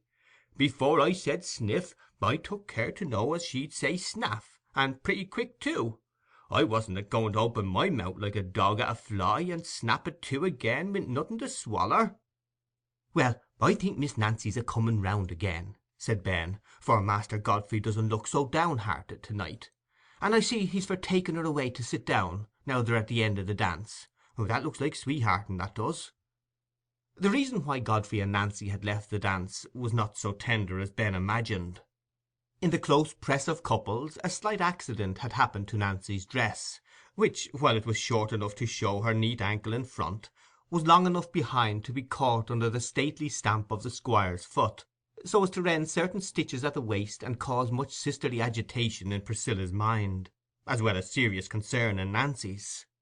One's thoughts may be much occupied with love struggles, but hardly so as to be insensible to a disorder in the general framework of things. Nancy had no sooner completed her duty in the figure they were dancing than she said to Godfrey, with a deep blush, that she must go and sit down till Priscilla could come to her, for the sisters had already exchanged a short whisper and an open-eyed glance full of meaning. No reason less urgent than this could have prevailed on Nancy to give Godfrey this opportunity of sitting apart with her. As for Godfrey, he was feeling so happy and oblivious under the long charm of the country dance with Nancy, that he got rather bold on the strength of her confusion, and was capable of leading her straight away, without leave asked, into the adjoining small parlour, where the card tables were set. "Oh, no, thank you," said Nancy coldly, as soon as she perceived where he was going. "Not in there. I'll wait here till Priscilla's ready to come to me. I'm sorry to bring you out of the dance and make myself troublesome." "Why, you'll be more comfortable here by yourself," said the artful Godfrey. "I'll leave you here till your sister can come." He spoke in an indifferent tone. That was an agreeable proposition, and just what Nancy desired. Why then was she a little hurt that Mr. Godfrey should make it? They entered, and she seated herself on a chair against one of the card tables, as the stiffest and most unapproachable position she could choose. "Thank you, sir," she said immediately. "I needn't give you any more trouble. I'm sorry you've had such an unlucky partner." "That's very ill-natured of you," said Godfrey, standing by her without any sign of intended departure. "To be sorry you've danced with me." "Oh, no, sir, I don't mean to say what's ill-natured at all," said Nancy, looking distractingly prim and pretty. "When gentlemen have so many pleasures, one dance can matter but very little." "You know that isn't true. You know one dance with you matters more to me than all the other pleasures in the world." It was a long, long while since Godfrey had said anything so direct as that, and Nancy was startled. But her instinctive dignity and repugnance to any show of emotion made her sit perfectly still, and only throw a little more decision into her voice as she said, "No, indeed, Mr. Godfrey, that's not known to me, and I have very good reason for thinking different. But if it's true, I don't wish to hear it." "Would you never forgive me then, Nancy? Never think well of me, let what would happen? Would you never think the present made amends for the past? Not if I turned a good fellow, and gave up everything you don't like?" Godfrey was half conscious that this sudden opportunity of speaking to Nancy alone had driven him beside himself, but blind feeling had got the mastery of his tongue. Nancy felt much agitated by the possibility Godfrey's words suggested, but this very pressure of emotion that she was in danger of finding too strong for her roused all her power of self-command. "I should be glad to see a good change in anybody, Mr. Godfrey," she answered, with the slightest discernible difference of tone. "But it'd be better if no change was wanted." "You're very hard-hearted, Nancy," said Godfrey pettishly. "You might encourage me to be a better fellow. I'm very miserable, but you've no feeling." "I think those have the least feeling that act wrong to begin with," said Nancy, sending out a flash in spite of herself. Godfrey was delighted with that little flash, and would have liked to go on and make her quarrel with them. Nancy was so exasperatingly quiet and firm, but she was not indifferent to him yet, though. The entrance of Priscilla, bustling forward and saying, "Dear heart alive, child, let us look at this gown," cut off Godfrey's hopes of a quarrel. "I suppose I must go now," he said to Priscilla. "It's no matter to me whether you go or stay," said that frank lady, searching for something in her pocket with a preoccupied brow. "Do you want me to go?" said Godfrey, looking at Nancy, who was now standing up by Priscilla's order. "As you like," said Nancy, trying to recover all her former coldness, and looking down carefully at the hem of her gown. "Then I like to stay," said Godfrey, with a reckless determination to get as much of this joy as he could to night, and think nothing of the morrow. Chapter 11.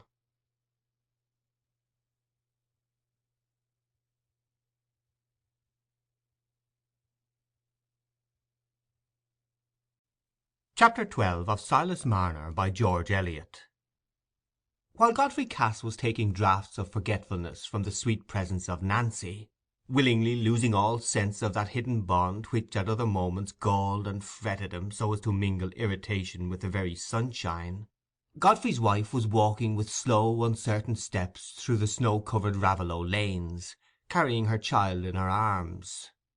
This journey on New Year's Eve was a premeditated act of vengeance which she had kept in her heart ever since Godfrey, in a fit of passion, had told her he would sooner die than acknowledge her as his wife. There would be a great party at the Red House on New Year's Eve, she knew. Her husband would be smiling and smiled upon, hiding her existence in the darkest corner of his heart. But she would mar his pleasure.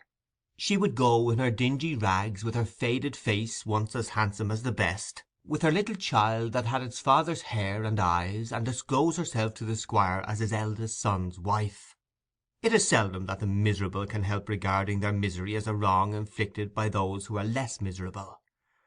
Molly knew that the cause of her dingy rags was not her husband's neglect, but the demon opium to whom she was enslaved, body and soul, except in the lingering mother's tenderness that refused to give him her hungry child. She knew this well, and yet in the moments of wretched unbenumbed consciousness the sense of her want and degradation transformed itself continually into bitterness towards Godfrey. He was well off, and if she had her rights she would be well off too. The belief that he repented his marriage, and suffered from it, only aggravated her vindictiveness. Just and self-reproving thoughts do not come to us too thickly, even in the purest air, and with the best lessons of heaven and earth. How should those white-winged delicate messengers make their way to Molly's poisoned chamber, inhabited by no higher memories than those of a barmaid's paradise of pink ribbons and gentlemen's jokes? She had set out at an early hour, but had lingered on the road, inclined by her indolence to believe that if she waited under a warm shed the snow would cease to fall. She had waited longer than she knew, and now that she found herself belated in the snow-hidden ruggedness of the long lanes, even the animation of a vindictive purpose could not keep her spirit from failing. It was 7 o'clock, and by this time she was not very far from Raveloe, but she was not familiar enough with those monotonous lanes to know how near she was to her journey's end. She needed comfort, and she knew but one comforter, the familiar demon in her bosom. But she hesitated a moment after drawing out the black remnant, before she raised it to her lips. In that moment the mother's love pleaded for painful consciousness rather than oblivion, pleaded to be left in aching weariness rather than to have the encircling arms benumbed so that they could not feel the dear burden. In another moment Molly had flung something away, but it was not the black remnant, it was an empty phial, and she walked on again under the breaking cloud, from which there came now and then the light of a quickly veiled star, for a freezing wind had sprung up since the snowing had ceased. But she walked always more and more drowsily, and clutched more and more automatically the sleeping child at her bosom. Slowly the demon was working his will, and cold and weariness were his helpers. Soon she felt nothing but a supreme immediate longing that curtained off all futurity, the longing to lie down and sleep. She had arrived at a spot where her footsteps were no longer checked by a hedgerow, and she had wandered vaguely, unable to distinguish any objects, notwithstanding the wide whiteness around her and the growing starlight. She sank down against the straggling furze bush, an easy pillow enough, and the bed of snow too was soft. She did not feel that the bed was cold, and did not heed whether the child would wake and cry for her. But her arms had not yet relaxed their instinctive clutch, and the little one slumbered on as gently as if it had been rocked in a lace-trimmed cradle. But the complete torpor came at last. The fingers lost their tension, the arms unbent. Then the little head fell away from the bosom, and the blue eyes opened wide on the cold starlight. At first there was a little peevish cry of "Mammy," and an effort to regain the pillowing arm and bosom. But Mammy's ear was deaf, and the pillow seemed to be slipping away backward. Suddenly, as the child rolled downward on its mother's knees, all wet with snow, its eyes were caught by a bright glancing light on the white ground, and, with the ready transition of infancy, it was immediately absorbed in watching the bright living thing running towards it, yet never arriving. That bright living thing must be caught, and in an instant the child had slipped on all fours and held out one little hand to catch the gleam. But the gleam could not be caught in that way, and now the head was held up to see where the cunning gleam came from. It came from a very bright place, and the little one, rising on its legs, toddled through the snow, with the old grimy shawl in which it was wrapped trailing behind it, and the queer little bonnet dangling at its back, toddled on to the open door of Silas Marner's cottage, and right up to the warm hearth, where there was a bright fire of logs and sticks, which had thoroughly warmed the old sack, Silas's greatcoat, spread out on the bricks to dry. The little one, accustomed to be left to itself for long hours without notice from its mother, squatted down on the sack and spread its tiny hands towards the blaze, in perfect contentment, gurgling and making many inarticulate communications to the cheerful fire, like a new-hatched gosling beginning to find itself comfortable. But presently the warmth had a lulling effect, and the little golden head sank down on the old sack, and the blue eyes were veiled by their delicate, half-transparent lids. But where was Silas Marner while this strange visitor had come to his hearth? He was in the cottage, but he did not see the child. During the last few weeks, since he had lost his money, he had contracted the habit of opening his door and looking out from time to time, as if he thought that his money might be somehow coming back to him, or that some trace, some news of it, might be mysteriously on the road and be caught by the listening ear or the straining eye. It was chiefly at night, when he was not occupied in his loom, that he fell into this repetition of an act for which he could have assigned no definite purpose, and which can hardly be understood except by those who have undergone a bewildering separation from a supremely loved object. In the evening twilight, and later, whenever the night was not dark, Silas looked out on that narrow prospect round the stone pits, listening and gazing, not with hope, but with mere yearning and unrest. This morning he had been told by some of his neighbours that it was New Year's Eve, and that he must sit up to hear the old year rung out and the new rung in, because that was good luck, and might bring his money back again. This was only a friendly Raveloe way of jesting with the half-crazy oddities of a miser, but it had perhaps helped to throw Silas into a more than usually excited state. Since the oncoming of twilight he had opened his door again and again, though only to shut it immediately at seeing all distance veiled by the falling snow. But the last time he opened it the snow had ceased, and the clouds were parting here and there. He stood and listened, and gazed for a long while. There was really something on the road coming towards him then, but he caught no sign of it, and the stillness and the wide trackless snow seemed to narrow his solitude, and touched his yearning with a chill of despair. He went in again, and put his right hand on the latch of the door to close it, but he did not close it. He was arrested, as he had been already since his loss, by the invisible wand of catalepsy, and stood like a graven image, with wide but sightless eyes, holding open his door, powerless to resist either the good or the evil that might enter there. When Marner's sensibilities returned, he continued the action which had been arrested, and closed his door, unaware of the chasm in his consciousness, unaware of any intermediate change, except that the light had grown dim, and that he was chilled and faint. He thought he had been too long standing at the door and looking out. Turning towards the hearth, where the two logs had fallen apart and sent forth only a red uncertain glimmer, he seated himself on his fireside chair, and was stooping to push his logs together, when, to his blurred vision, it seemed as if there were gold on the floor in front of the hearth. Gold, his own gold, brought back to him as mysteriously as it had been taken away. He felt his heart begin to beat violently, and for a few moments he was unable to stretch out his hand and grasp the restored treasure. The heap of gold seemed to glow and get larger beneath his agitated gaze. He leaned forward at last and stretched forth his hand, but instead of the hard coin with the familiar resisting outline, his fingers encountered soft warm curls. In utter amazement Silas fell on his knees and bent his head low to examine the marvel. It was a sleeping child, a round fair thing with soft yellow rings all over its head. Could this be the little sister come back to him in a dream, his little sister whom he had carried about in his arms for a year before she died, when he was a small boy without shoes or stockings? That was the first thought that darted across Silas's blank wonderment. Was it a dream? He rose to his feet again, pushed his logs together, and throwing on some dried leaves and sticks, raised a flame. But the flame did not disperse the vision. It only lit up more distinctly the little round form of the child and its shabby clothing. It was very much like his little sister. Silas sank into his chair powerless, under the double presence of an inexplicable surprise and a hurrying influx of memories. How and when had the child come in without his knowledge? He had never been beyond the door.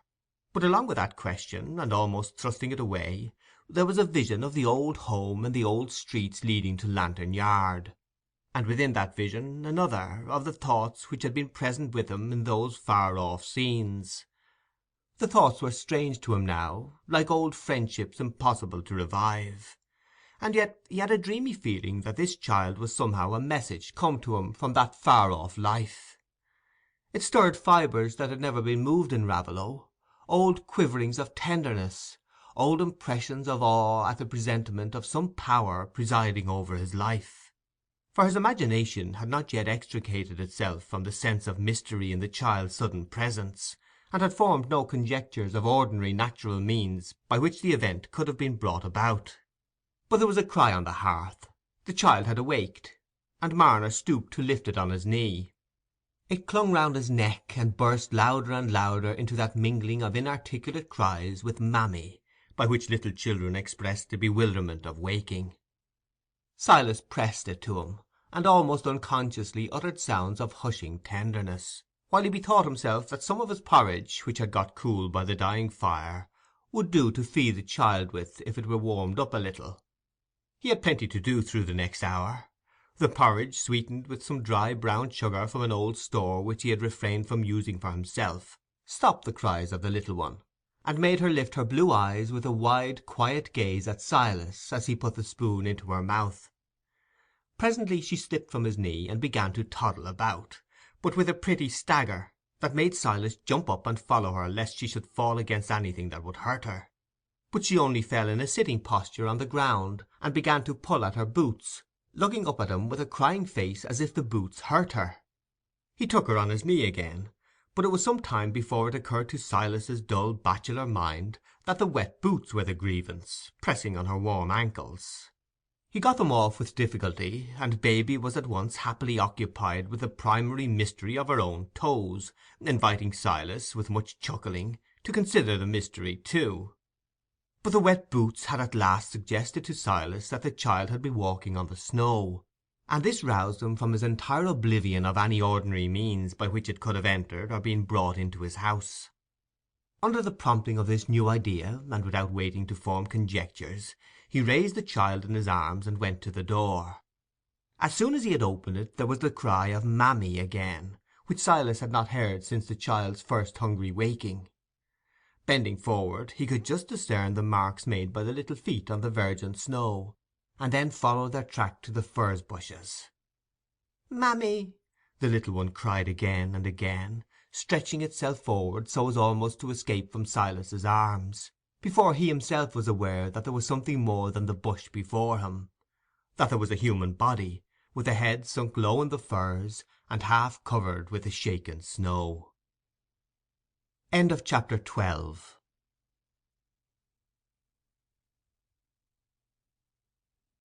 Chapter 13 of Silas Marner by George Eliot.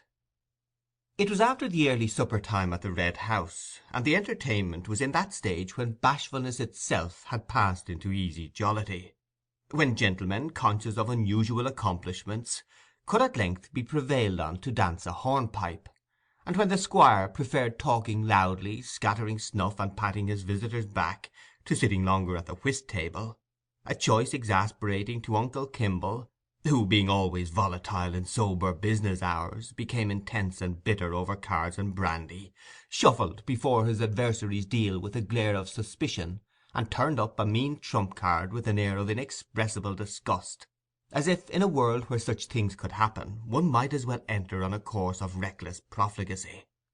When the evening had advanced to this pitch of freedom and enjoyment, it was usual for the servants, the heavy duties of supper being well over, to get their share of amusement by coming to look on at the dancing, so that the back regions of the house were left in solitude. There were 2 doors by which the white parlour was entered from the hall, and they were both standing open for the sake of air, but the lower one was crowded with the servants and villagers, and only the upper doorway was left free. Bob Cass was figuring in a hornpipe, and his father, very proud of his lithe son, whom he repeatedly declared to be just like himself in his young days, in a tone that implied this to be the very highest stamp of juvenile merit, was the centre of a group who had placed themselves opposite the performer, not far from the upper door. Godfrey was standing a little way off, not to admire his brother's dancing, but to keep sight of Nancy, who was seated in the group near her father. He stood aloof because he wished to avoid suggesting himself as a subject for the squire's fatherly jokes in connection with matrimony and Miss Nancy Lammeter's beauty, which were likely to become more and more explicit. But he had the prospect of dancing with her again when the hornpipe was concluded, and in the meanwhile it was very pleasant to get long glances at her quite unobserved. But when Godfrey was lifting his eyes from one of those long glances, they encountered an object as startling to him at that moment as if it had been an apparition from the dead. It was an apparition from that hidden life which lies, like a dark by-street, behind the goodly ornamented façade that meets the sunlight and the gaze of respectable admirers. It was his own child, carried in Silas Marner's arms. That was his instantaneous impression, unaccompanied by doubt, though he had not seen the child for months past, and when the hope was rising that he might possibly be mistaken, Mr. Crackenthorp and Mr. Lammeter had already advanced to Silas, in astonishment at this strange advent. Godfrey joined them immediately, unable to rest without hearing every word, trying to control himself, but conscious that if any one noticed him, they must see that he was white-lipped and trembling. But now all eyes at that end of the room were bent on Silas Marner. The squire himself had risen, and asked angrily, "How's this? What's this? What do you do coming in here in this way?" "I'm come for the doctor. I want the doctor," Silas had said in the first moment to Mr. Crackenthorp. "Why, what's the matter, Marner?" said the rector. "The doctor's here, but say quietly what you want him for." "It's a woman," said Silas, speaking low and half breathlessly, just as Godfrey came up. "She's dead, I think. Dead in the snow at the stone pits, not far from my door." Godfrey felt a great throb. There was one terror in his mind at that moment. It was that the woman might not be dead.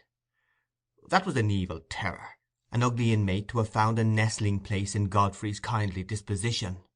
But no disposition is a security from evil wishes to a man whose happiness hangs on duplicity. "Hush, hush," said Mr. Crackenthorp. "Go out into the hall there. I'll fetch the doctor for you. Found a woman in the snow, and thinks she's dead," he added, speaking low to the squire. "Better say as little about it as possible. It will shock the ladies. Just tell them a poor woman is ill from cold and hunger. I'll go and fetch Kimble." By this time, however, the ladies had pressed forward, curious to know what could have brought the solitary linen weaver there under such strange circumstances, and interested in the pretty child, who, half alarmed and half attracted by the brightness and the numerous company, now frowned and hid her face, now lifted up her head again and looked round placably, until a touch or a coaxing word brought back the frown, and made her bury her face with new determination. "What child is it?" said several ladies at once, and among the rest Nancy Lammeter, addressing Godfrey. "I don't know. Some poor woman's been found in the snow, I believe," was the answer Godfrey wrung from himself with a terrible effort. "After all, am I certain?" he hastened to add, silently, in anticipation of his own conscience. "Why, you'd better leave the child here then, Master Marner," said good-natured Mrs. Kimble, hesitating, however, to take those dingy clothes into contact with her own ornamented satin bodice. "I'll tell one of the girls to fetch it." "No, no, I can't part with it. I can't let it go," said Silas abruptly. "It's come to me. I've a right to keep it." The proposition to take the child from him had come to Silas quite unexpectedly, and his speech, uttered under a strong sudden impulse, was almost like a revelation to himself. A minute before he had no distinct intention about the child. "Did you ever hear the like?" said Mrs. Kimble, in mild surprise, to her neighbour. "Now, ladies, I must trouble you to stand aside," said Mr. Kimble, coming from the card-room, in some bitterness at the interruption, but drilled by the long habit of his profession into obedience to unpleasant calls, even when he was hardly sober. "It's a nasty business turning out now, eh, Kimble?" said the squire. "He might have gone for your young fellow, the apprentice there, what's his name?" "Might? Ah, what's the use of talking about might?" growled Uncle Kimble, hastening out with Marner, and followed by Mr. Crackenthorp and Godfrey. "Get me a pair of thick boots, Godfrey, will you? And stay, let somebody run to Winthrop's and fetch Dolly. She's the best woman to get. Ben was here himself before supper. Is he gone?" "Yes, sir, I met him," said Marner, "but I couldn't stop to tell him anything, only I said I was going for the doctor, and he said the doctor was at the squire's, and I made haste and ran, and there was nobody to be seen at the back of the house, so I went into where the company was." The child, no longer distracted by the bright light and the smiling women's faces, began to cry and call for mammy, though always clinging to Marner, who had apparently won her thorough confidence. Godfrey had come back with the boots, and felt the cry as if some fibre were drawn tight within him. "I'll go," he said hastily, eager for some movement. "I'll go and fetch the woman, Mrs. Winthrop." "Oh, pooh! Send somebody else," said Uncle Kimble, hurrying away with Marner. "You'll let me know if I can be of any use, Kimble," said Mr. Crackenthorp, but the doctor was out of hearing. Godfrey too had disappeared. He was gone to snatch his hat and coat, having just reflection enough to remember that he must not look like a madman. But he rushed out of the house into the snow without heeding his thin shoes.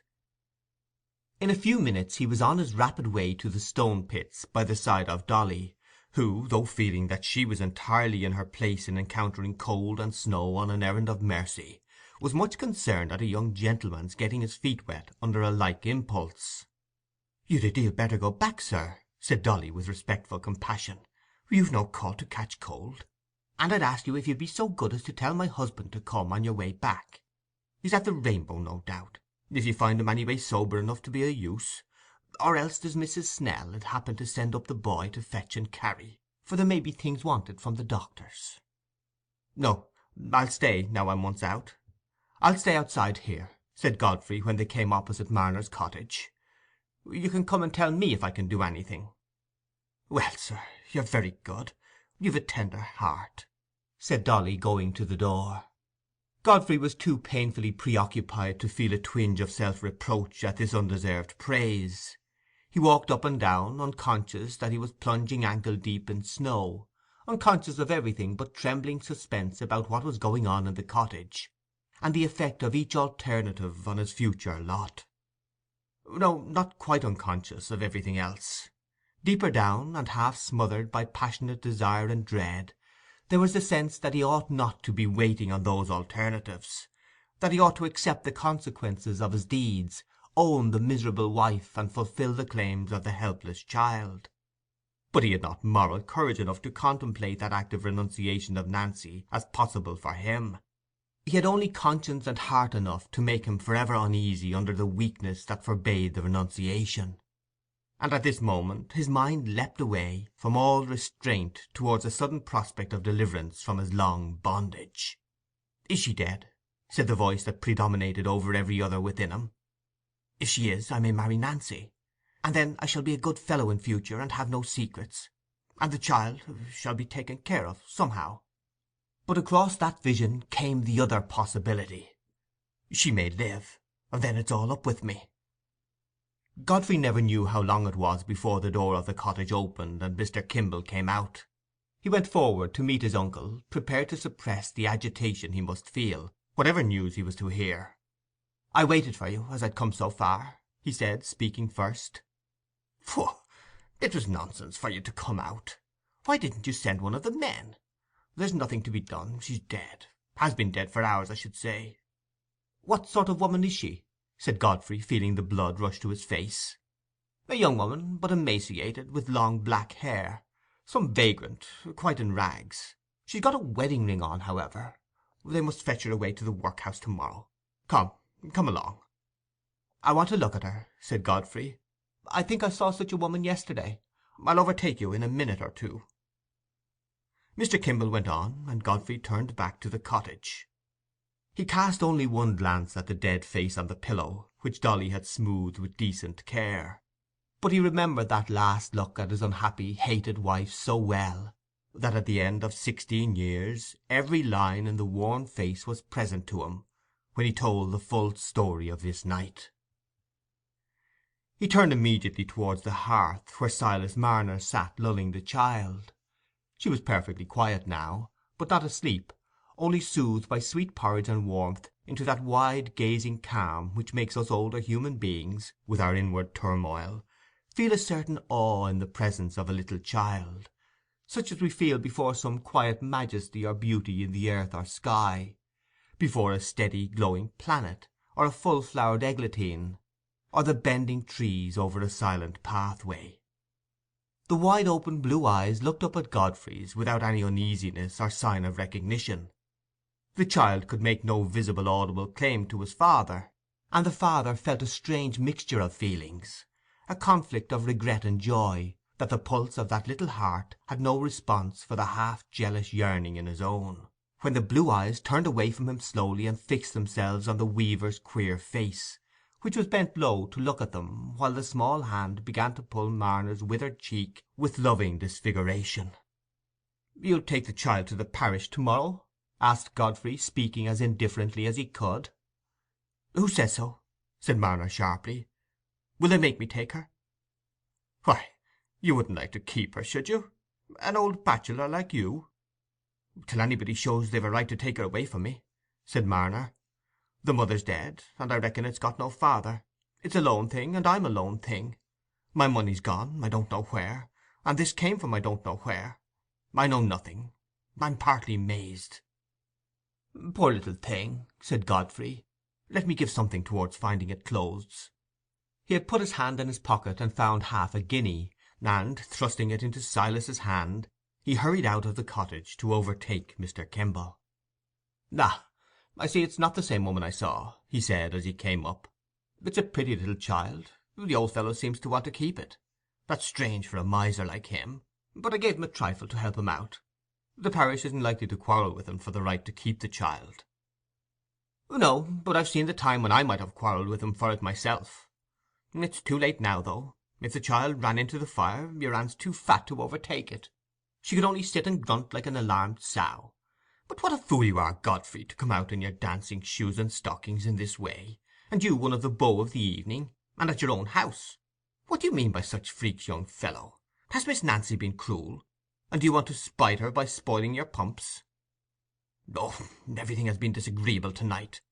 I was tired to death of jigging and gallanting, and that bother about the hornpipes. And I'd got to dance with the other Miss Gunn," said Godfrey, glad of the subterfuge his uncle had suggested to him. The prevarication and white lies which a mind that keeps itself ambitiously pure is as uneasy under as a great artist under the false touches that no eye detects but his own, are worn as lightly as mere trimmings when once the actions have become a lie. Godfrey reappeared in the white parlour with dry feet, and, since the truth must be told, with a sense of relief and gladness that was too strong for painful thoughts to struggle with. For could he not venture now, whenever opportunity offered, to say the tenderest things to Nancy Lammeter, to promise her and himself that he would always be just what she would desire to see him? There was no danger that his dead wife would be recognized. Those were not days of active inquiry and wide report. And as for the registry of their marriage, that was a long way off, buried in unturned pages, away from every one's interest but his own. Dunsey might betray him if he came back, but Dunsey might be won to silence.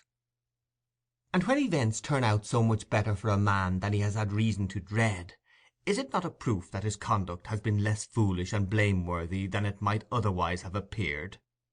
When we are treated well, we naturally begin to think that we are not altogether unmeritorious, and that it is only just that we should treat ourselves well, and not mar our own good fortune. Where, after all, would be the use of his confessing the past to Nancy Lammeter, and throwing away his happiness, nay, hers? For he felt some confidence that she loved him.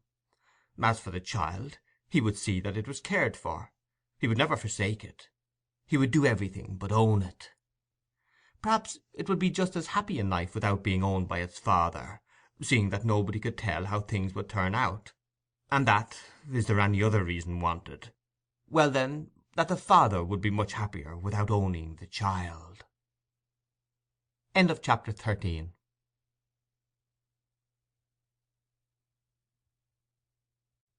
Chapter 14 of Silas Marner by George Eliot. There was a pauper's burial that week in Raveloe, and up Kent Yard at Batherley it was known that the dark-haired woman with the fair child, who had lately come to lodge there, was gone away again. That was all the express note taken that Molly had disappeared from the eyes of men. But the unwept death, which to the general lot seemed as trivial as the summer's shed leaf, was charged with the force of destiny to certain human lives that we know of, shaping their joys and sorrows even to the end. Silas Marner's determination to keep the tramp's child was matter of hardly less surprise and iterated talk in the village than the robbery of his money. That softening of feeling towards him which dated from his misfortune, that merging of suspicion and dislike in a rather contemptuous pity for him as lone and crazy, was now accompanied with a more active sympathy, especially amongst the women. Notable mothers who knew what it was to keep children whole and sweet, lazy mothers who knew what it was to be interrupted in folding their arms and scratching their elbows by the mischievous propensities of children just firm on their legs, were equally interested in conjecturing how a lone man would manage with a 2-year-old child on his hands, and were equally ready with their suggestions, the notable chiefly telling him what he had better do, and the lazy ones being emphatic in telling him what he would never be able to do. Among the notable mothers, Dolly Winthrop was the one whose neighbourly offices were the most acceptable to Marner, for they were rendered without any show of bustling instruction. Silas had shown her the half-guinea given to him by Godfrey, and asked her what should be done about getting some clothes for the child. "Eh, Master Marner," said Dolly, "there's no call to buy no more nor a pair of shoes, for I've got the little petticoats as Aaron wore 5 years ago, and it's ill spending the money on them baby clothes, for the child'll grow like the grass in May, bless it, that it will." And the same day Dolly brought her bundle, and displayed to Marner, one by one, the tiny garments in their due order of succession, most of them patched and darned, but clean and neat as fresh-sprung herbs. This was the introduction to a great ceremony with soap and water, from which baby came out in a new beauty, and sat on Dolly's knee, handling her toes and chuckling, and patting her palms together with an air of having made several discoveries about herself, which she communicated by alternate sounds of gug, gug, gug, and mammy. The mammy was not a cry of need or uneasiness. Baby had been used to utter it without expecting either tender sound or touch to follow. "Anybody'd think the angels in heaven couldn't be prettier," said Dolly, rubbing the golden curls and kissing them. "And to think of its being covered with them dirty rags. And the poor mother froze to death. But there's them as took care of it and brought it to your door, Master Marner. The door was open, and it walked in over the snow like as if it had been a little starved robin. Didn't you say the door was open?" "Yes," said Silas meditatively. "Yes, the door was open. The money's gone I don't know where, and this came from I don't know where." He had not mentioned to any one his unconsciousness of the child's entrance, shrinking from questions which might lead to the fact he himself suspected, namely, that he had been in one of his trances. "Ah," said Dolly, with soothing gravity, "it's like the night and the morning, and the sleeping and the waking, and the rain and the harvest. One goes and the other comes, and we know nothing how nor where. We may strive and scrat and fend, but it's little we can do after all. The big things come and go with no striving o' our own. They do, that they do. And I think you're in the right on it to keep the little un, Master Marner, seeing as it's been sent to you, though there's folks as thinks different. You'll happen be a bit moithered with it while it's so little, but I'll come and welcome and see to it for you. I've a bit of time to spare most days, for when one gets up betimes of the morning, the clock seems to stand still toward 10, afore it's time to go about the victual. So, as I say, I'll come and see to the child for you, and welcome. Thank you, kindly, said Silas, hesitating a little. I'll be glad if you'll tell me things, but—" he added uneasily, leaning forward to look at baby with some jealousy, as she was resting her head backward against Dolly's arm, and eyeing him contentedly from a distance. "But I want to do things for it myself, else it may get fond of somebody else, and not fond of me. I've been used to fending for myself in the house. I can learn. "Eh, to be sure," said Dolly gently. "I've seen men as are wonderful handy with children. The men are awkward and contrary mostly, God help 'em, but when the drink's out of 'em they aren't unsensible, though they're bad for leeching and bandaging, so fiery and impatient. You see, this goes first next to the skin," proceeded Dolly, taking up the little shirt and putting it on. "Yes," said Marner docilely, bringing his eyes very close so that they might be initiated in the mysteries. Whereupon baby seized his head with both her small arms, and put her lips against his face with purring noises. "See there," said Dolly, with a woman's tender tact, "she's fondest of you. She wants to go to your lap, I'll be bound. Go then, take her, Master Marner. You can put the things on, and then you can say as you've done for her from the first of her coming to you." Marner took her on his lap, trembling with an emotion mysterious to himself, at something unknown dawning on his life. Thought and feeling were so confused within him that if he had tried to give them utterance he could only have said that the child was come instead of the gold, that the gold had turned into the child. He took the garments from Dolly and put them on under her teaching, interrupted of course by baby's gymnastics. "There then, why, you make it quite easy, Master Marner," said Dolly. "But what shall you do when you're forced to sit in your loom? For she'll get busier and mischievouser every day. She will, bless her. It's lucky you've got that high hearth instead of a grate, for that keeps the fire more out of her reach. But if you've got anything as can be spilt or broke, or as is fit to cut her fingers off, she'll be at it, and it is but right you should know." Silas meditated a little while in some perplexity. "I'll tie her to the leg of the loom," he said at last. "Tie her with a good long strip o' something." "Well, mayhap that'll do, as it's a little girl, for they're easier persuaded to sit i' one place nor the lads. I know what the lads are, for I've had four I've had, God knows, and if you was to take 'em and tie 'em up, they'd make a fighting and a crying as if you was ringing the pigs. But I'll bring you my little chair, and some bits of red rag and things for her to play with, and she'll sit and chatter to them as if they was alive. Eh, if it wasn't a sin to the lads to wish 'em made different, bless 'em, I should ha' been glad for one of 'em to be a little girl. And to think as I could ha' taught her to scour and mend, and the knitting and everything. But I can teach 'em to this little one, Master Marner, when she gets old enough." "But she'll be my little un," said Marner, rather hastily. "She'll be nobody else's." "No, to be sure, you'll have a right to her if you're a father to her, and bring her up according. But," added Dolly, coming to a point which she had determined beforehand to touch upon, "you must bring her up like christened folks' children, and take her to church, and let her learn the catechise, as my little Aaron can say off, the I believe and everything, and hurt nobody by word or deed, as well as if he was the clerk. That's what you must do, Master Marner, if you do the right thing by the orphan child." Marner's pale face flushed suddenly under a new anxiety. His mind was too busy trying to give some definite bearing to Dolly's words for him to think of answering her. "And it's my belief," she went on, "as the poor little creature has never been christened, and it's nothing but right as the parson should be spoke to. And if you was no ways unwilling, I'd talk to Mr. Macey about it this very day. For if the child ever went any ways wrong, and you hadn't done your part by it, Master Marner, inoculation and everything to save it from harm, it 'ud be a thorn in your bed for ever o' this side of the grave. And I can't think as it 'ud be easy lying down for anybody when they'd got to another world, if they hadn't done their part by the helpless children as come without their own asking." Dolly herself was disposed to be silent for some time now, for she had spoken from the depths of her own simple belief, and was much concerned to know whether her words would produce the desired effect upon Silas. He was puzzled and anxious, for Dolly's word "christened" conveyed no distinct meaning to him. He had only heard of baptism, and had only seen the baptism of grown-up men and women. "What is it you mean by christened?" he said at last, timidly. "Won't folks be good to her without it?"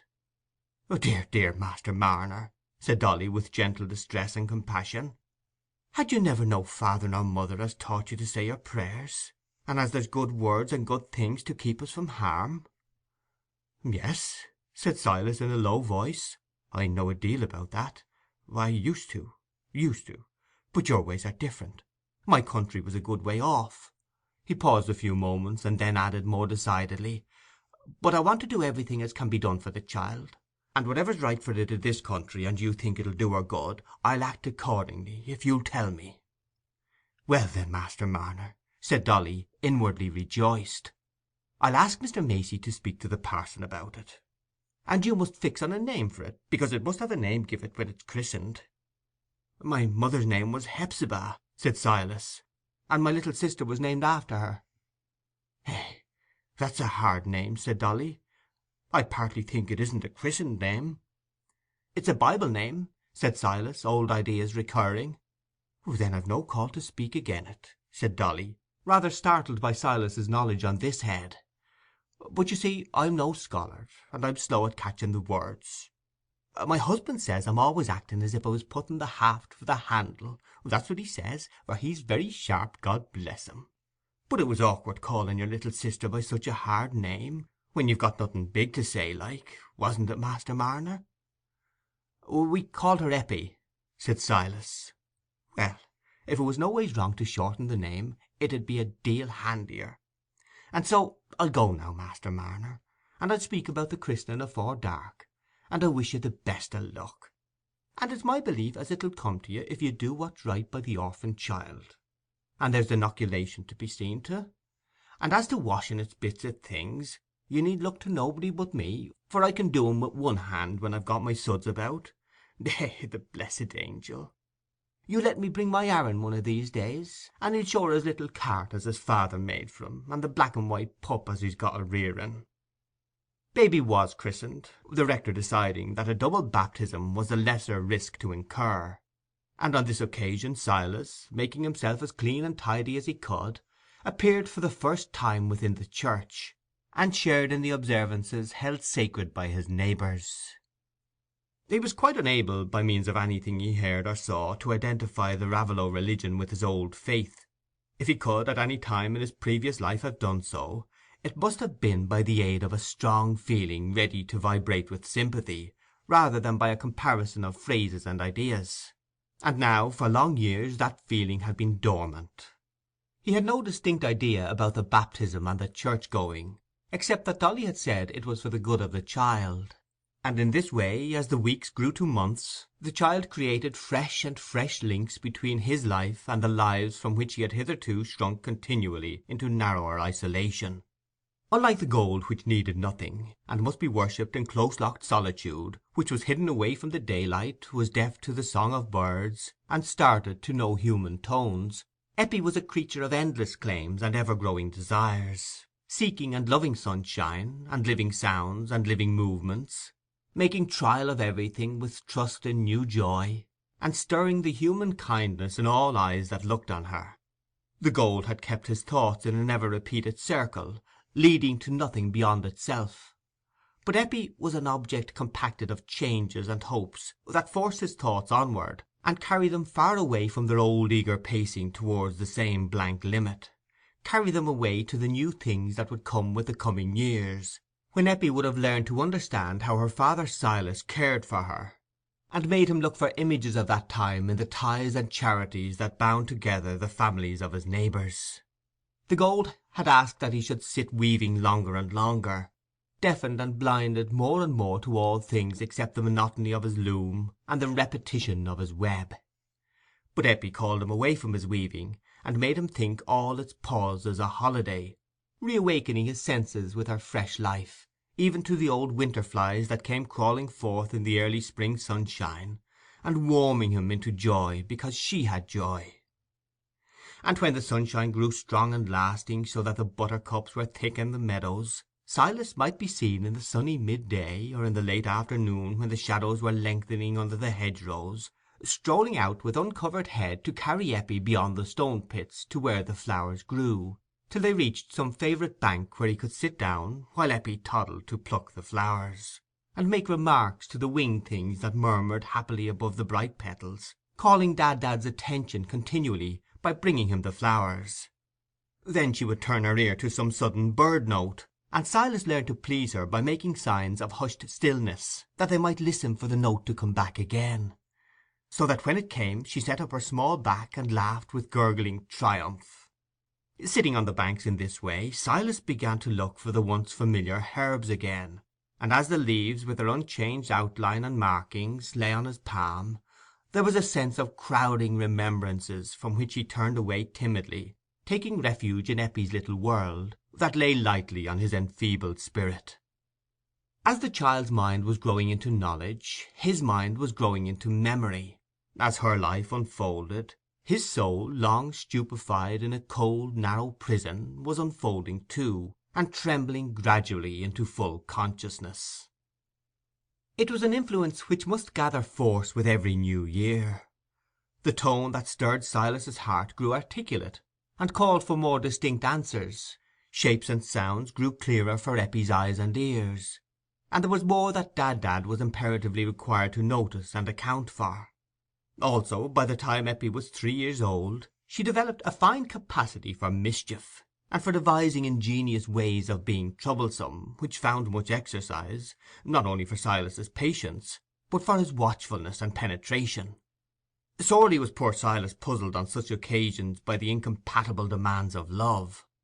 Dolly Winthrop told him that punishment was good for Eppie, and that, as for rearing a child without making it tingle a little in soft and safe places now and then, it was not to be done. "To be sure, there's another thing you might do, Master Marner," added Dolly meditatively. "You might shut her up once i' the coal-hole. That's what I did wi' Aaron, for I was that silly wi' the youngest lad as I could never bear to smack him.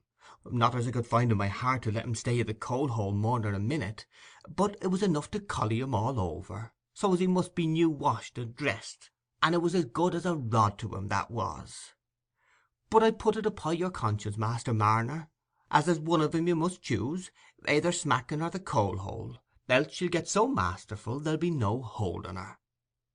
Silas was impressed with the melancholy truth of this last remark, but his force of mind failed before the only two penal methods open to him, not because it was painful to him to hurt Eppie, but because he trembled at a moment's contention with her, lest she should love him the less for it. Let even an affectionate Goliath get himself tied to a small tender thing, dreading to hurt it by pulling, and dreading still more to snap the cord, and which of the two, pray, will be master? It was clear that Eppie, with her short toddling steps, must lead Father Silas a pretty dance on any fine morning when circumstances favoured mischief. For example, he had wisely chosen a broad strip of linen as a means of fastening her to his loom when he was busy. It made a broad belt round her waist, and was long enough to allow of her reaching the truckle bed and sitting down on it, but not long enough for her to attempt any dangerous climbing. One bright summer's morning Silas had been more engrossed than usual in setting up a new piece of work, an occasion on which his scissors were in requisition. These scissors, owing to a special warning of Dolly's, had been kept carefully out of Eppie's reach, but the click of them had had a peculiar attraction for her ear, and watching the results of that click, she had derived the philosophical lesson that the same cause would produce the same effect. Silas had seated himself in his loom, and the noise of weaving had begun, but he had left his scissors on a ledge which Eppie's arm was long enough to reach. And now, like a small mouse watching her opportunity, she stole quietly from her corner, secured the scissors, and toddled to the bed again, setting up her back as a mode of concealing the fact. She had a distinct intention as to the use of the scissors, and having cut the linen strip in a jagged but effectual manner, in 2 moments she had run out the open door where the sunshine was inviting her, while poor Silas believed her to be a better child than usual. It was not until he happened to need his scissors that the terrible fact burst upon him. Eppie had run out by herself, had perhaps fallen into the stone pit. Silas, shaken by the worst fear that could have befallen him, rushed out, calling "Eppie!" and ran eagerly about the unenclosed space, exploring the dry cavities into which she might have fallen, and then gazing with questioning dread at the smooth red surface of the water. The cold drops stood on his brow. How long had she been out? There was one hope, that she had crept through the stile and got into the fields where he habitually took her to stroll. But the grass was high in the meadow, and there was no descrying her if she was there, except by a close search that would be a trespass on Mr. Osgood's crop. Still, that misdemeanour must be committed, and poor Silas, after peering all round the hedgerows, traversed the grass, beginning with perturbed vision to see Eppie behind every group of red sorrel, and to see her moving always farther off as he approached. The meadow was searched in vain, and he got over the stile into the next field, looking with dying hope towards a small pond which was now reduced to its summer shallowness, so as to leave a wide margin of good adhesive mud. Here, however, sat Eppie, discoursing cheerfully to her own small boot, which she was using as a bucket to convey the water into a deep hoof-mark, while her little naked foot was planted comfortably on a cushion of olive-green mud. A red-headed calf was observing her with alarmed doubt through the opposite hedge.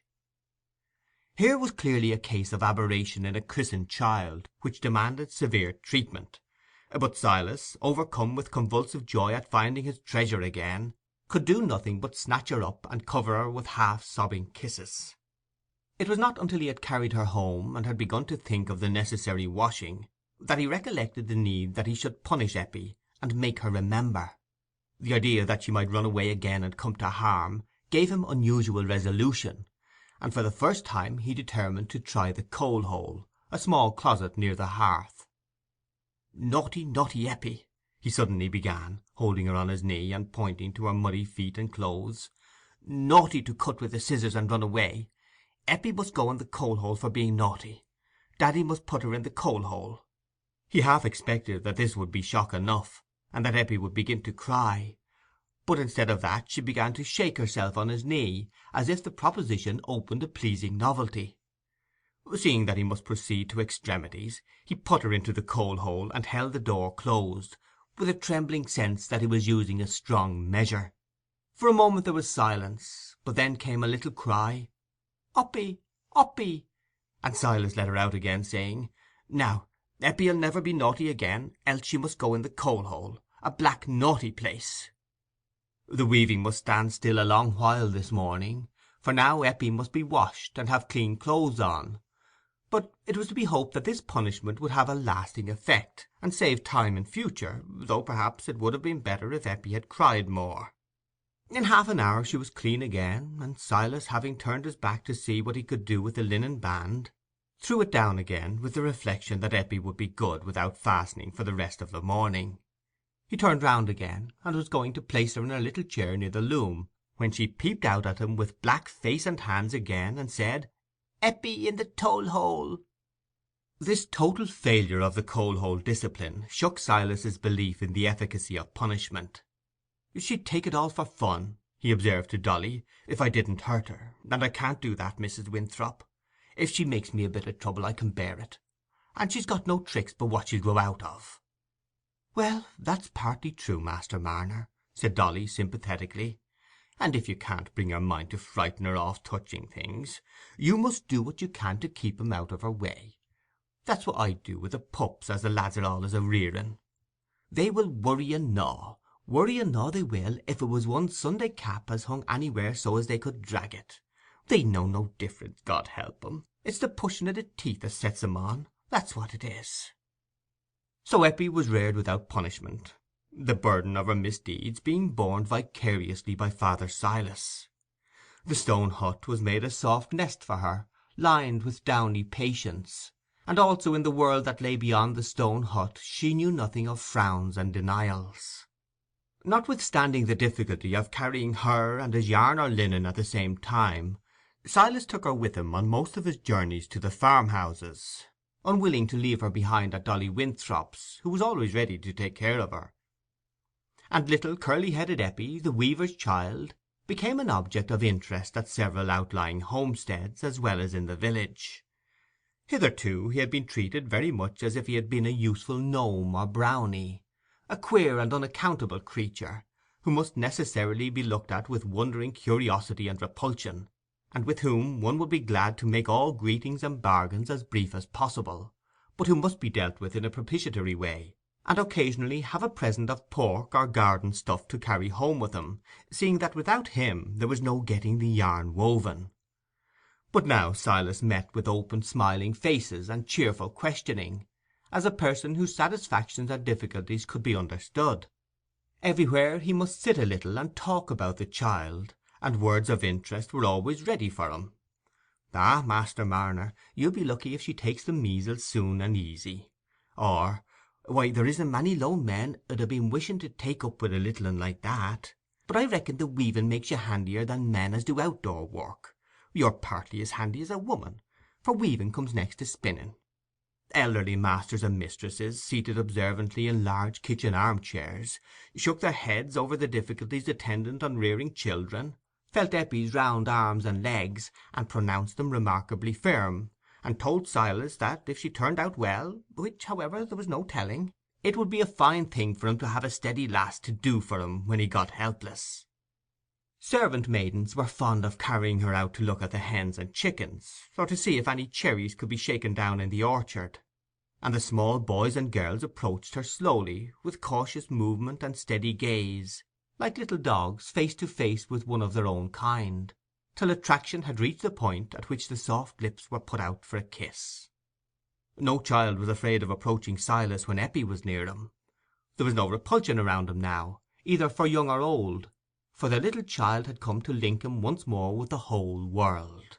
There was love between him and the child that blent them into one, and there was love between the child and the world, from men and women with parental looks and tones, to the red ladybirds and the round pebbles. Silas began now to think of Raveloe life entirely in relation to Eppie. She must have everything that was good in Raveloe, and he listened docilely, that he might come to understand better what this life was, from which for 15 years he had stood aloof as from a strange thing, with which he could have no communion, as some man who has a precious plant to which he would give a nurturing home in a new soil thinks of the rain and the sunshine and all influences in relation to his nursling, and asks industriously for all knowledge that will help him to satisfy the wants of the searching roots, or to guard leaf and bud from invading harm. The disposition to hoard had been utterly crushed at the very first by the loss of his long-stored gold. The coins he earned afterwards seemed as irrelevant as stones brought to complete a house suddenly buried by an earthquake. The sense of bereavement was too heavy upon him for the old thrill of satisfaction to arise again at the touch of the newly earned coin. And now something had come to replace his hoard which gave a growing purpose to the earnings, drawing his hope and joy continually onward beyond the money. In old days there were angels who came and took men by the hand and led them away from the city of destruction. We see no white-winged angels now, but yet men are led away from threatening destruction. A hand is put into theirs, which leads them forth gently towards a calm and bright land, so that they look no more backward, and the hand may be a little child's. End of chapter 14.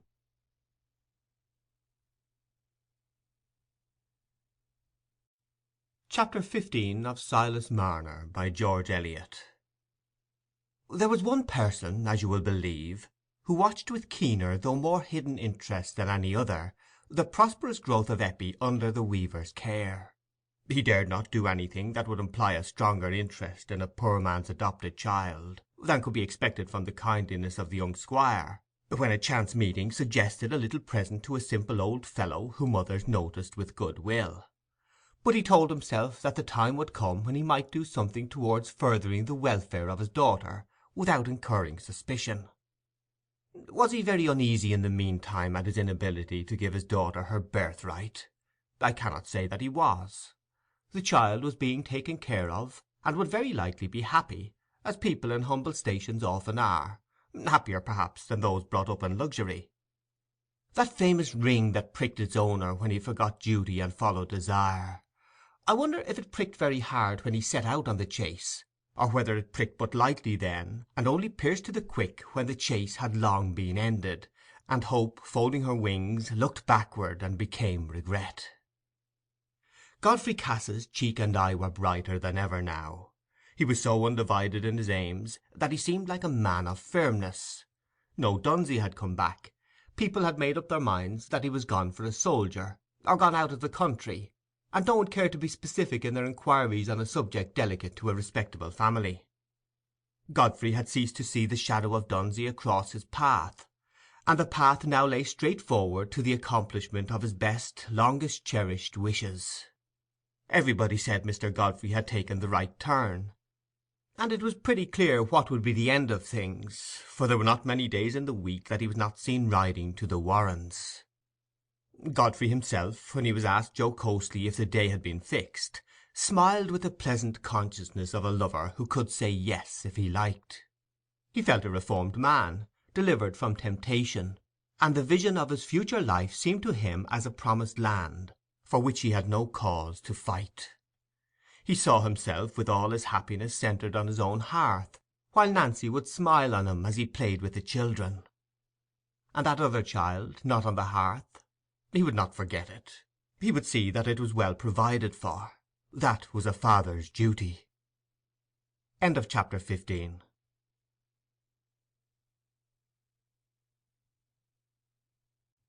Chapter 16 of Silas Marner, by George Eliot. Part 2. It was a bright autumn Sunday, 16 years after Silas Marner had found his new treasure on the hearth. The bells of the old Raveloe church were ringing the cheerful peal which told that the morning service was ended, and out of the arched doorway in the tower came slowly, retarded by friendly greetings and questions, the richer parishioners who had chosen this bright Sunday morning as eligible for church-going. It was the rural fashion of the time for the more important members of the congregation to depart first, while their humbler neighbours waited and looked on, stroking their bent heads or dropping their curtsies to any large ratepayer who turned to notice them. Foremost among these advancing groups of well-clad people, there were some whom we shall recognise in spite of time, who has laid his hand on them all.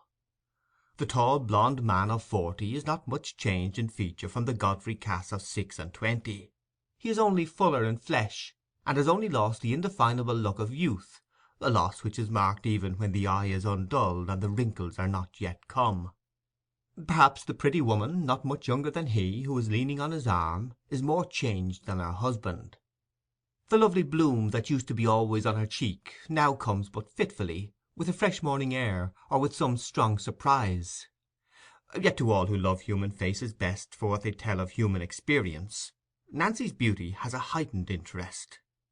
Often the soul is ripened into fuller goodness while age has spread an ugly film, so that mere glances can never divine the preciousness of the fruit. But the years have not been so cruel to Nancy. The firm yet placid mouth, the clear voracious glance of the brown eyes, speak now of a nature that has been tested and has kept its highest qualities, and even the costume, with its dainty neatness and purity, has more significance now the coquetries of youth have nothing to do with it. Mr. and Mrs. Godfrey Cass, any higher title has died away from Raveloe lips, since the old squire was gathered to his fathers and his inheritance was divided, have turned round to look for the tall aged man and the plainly dressed woman who are a little behind, Nancy having observed that they must wait for father and Priscilla, and now they all turn into a narrower path leading across the churchyard, into a small gate opposite the Red House. We will not follow them now, for may there not be some others in this departing congregation whom we should like to see again, some of those who are not likely to be handsomely clad, and whom we may not recognise so easily as the master and mistress of the Red House. But it is impossible to mistake Silas Marner. His large brown eyes seem to have gathered a longer vision, as is the way with eyes that have been short-sighted in early life, and they have a less vague, a more answering gaze. But in everything else one sees signs of a frame much enfeebled by the lapse of the 16 years. The weaver's bent shoulders and white hair give him almost the look of advanced age, though he is not more than 55, but there is the freshest blossom of youth close by his side, a blonde dimpled girl of 18, who has vainly tried to chastise her curly auburn hair into smoothness under her brown bonnet. The hair ripples as obstinately as a brooklet under the March breeze, and the little ringlets burst away from the restraining comb behind and show themselves below the bonnet crown. Eppie cannot help being rather vexed about her hair, for there is no other girl in Raveloe who has hair at all like it, and she thinks hair ought to be smooth. She does not like to be blameworthy even in small things. You see how neatly her prayer-book is folded in her spotted handkerchief. That good-looking young fellow in a new fustian suit who walks behind her is not quite sure upon the question of hair in the abstract when Eppie puts it to him, and thinks that perhaps straight hair is the best in general, but he doesn't want Eppie's hair to be different. She surely divines that there is some one behind her who is thinking about her very particularly, and mustering courage to come to her side as soon as they are out in the lane, else why should she look rather shy, and take care not to turn her head away from her father Silas, to whom she keeps murmuring little sentences as to who was at church and who was not at church, and how pretty the red mountain ash is over the rectory wall. "I wish we had a little garden, father, with double daisies in like Mrs. Winthrop's," said Eppie, when they were out in the lane. "Only they say it'd take a deal of digging and bringing fresh soil, and you couldn't do that, could you, father? Anyhow, I shouldn't like you to do it, for it'd be too hard work for you." "Yes, I could do it, child, if you want a bit of garden. These long evenings I could work at taking in a little bit o' the waste, just enough for a root or two of flowers for you. And again in the morning I could have a turn with the spade before I sat down to the loom. Why didn't you tell me before as you wanted a bit of garden?" "I can dig it for you, Master Marner," said the young man in fustian, who was now by Eppie's side, entering into the conversation without the trouble of formalities. "It'll be play to me after I've done my day's work, or any odd bits of time when the work's slack. And I'll bring some soil from Mr. Cass's garden. He'll let me, and willin'." Aaron, my lad, are you there?" said Silas. "I wasn't aware of you, for when Eppie's talking of things I can see nothing but what she's a-saying. Well, if you could help me with the digging, we might get her a bit of garden all the sooner." "Then, if you think well and good," said Aaron, "I'll come to the Stone Pits this afternoon, and we'll settle what's to be taken in, and I'll get up an hour earlier the morning and begin on it." "But not if you don't promise me not to work at the hard digging, father," said Eppie, "for I shouldn't have said anything about it," she added, half bashfully, half roguishly, "only Mrs. Winthrop said as Aaron 'ud be so good, and—" "And you might ha' known it without mother telling you," said Aaron. "And Master Marner knows too, I hope, as I'm able and willing to do a turn o' work for him, and he won't do me the unkindness to any ways take it out o' my hands." "There now, father, you won't work on it till it's all easy," said Eppie, "and you and me can mark out the beds, and make holes and plant roots.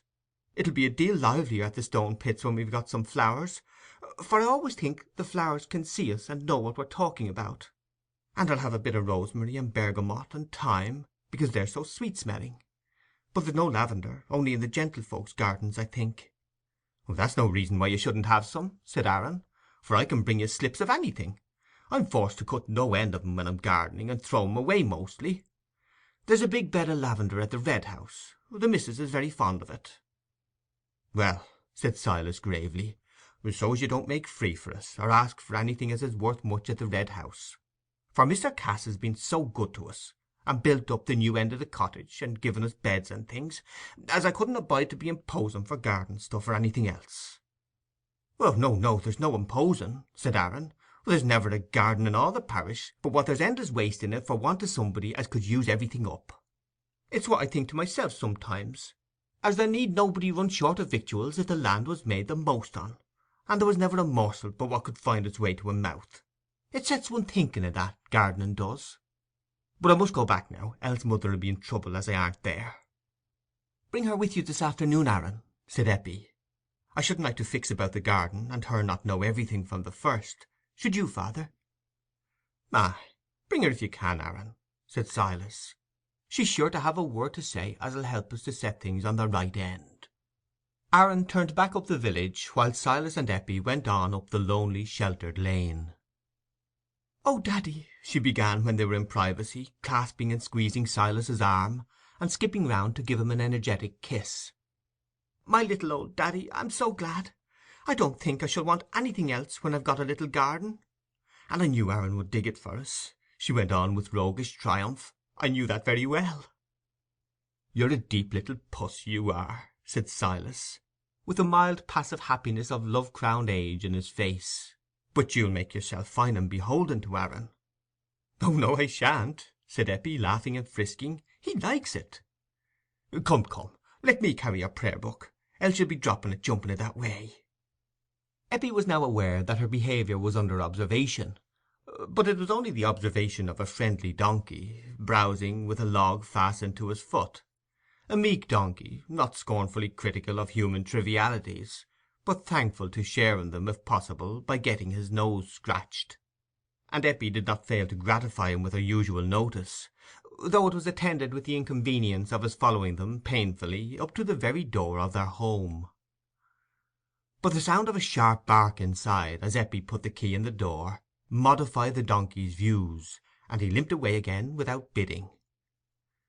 The sharp bark was the sign of an excited welcome that was awaiting them from a knowing brown terrier, who, after dancing at their legs in a hysterical manner, rushed with a worrying noise at a tortoise-shell kitten under the loom, and then rushed back with a sharp bark again, as much as to say, "I have done my duty by this feeble creature, you perceive," while the lady mother of the kitten sat sunning her white bosom in the window, and looked round with a sleepy air of expecting caresses, though she was not going to take any trouble for them. The presence of this happy animal life was not the only change which had come over the interior of the stone cottage. There was no bed now in the living room, and the small space was well filled with decent furniture, all bright and clean enough to satisfy Dolly Winthrop's eye. The oaken table and three-cornered oaken chair were hardly what was likely to be seen in so poor a cottage. They had come, with the beds and other things, from the Red House; for Mr. Godfrey Cass, as every one said in the village, did very kindly by the weaver, and it was nothing but right that a man should be looked on and helped by those who could afford it when he had brought up an orphan child, and had been father and mother to her, and had lost his money too, so as he had nothing but what he worked for week by week, and when the weaving was going down too, for there was less and less flax spun, and Master Marner was none so young. Nobody was jealous of the weaver, for he was regarded as an exceptional person, whose claims on neighbourly help were not to be matched in Raveloe.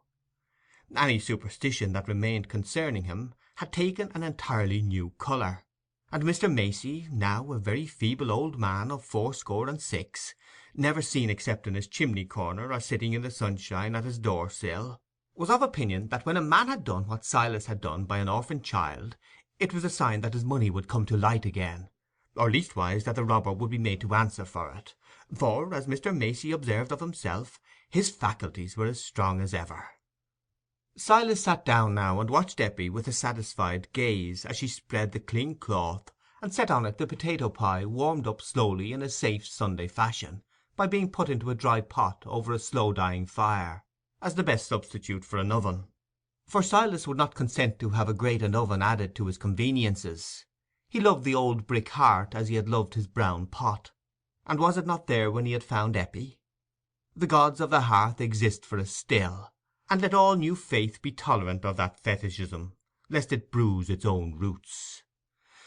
Silas ate his dinner more silently than usual, soon laying down his knife and fork, and watching half abstractedly Eppie's play with Snap and the cat, by which her own dining was made rather a lengthy business. Yet it was a sight that might well arrest wandering thoughts. Eppie, with the rippling radiance of her hair and the whiteness of her rounded chin and throat set off by the dark blue cotton gown, laughing merrily as the kitten held on with her 4 claws to one shoulder, like a design for a jug handle, while Snap on the right hand and Puss on the other put up their paws towards a morsel which she held out of reach of both, Snap occasionally desisting in order to remonstrate with the cat by a cogent worrying growl on the greediness and futility of her conduct, till Eppie relented, caressing them both, and divided the morsel between them. But at last Eppie, glancing at the clock, checked the play, and said, "Oh, Daddy, you're wanting to go into the sunshine to smoke your pipe. But I must clear away first, so as the house may be tidy when godmother comes. I'll make haste, I won't be long." Silas had taken to smoking a pipe daily during the last 2 years, having been urged to it by the sages of Raveloe as a practice good for the fits, and this advice was sanctioned by Dr. Kimble, on the ground that it was as well to try what could do no harm, a principle which was made to answer for a great deal of work in that gentleman's medical practice. Silas did not highly enjoy smoking, and often wondered how his neighbours could be so fond of it; but a humble sort of acquiescence in what was held to be good had become a strong habit of that new self which had been developed in him since he had found Eppie on his hearth. It had been the only clue his bewildered mind could hold by in cherishing this young life that had been sent to him out of the darkness into which his gold had departed.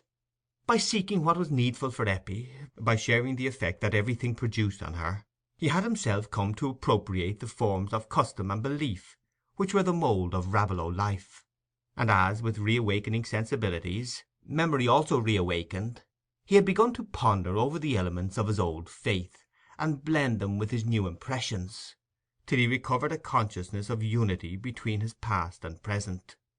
The sense of presiding goodness and the human trust which come with all pure peace and joy had given him a dim impression that there had been some error, some mistake, which had thrown that dark shadow over the days of his best years; and as it grew more and more easy to him to open his mind to Dolly Winthrop, he gradually communicated to her all he could describe of his early life. The communication was necessarily a slow and difficult process, for Silas's meagre power of explanation was not aided by any readiness of interpretation in Dolly, whose narrow outward experience gave her no key to strange customs, and made every novelty a source of wonder that arrested them at every step of the narrative. It was only by fragments, and at intervals which left Dolly time to resolve what she had heard till it acquired some familiarity to her, that Silas at last arrived at the climax of the sad story, the drawing of lots, and its false testimony concerning him. And this had to be repeated in several interviews, under new questions on her part as to the nature of this plan for detecting the guilty and clearing the innocent. "Man, yourn's the same Bible, you're sure o' that, Master Marner?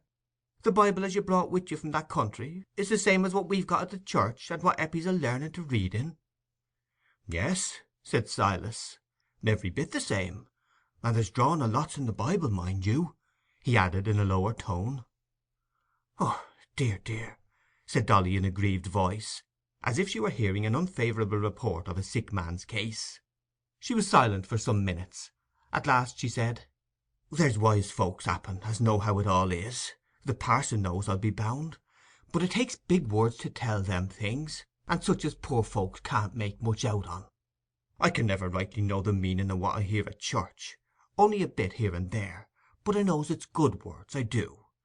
But what lies upon your mind, it's this, Master Marner, as if them above have done the right thing by you, they'd never ha' let you be turned out for a wicked thief when you was innocent." "Ah," said Silas, who had now come to understand Dolly's phraseology, "that was what fell on me like as if it had been a red-hot iron, because, you see, there was nobody as cared for me or clave to me above nor below, and him as I'd gone out and in with for 10 year and more, since we was lads and went halves, my own familiar friend in whom I trusted, had lifted up his heel again me and worked to ruin me.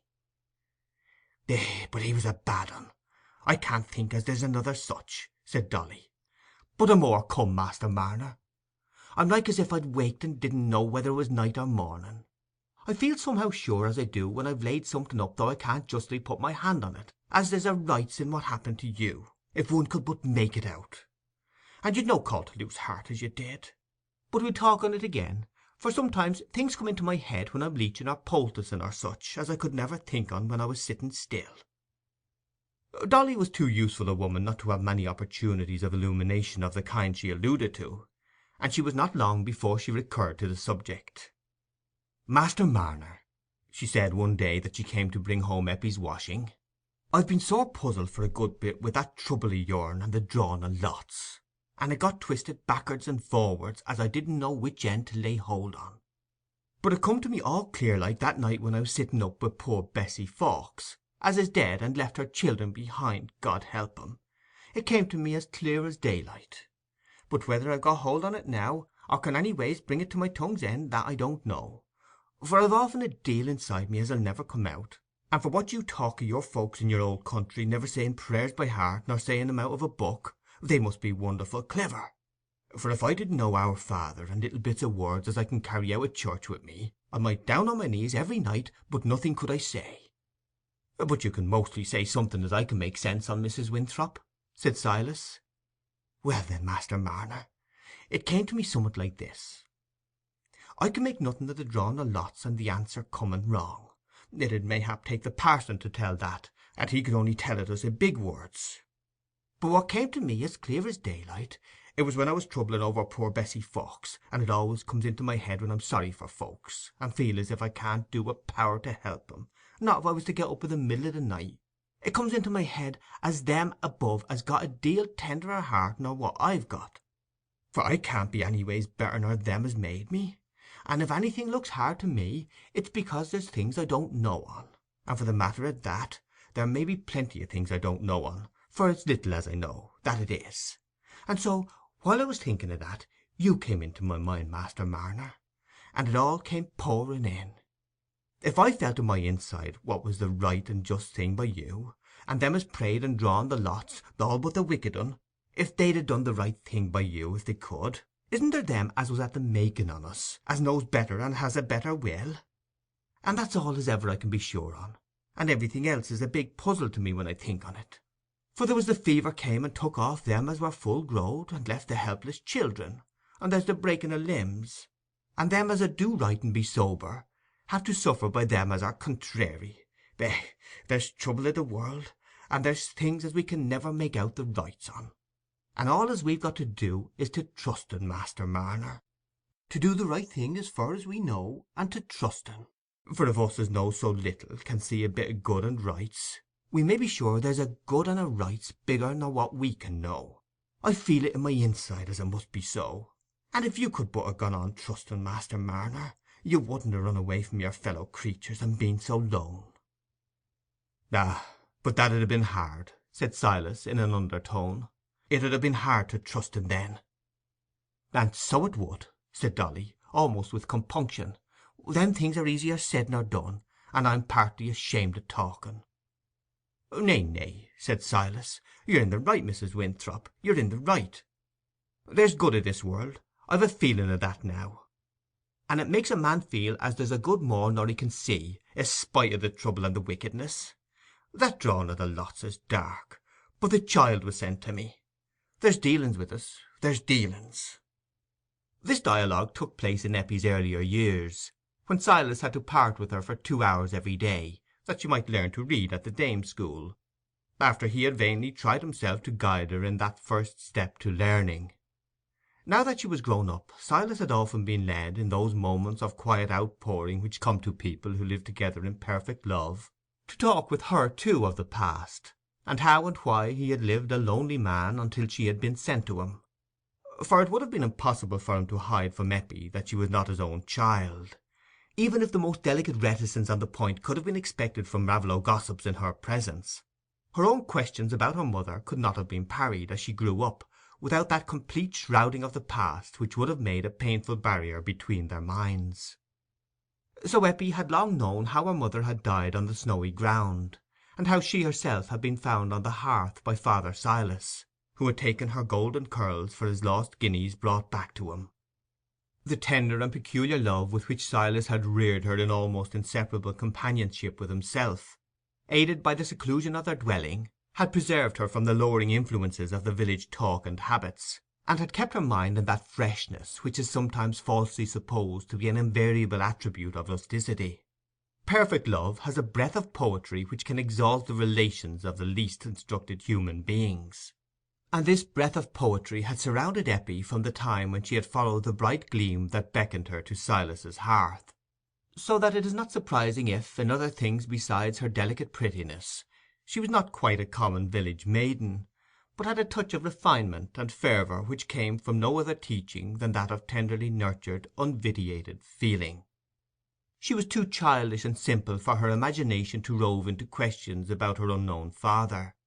For a long while it did not even occur to her that she must have a father, and the first time that the idea of her mother having had a husband presented itself to her was when Silas showed her the wedding ring which had been taken from the wasted finger, and had been carefully preserved by him in a little lacquered box shaped like a shoe.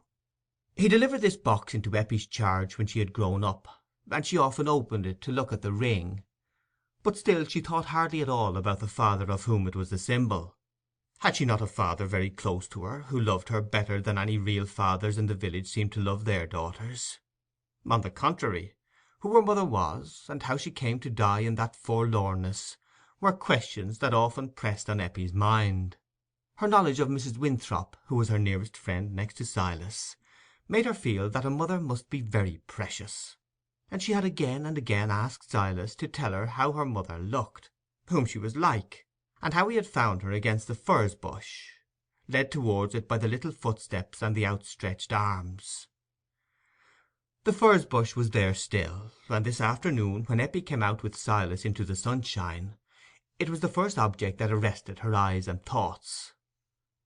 "Father," she said, in a tone of gentle gravity, which sometimes came like a sadder, slower cadence across her playfulness, "we shall take the furze bush into the garden.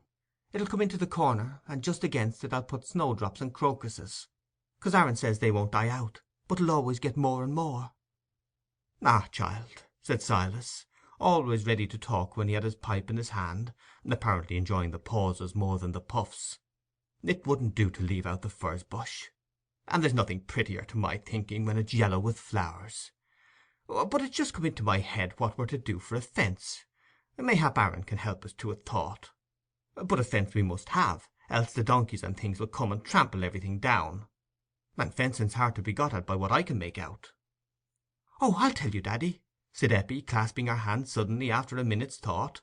"There's lots of loose stones about, some of 'em not big, and we might lay 'em atop one another and make a wall. You and me could carry the smallest, and Aaron 'ud carry the rest, I know he would." "Eh, my precious un," said Silas, "there isn't enough stones to go all round; and as for you carrying, why, with your little arms you couldn't carry a stone no bigger than a turnip. You're delicate made, my dear," he added, with a tender intonation. "That's what Mrs. Winthrop says." "Oh, I'm stronger than you think, Daddy," said Eppie. "And if there wasn't enough stones to go all round, why, they'll do part of the way, and then it'll be easier to get sticks and things for the rest. See here, round the big pit, what a many stones." She skipped forward to the pit, meaning to lift one of the stones and exhibit her strength, but she started back in surprise. "Oh, father, just come and look here," she exclaimed. "Come and see how the water's gone down since yesterday. Why, yesterday the pit was ever so full." "Well, to be sure," said Silas, coming to her side. "Why, that's the draining they've begun on since harvest, in Mr. Osgood's fields, I reckon. The foreman said to me the other day when I passed by him, 'Master Marner,' he said, 'I shouldn't wonder if we lay your bit of waste as dry as a bone.' It was Mr. Godfrey Cass, he said, had gone into the draining. He'd been taking the fields of Mr. Osgood." "How odd it'll be to have the old pit dried up," said Eppie, turning away, and stooping to lift rather a large stone. "See, Daddy, I can carry this quite well," she said, going along with much energy for a few steps, but presently letting it fall. "Ah, you're fine and strong, aren't you?" said Silas, while Eppie shook her aching arms and laughed. "Come, come, let us go and sit down on the bank against the stile here, and have no more lifting. You might hurt yourself, child. You'd need have somebody to work for you, and my arm isn't over strong."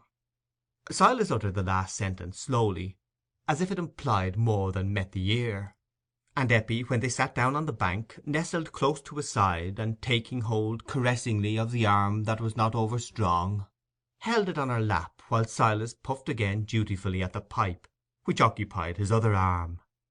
The ash in the hedgerow behind made a fretted screen from the sun, and threw happy playful shadows all about them.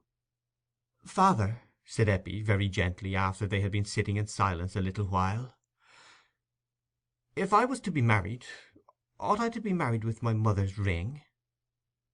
Silas gave an almost imperceptible start, though the question fell in with the undercurrent of thought in his own mind, and then said, in a subdued tone, "Why, Eppie, have you been a-thinking on it?" "Only this last week, father," said Eppie, ingenuously, "since Aaron talked to me about it." "And what did he say?" said Silas, still in the same subdued way, as if he were anxious lest he should fall into the slightest tone that was not for Eppie's good.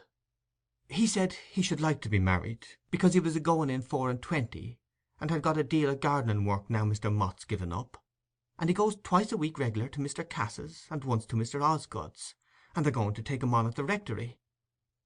"And who is it he's wanting to marry?" said Silas, with rather a sad smile. "Why, me, to be sure, daddy," said Eppie, with dimpling laughter, kissing her father's cheek. "As if he'd want to marry anybody else!" "And you mean to have him, do you?" said Silas. "Yes, some time," said Eppie. "I don't know when. Everybody's married some time, Aaron says. But I told him that wasn't true, for I said, look at father, he's never been married." "No, child," said Silas. "Your father was a lone man till you was sent to him." "But you'll never be lone again, father," said Eppie, tenderly. "That was what Aaron said. I could never think o' taking you away from Master Marner, Eppie. And I said, it 'ud be no use if you did, Aaron. And he wants us all to live together, so as you won't need to work a bit, father, only what's for your own pleasure, and he'd be as good as a son to you. That's what he said." "And should you like that, Eppie?" said Silas, looking at her. "I shouldn't mind it, father," said Eppie, quite simply. "And I should like things to be so as you needn't work much. But if it wasn't for that, I'd sooner things didn't change. I'm very happy. I like Aaron to be fond of me, and to come and see us often, and behave pretty to you. He always does behave pretty to you, doesn't he, father?" "Yes, child, nobody could behave better," said Silas, emphatically. "He's his mother's lad." "But I don't want any change," said Eppie. "I should like to go on a long, long while just as we are, only Aaron does want a change. And he made me cry a bit—only a bit, because he said I didn't care for him, for if I did care for him I should want us to be married as he did." "Eh, my blessed child," said Silas, laying down his pipe, as if it were useless to pretend to smoke any longer. "You're all young to be married. We'll ask Mrs. Winthrop. We'll ask Aaron's mother what she thinks. If there's a right thing to do, she'll come at it. But there's this to be thought on, Eppie: things will change, whether we like it or no. Things won't go on for a long while just as they are, and no difference. I shall get older and helplesser, and be a burden on you, belike, if I don't go away from you altogether. Oh, not as I mean you'd think me a burden, I know you wouldn't, but it'd be hard upon you.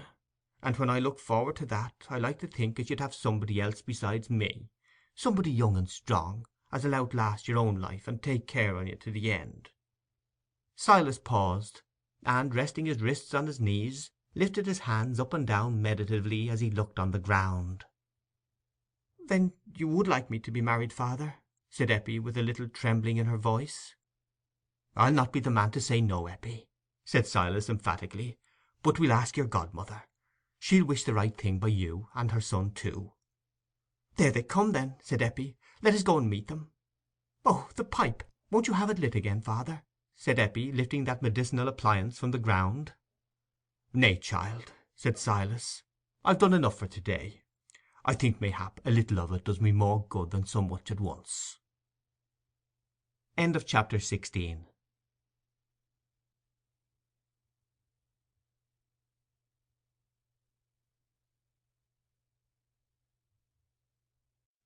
Chapter 17 of Silas Marner, by George Eliot. While Silas and Eppie were seated on the bank discoursing in the fleckered shade of the ash-tree, Miss Priscilla Lammeter was resisting her sister's arguments, that it would be better to take tea at the Red House and let her father have a long nap than drive home to the Warrens so soon after dinner. The family party, of four only, were seated round the table in the dark wainscoted parlour, with a Sunday dessert before them of fresh filberts, apples, and pears, duly ornamented with leaves by Nancy's own hand before the bells had rung for church. A great change has come over the dark wainscoted parlour since we saw it in Godfrey's bachelor days, and under the wifeless reign of the old squire. Now all is polish on which no yesterday's dust is ever allowed to rest, from the yard's width of oaken boards round the carpet to the old squire's guns and whips and walking sticks ranged on the stag's antlers above the mantelpiece.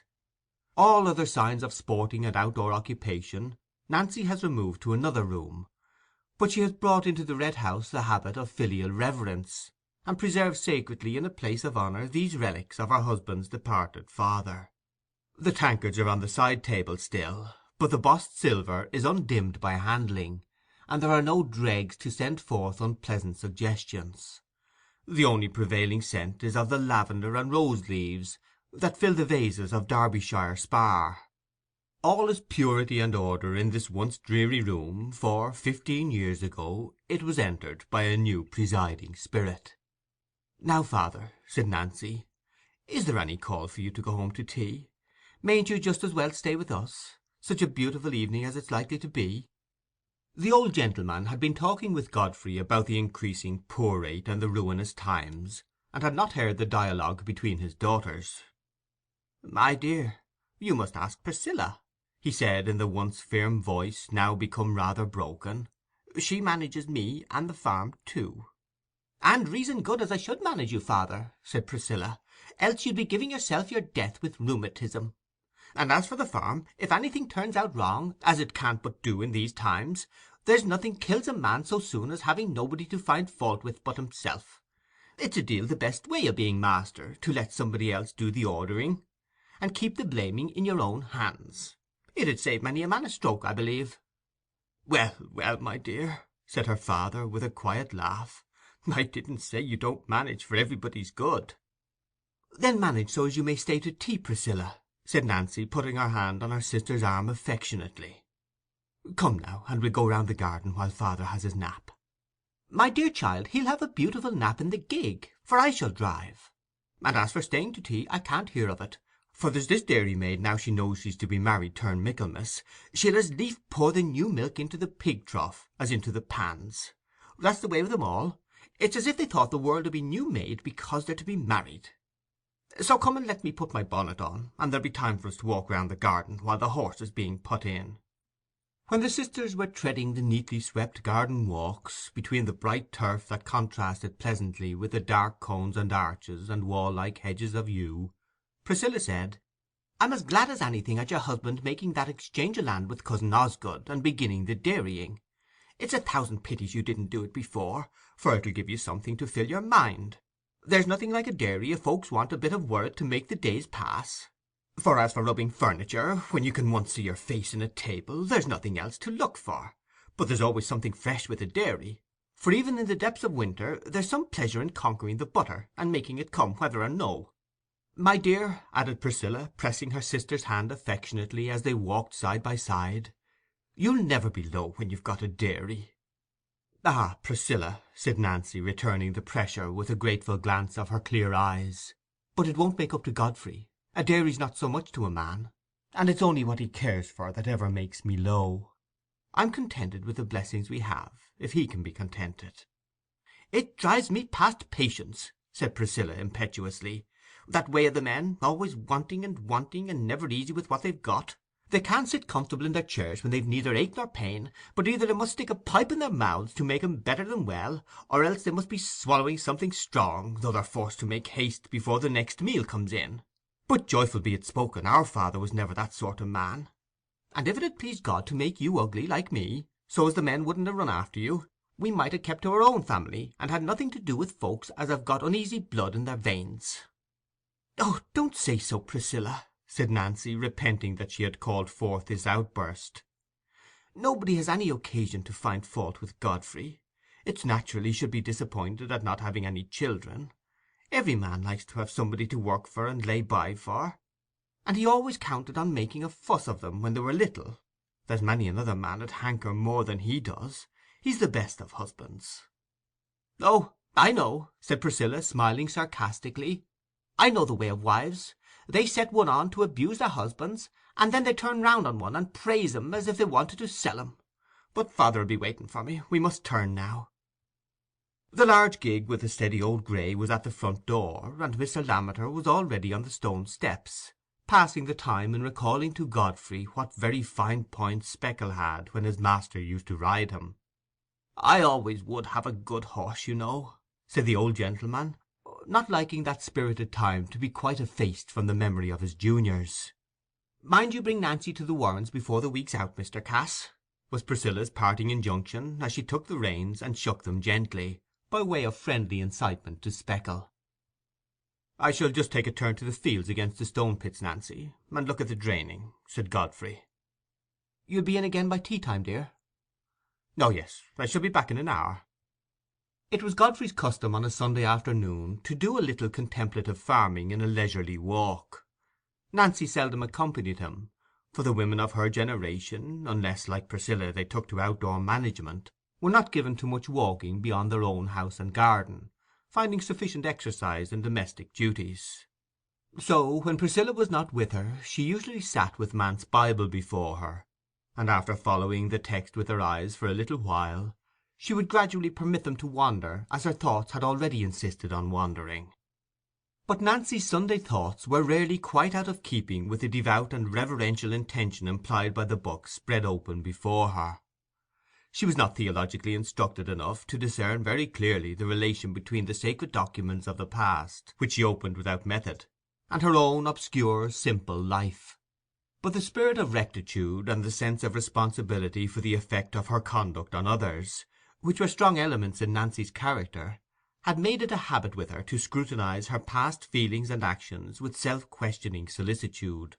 Her mind not being courted by a great variety of subjects, she filled the vacant moments by living inwardly, again and again, through all her remembered experience, especially through the 15 years of her married time, in which her life and its significance had been doubled.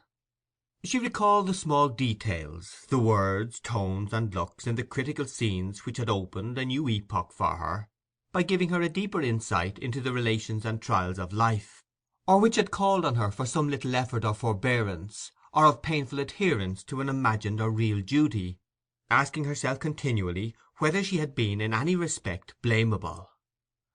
This excessive rumination and self-questioning is perhaps a morbid habit, inevitable to a mind of much moral sensibility when shut out from its due share of outward activity and of practical claims on its affections, inevitable to a noble-hearted, childless woman, when her lot is narrow.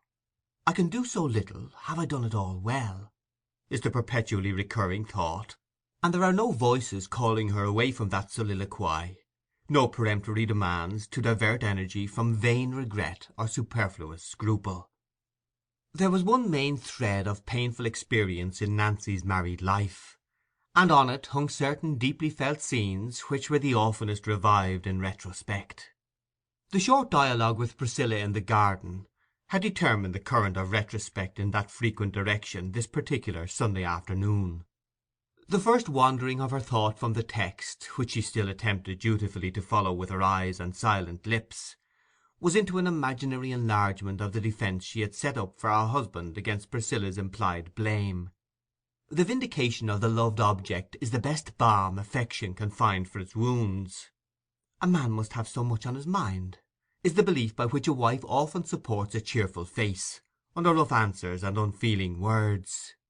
And Nancy's deepest wounds had all come from the perception that the absence of children from their hearth was dwelt on in her husband's mind as a privation to which he could not reconcile himself. Yet sweet Nancy might have been expected to feel still more keenly the denial of a blessing to which she had looked forward with all the varied expectations and preparations, solemn and prettily trivial, which fill the mind of a loving woman when she expects to become a mother. Was there not a drawer filled with the neat work of her own hands, all unworn and untouched, just as she had arranged it there 14 years ago, just but for one little dress which had been made the burial dress? But under this immediate personal trial, Nancy was so firmly unmurmuring, that years ago she had suddenly renounced the habit of visiting this drawer, lest she should in this way be cherishing a longing for what was not given. Perhaps it was this very severity towards any indulgence of what she held to be sinful regret in herself that made her shrink from applying her own standards to her husband.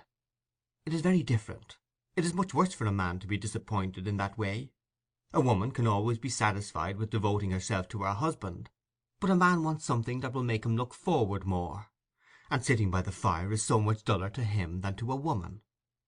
And always, when Nancy reached this point in her meditations, trying with premeditated sympathy to see everything as Godfrey saw it, there came a renewal of self-questioning. Had she done everything in her power to lighten Godfrey's privation? Had she really been right in the resistance which had cost her so much pain 6 years ago, and again 4 years ago, the resistance to her husband's wish that they should adopt a child? Adoption was more remote from the ideas and habits of that time than of her own. Still, Nancy had her opinion on it. It was as necessary for her mind to have an opinion on all topics, not exclusively masculine, that had come under her notice, as for her to have a precisely marked place for every article of her personal property; and her opinions were always principles to be unwaveringly acted on. They were firm, not because of their basis, but because she held them with a tenacity inseparable from her mental action. On all the duties and proprieties of life, from filial behaviour to the arrangements of the evening toilet, pretty Nancy Lammeter, by the time she was 23, had her unalterable little code, and had formed every one of her habits in strict accordance with that code. She carried these decided judgments within her in the most unobtrusive way. They rooted themselves in her mind, and grew there as quietly as grass. Years ago, we know, she insisted on dressing like Priscilla, because it was right for sisters to dress alike, and because she would do what was right if she wore a gown dyed with cheese-colouring. That was a trivial but typical instance of the mode in which Nancy's life was regulated. It was one of those rigid principles, and no petty egoistic feeling, which had been the ground of Nancy's difficult resistance to her husband's wish. To adopt a child, because children of your own had been denied to you, was to try and choose your lot in spite of Providence. The adopted child, she was convinced, would never turn out well, and would be a curse to those who had wilfully and rebelliously sought what it was clear that, for some high reason, they were better without. When you saw a thing was not meant to be, said Nancy, it was a bounden duty to leave off so much as wishing for it. And so far, perhaps, the wisest of men could scarcely make more than a verbal improvement in her principle. But the conditions under which she held it apparent that a thing was not meant to be depended on a more peculiar mode of thinking. She would have given up making a purchase at a particular place if, on 3 successive times, rain or some other cause of heaven's sending had formed an obstacle, and she would have anticipated a broken limb or other heavy misfortune to any one who persisted in spite of such indications. "But why should you think the child would turn out ill?" said Godfrey in his remonstrances. "She has thriven as well as child can do with the weaver, and he adopted her. There isn't such a pretty little girl anywhere else in the parish, or one fitter for the station we could give her. Where can be the likelihood of her being a curse to anybody?" "Yes, my dear Godfrey," said Nancy, who was sitting with her hands tightly clasped together, and with yearning, regretful affection in her eyes.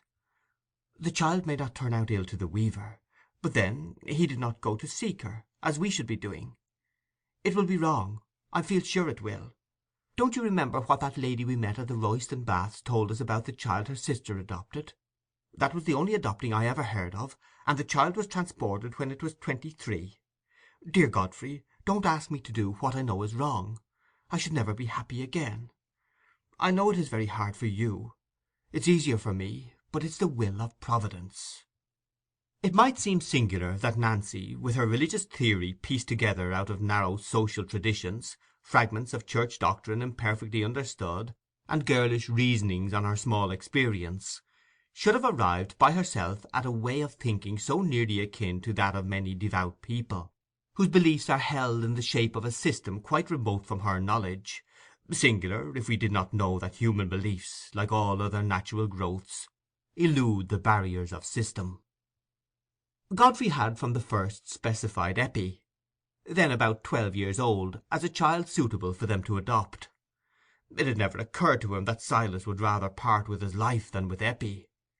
Surely the weaver would wish the best to the child he had taken so much trouble with, and would be glad that such good fortune should happen to her. She would always be very grateful to him, and he would be well provided for to the end of his life, provided for as the excellent part he had done by the child deserved. Was it not an appropriate thing for people in a higher station to take a charge off the hands of a man in a lower? It seemed an eminently appropriate thing to Godfrey, for reasons that are known only to himself. And by a common fallacy he imagined the measure would be easy because he had private motives for desiring it. This was rather a coarse mode of estimating Silas's relation to Eppie, but we must remember that many of the impressions which Godfrey was likely to gather concerning the labouring people around him would favour the idea that deep affections can hardly go along with callous palms and scant means, and he had not had the opportunity, even if he had had the power, of entering immediately into all that was exceptional in the weaver's experience. It was only the want of adequate knowledge that could have made it possible for Godfrey deliberately to entertain an unfeeling project. His natural kindness had outlived the blighting time of cruel wishes, and Nancy's praise of him as a husband was not founded entirely on a wilful illusion. "I was right," she said to herself, when she had recalled all their scenes of discussion. "I feel I was right to say him nay, though it hurt me more than anything. But how good Godfrey has been about it! Many men would have been very angry with me for standing out against their wishes, and they might have thrown out that they'd had ill luck in marrying me. But Godfrey has never been the man to say an unkind word. It's only what he can't hide. Everything seems so blank to him, I know. And the land, what a difference it'd make to him, when he goes to see after things, if he'd children growing up that he was doing it all for. But I won't murmur. And perhaps if he'd married a woman who'd have had children, she'd have vexed him in some other ways." This possibility was Nancy's chief comfort, and to give it greater strength she laboured to make it impossible that any other wife should have had more perfect tenderness. She had been forced to vex him by that one denial. Godfrey was not insensible to her loving effort, and did Nancy no injustice as to the motives of her obstinacy. It was impossible to have lived with her 15 years and not be aware that an unselfish clinging to the right, and a sincerity clear as the flower-born dew, were her main characteristics. Indeed, Godfrey felt this so strongly that his own more wavering nature, too averse to facing difficulty to be unvaryingly simple and truthful, was kept in a certain awe of this gentle wife who watched his looks with a yearning to obey them. It seemed to him impossible that he should ever confess to her the truth about Eppie. She would never recover from the repulsion the story of his earlier marriage would create, told to her now after that long concealment. And the child, too, he thought, must become an object of repulsion. The very sight of her would be painful. The shock to Nancy's mingled pride and ignorance of the world's evil might even be too much for her delicate frame.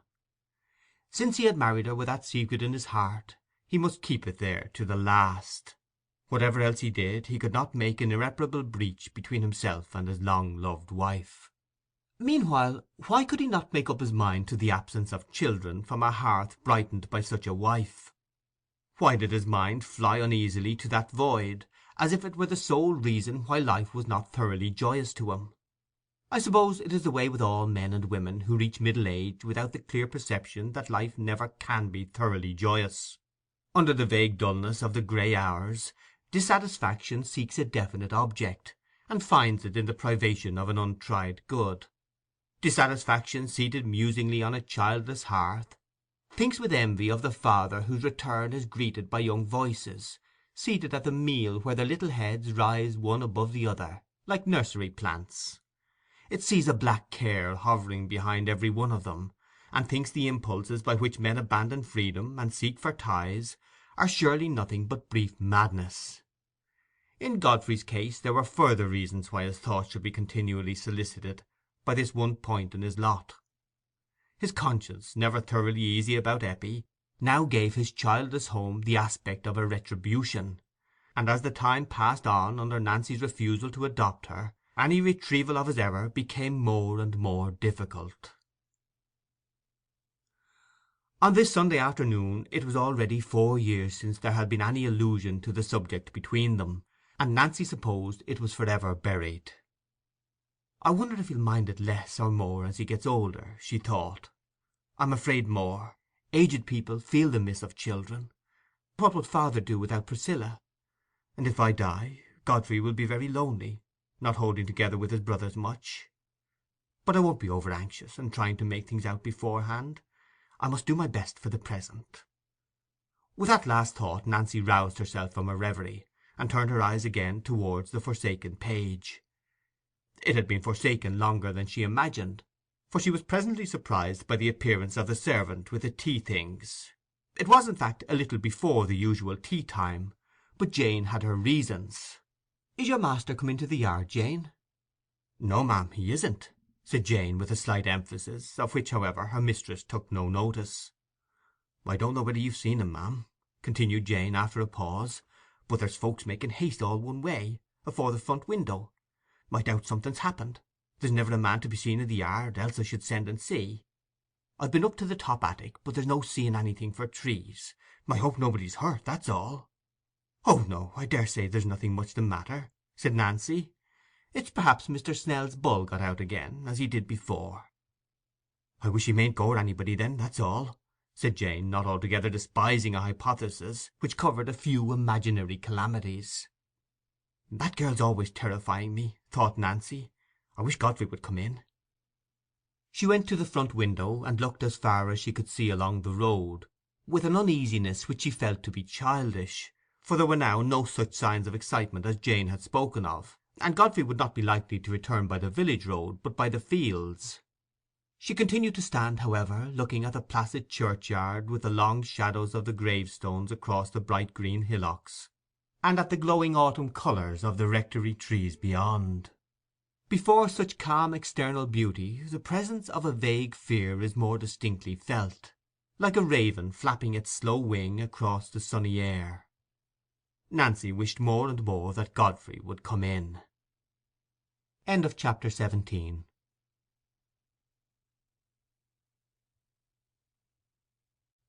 Chapter 18 of Silas Marner, by George Eliot. Someone opened the door at the other end of the room, and Nancy felt that it was her husband.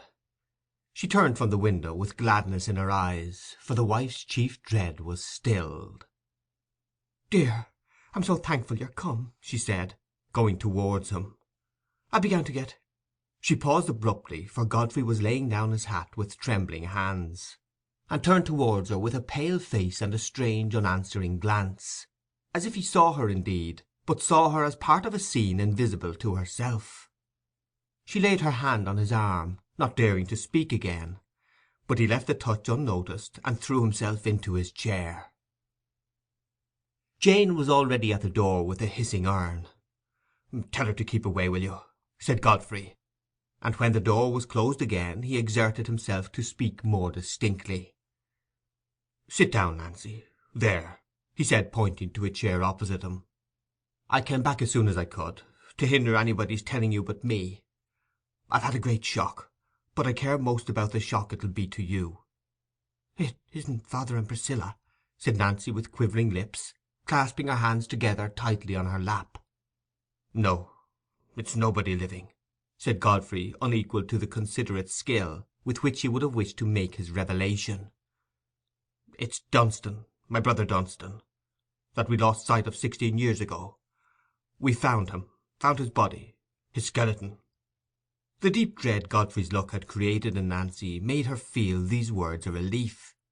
She sat in comparative calmness to hear what else he had to tell. He went on. "The stone pit has gone dry suddenly from the draining, I suppose, and there he has lain for 16 years, wedged between two great stones.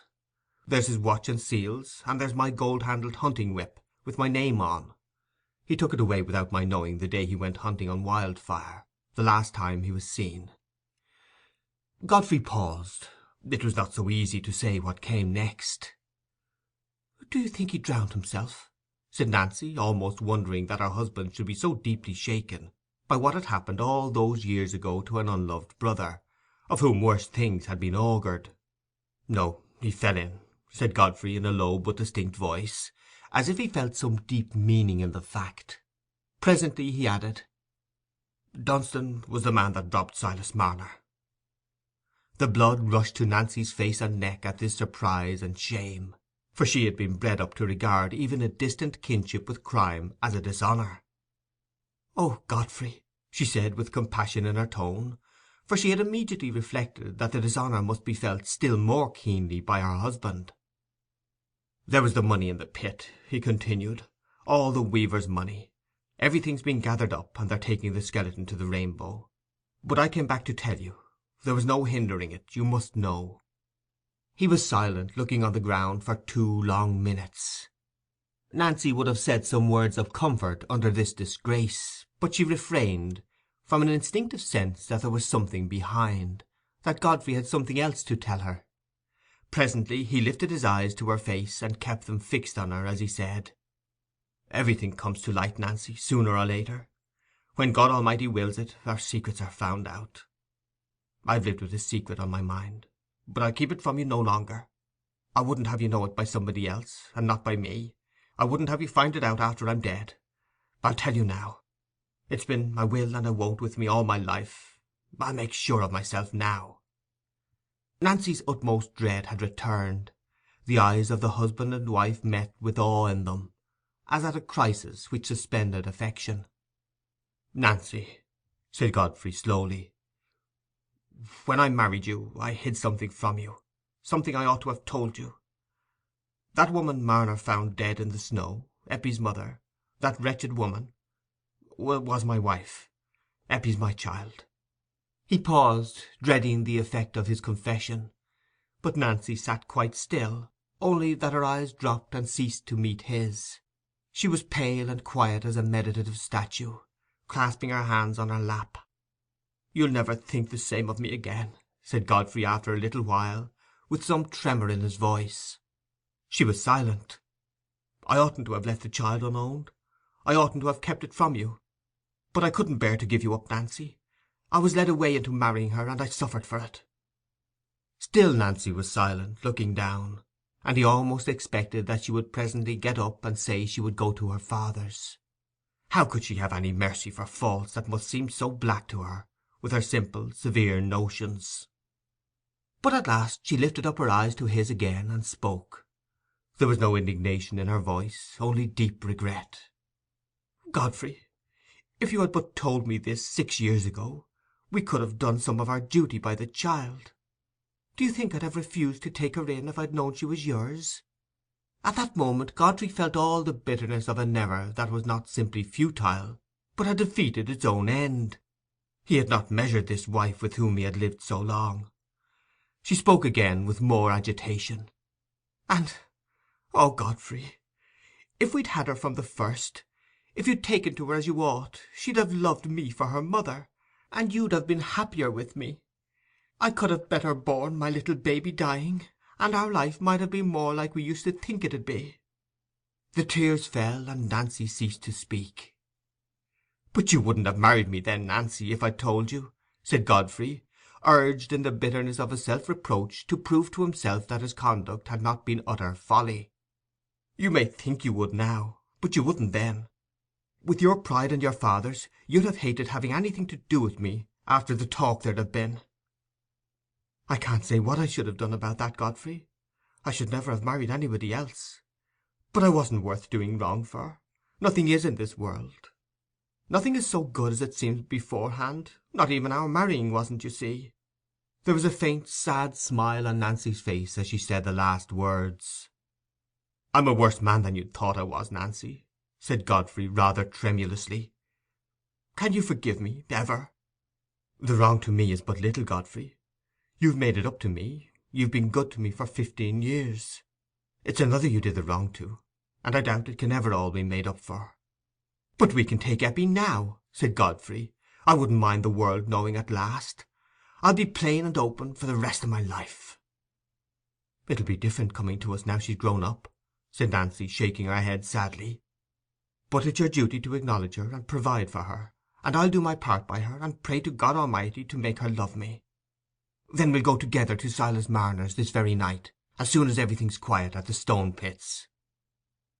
End of chapter 18.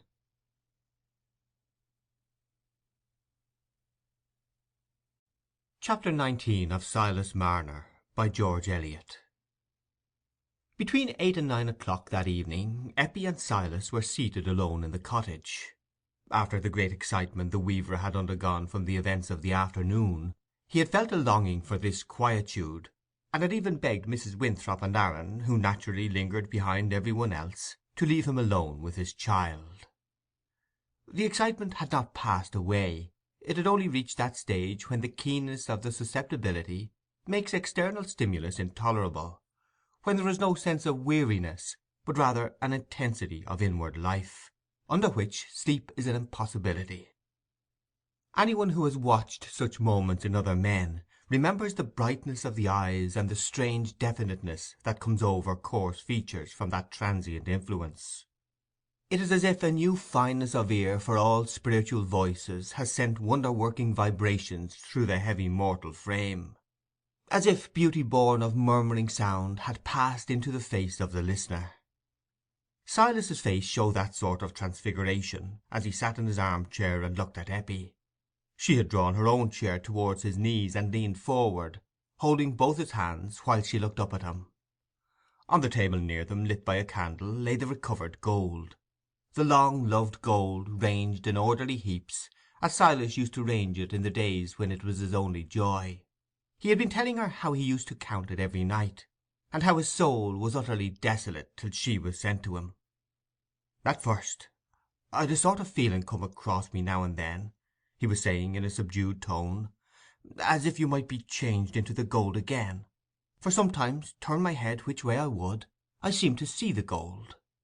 And I thought I should be glad if I could feel it and find it was come back, but that didn't last long. After a bit I should have thought it was a curse come again if it had drove you from me, for I'd got to feel the need o' your looks and your voice and the touch o' your little fingers. You didn't know then, Eppie, when you were such a little un, you didn't know what your old father Silas felt for you." "But I know now, father," said Eppie.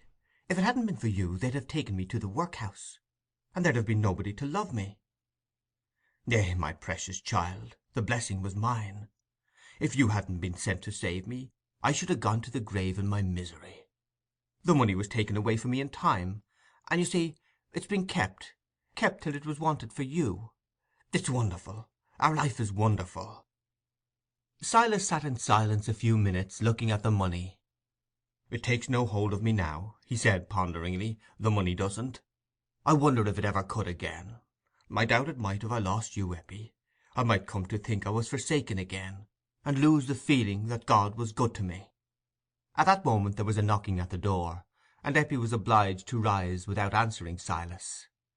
Beautiful she looked, with the tenderness of gathering tears in her eyes, and a slight flush on her cheeks as she stepped to open the door. The flush deepened when she saw Mr. and Mrs. Godfrey Cass. She made her little rustic curtsy, and held the door wide for them to enter.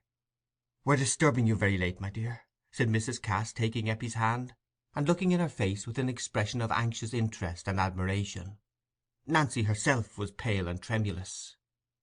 Eppie, after placing chairs for Mr. and Mrs. Cass, went to stand against Silas, opposite to them. "Well, Marner," said Godfrey, trying to speak with perfect firmness, "it's a great comfort to me to see you with your money again that you've been deprived of so many years. It was one of my family did you the wrong, the more grief to me, and I feel bound to make up to you for it in every way. Whatever I can do for you will be nothing but repaying a debt, even if I look no further than the robbery. But there are other things I'm shall be beholden to you for, Marner." Godfrey checked himself. It had been agreed between him and his wife that the subject of his fatherhood should be approached very carefully, and that, if possible, the disclosure should be reserved for the future, so that it might be made to Eppie gradually. Nancy had urged this because she felt strongly the painful light in which Eppie must inevitably see the relation between her father and mother. Silas, always ill at ease when he was being spoken to by betters, such as Mr. Cass, tall, powerful, florid men, seen chiefly on horseback, answered with some constraint. "Sir, I've a deal to thank you for already. As for the robbery, I count it no loss to me. And if I did, you couldn't help it. You aren't answerable for it. You may look at it in that way, Marner, but I never can, and I hope you'll let me act according to my own feeling of what's just. I know you're easily contented. You've been a hard-working man all your life." "Yes, sir, yes," said Marner meditatively. "I should have been bad off without my work. It was what I held by when everything else was gone from me." "Ah," said Godfrey, applying Marner's words simply to his bodily wants, "it was a good trade to you in this country, because there's been a great deal of linen weaving to be done. But you're getting rather past such close work, Marner. It's time you laid by and had some rest. You look a good deal pulled down, though you're not an old man, are you?" "55, as near as I can say, sir," said Silas. "Oh, why, you may live 30 years longer. Look at old Macey. And that money on the table, after all, is but little. It won't go far either way, whether it's put out to interest, or you were to live on it as long as it would last. It wouldn't go far if you'd nobody to keep but yourself, and you've had two to keep for a good many years now.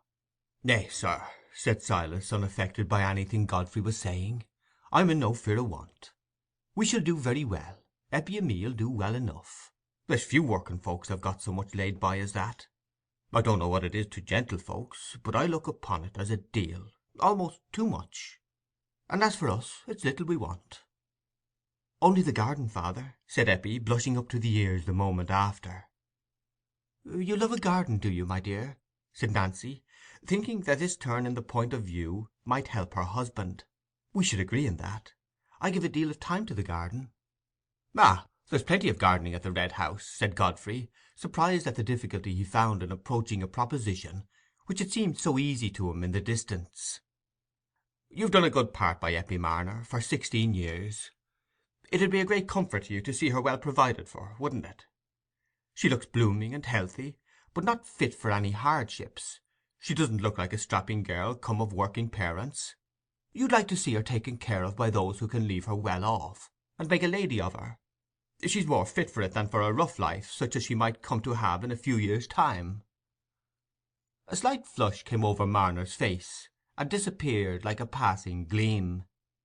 Eppie was simply wondering Mr. Cass should talk so about things that seemed to have nothing to do with reality, but Silas was hurt and uneasy.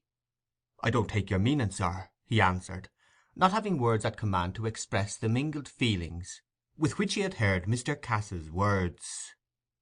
"Well, my meaning is this, Marner," said Godfrey, determined to come to the point. "Mrs. Cass and I, you know, have no children, nobody to benefit by our good home and everything else we have, more than enough for ourselves. And we should like to have somebody in the place of a daughter to us.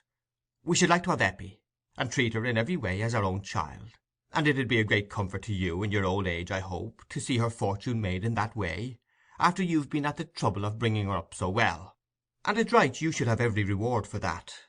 And Eppie, I'm sure, will always love you and be grateful to you. She'd come and see you very often, and we should be all on the look-out to do everything we could towards making you comfortable." A plain man like Godfrey Cass, speaking under some embarrassment, necessarily blunders on words that are coarser than his intentions, and that are likely to fall gratingly on susceptible feelings. While he had been speaking, Eppie had quietly passed her arm behind Silas's head, and let her hand rest against it caressingly. She felt him trembling violently. He was silent for some moments when Mr. Cass had ended, powerless under the conflict of emotions all alike painful. Eppie's heart was swelling at the sense that her father was in distress, and she was just going to lean down and speak to him, when one struggling dread at last gained the mastery over every other in Silas, and he said faintly, "Eppie, my child, speak. I won't stand in your way. Thank Mr. and Mrs. Cass." Eppie took her hand from her father's head, and came forward a step. Her cheeks were flushed, but not with shyness this time. The sense that her father was in doubt and suffering banished that sort of self-consciousness. She dropped a low curtsy, first to Mrs. Cass and then to Mr. Cass, and said, "Thank you, ma'am. Thank you, sir. But I can't leave my father, nor own anybody nearer than him, and I don't want to be a lady, thank you, all the same." Here Eppie dropped another curtsy. "I couldn't give up the folks I've been used to." Eppie's lips began to tremble a little at the last words. She retreated to her father's chair again, and held him round the neck, while Silas, with a subdued sob, put up his hand to grasp hers. The tears were in Nancy's eyes, but her sympathy with Eppie was, naturally, divided with distress on her husband's account. She dared not speak, wondering what was going on in her husband's mind. Godfrey felt an irritation inevitable to almost all of us when we encounter an unexpected obstacle. He had been full of his own penitence and resolution to retrieve his error as far as the time was left to him.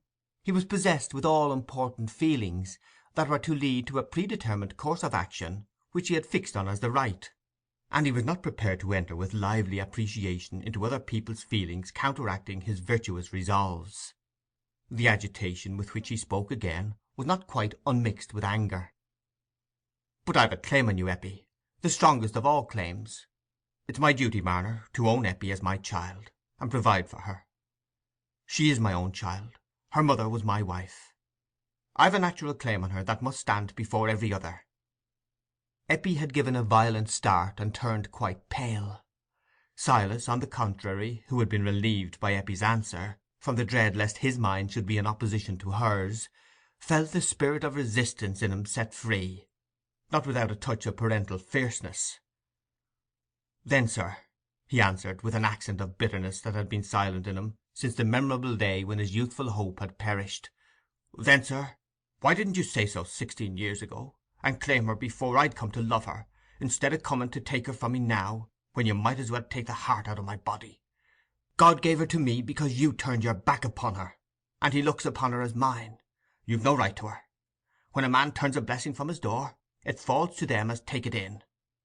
"I know that, Marner. I was wrong, and I've repented of my conduct in that matter," said Godfrey, who could not help feeling the edge of Silas's words.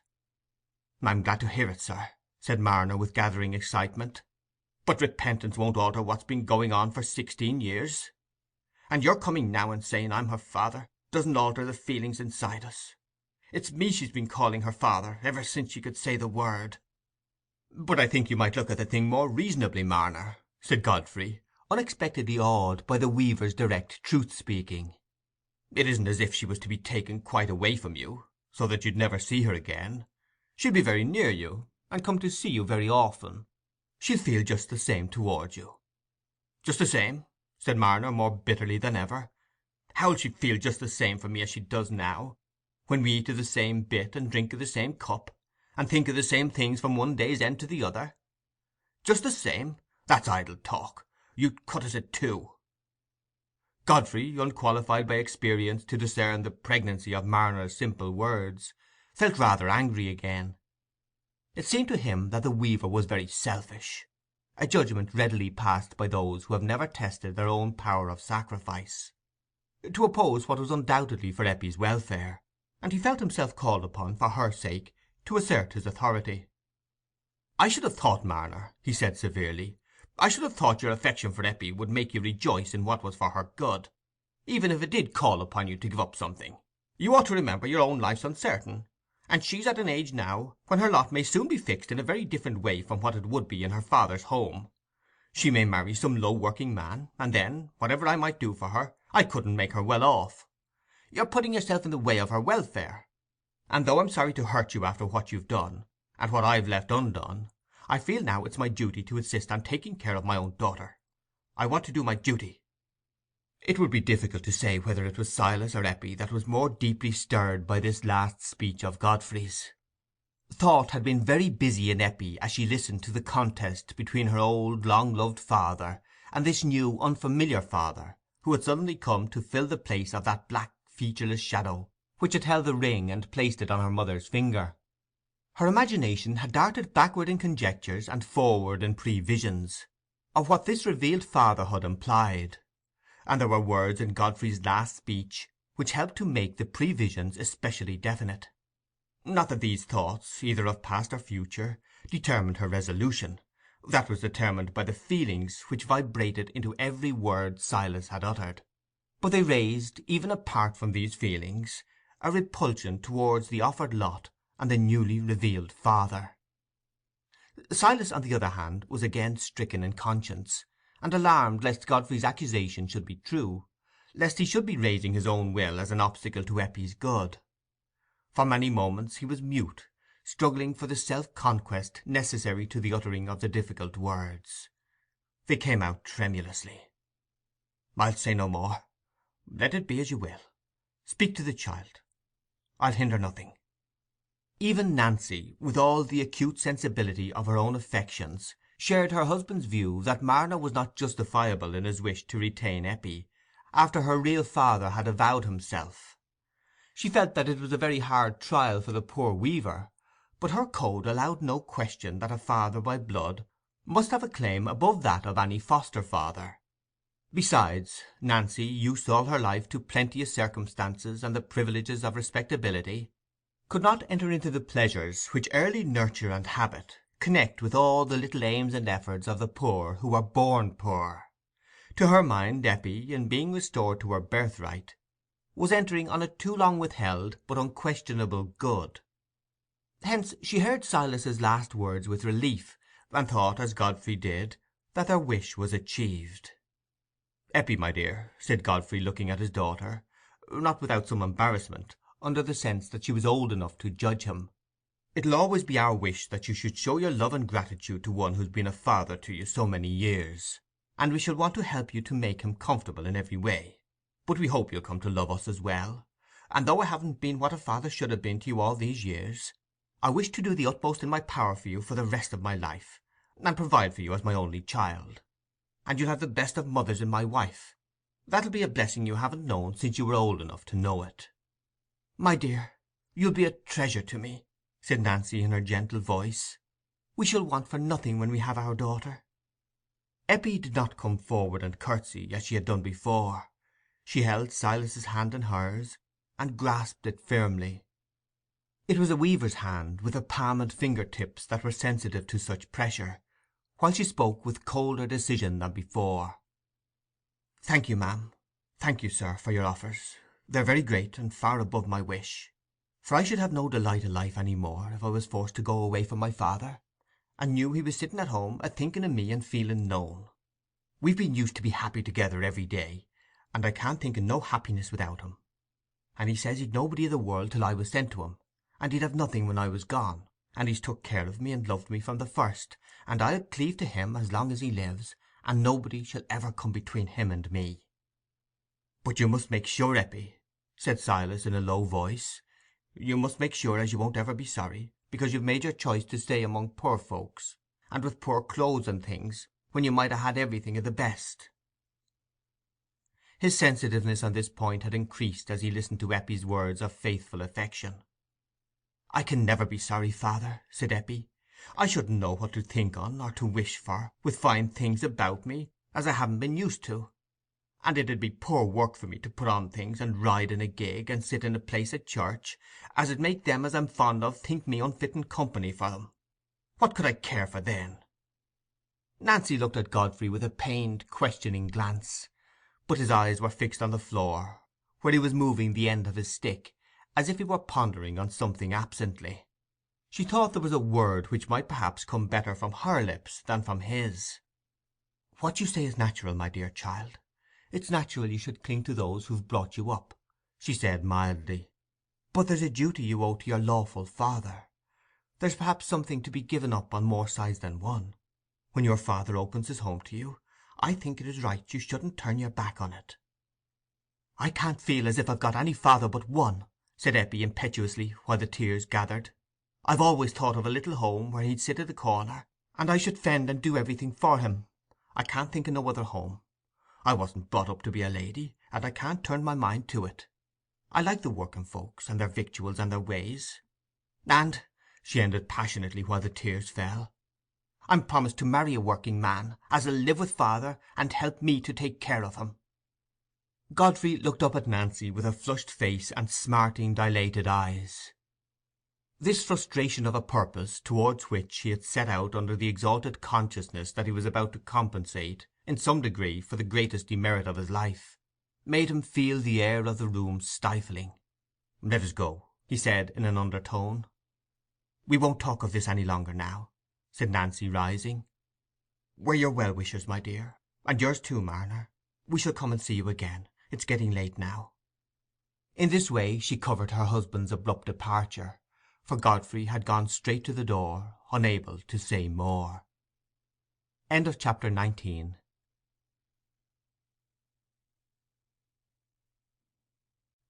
Chapter 20 of Silas Marner, by George Eliot. Nancy and Godfrey walked home under the starlight in silence. When they entered the oaken parlour, Godfrey threw himself into his chair, while Nancy laid down her bonnet and shawl, and stood on the hearth near her husband, unwilling to leave him even for a few minutes, and yet fearing to utter any word lest it might jar on his feeling.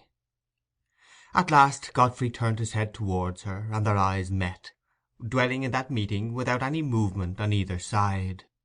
That quiet mutual gaze of a trusting husband and wife is like the first moment of rest or refuge from a great weariness or a great danger, not to be interfered with by speech or action which would distract the sensations from the fresh enjoyment of repose.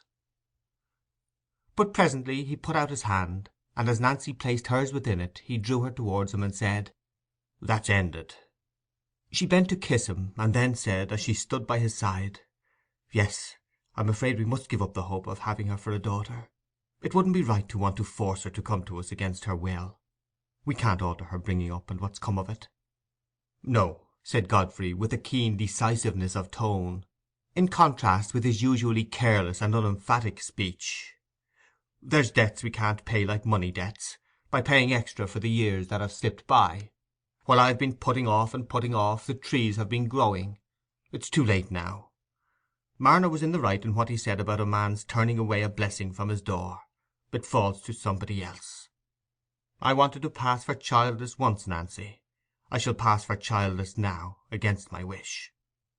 Nancy did not speak immediately, but after a little while she asked, "You won't make it known, then, about Eppie's being your daughter?" "No.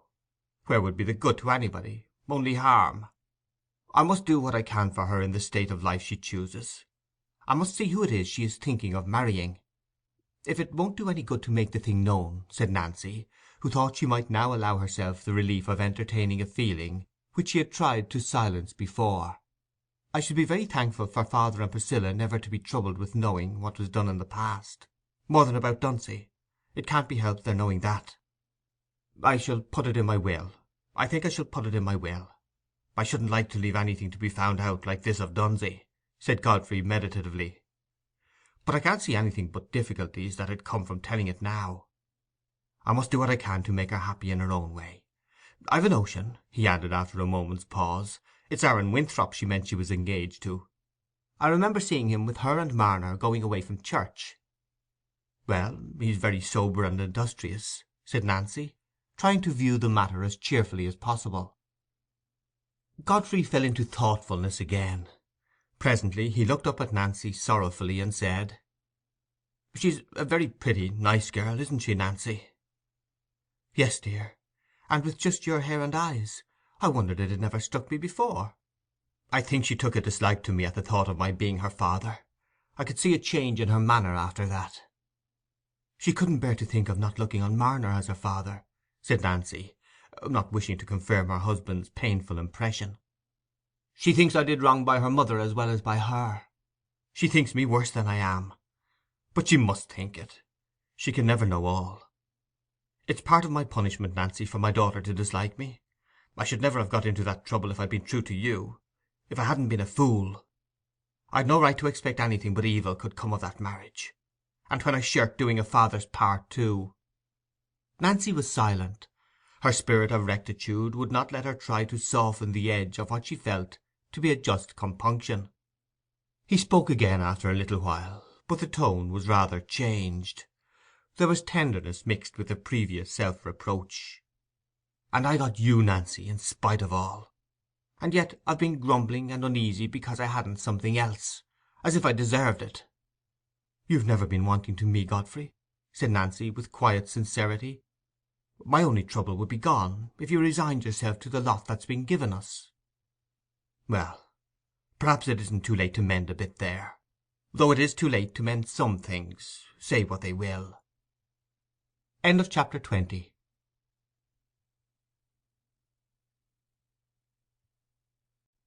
Chapter 21 of Silas Marner, by George Eliot. The next morning, while Silas and Eppie were seated at their breakfast, he said to her, "Eppie, there's a thing I have in my mind to do this 2 year, and now the money's been brought back to us, we can do it. I've been turning it over and over in the night, and I think we'll set out to-morrow, while the fine days last. We'll leave the house and everything for your godmother to take care on, and we'll make a little bundle of things and set out." "Where to go, Daddy?" said Eppie, in much surprise. "To my old country, to the town where I was born, up Lantern Yard. I want to see Mr. Paston, the minister. Something may ha' come out to make him know I was innocent of the robbery, and Mr. Paston was a man with a deal o' light. I want to speak to him about the drawing of the lots, and I should like to talk to him about the religion of this countryside, for I partly think he doesn't know on it." Eppie was very joyful, for there was the prospect not only of wonder and delight at seeing a strange country, but also of coming back to tell Aaron all about it. Aaron was so much wiser than she was about most things, it would be rather pleasant to have this little advantage over him.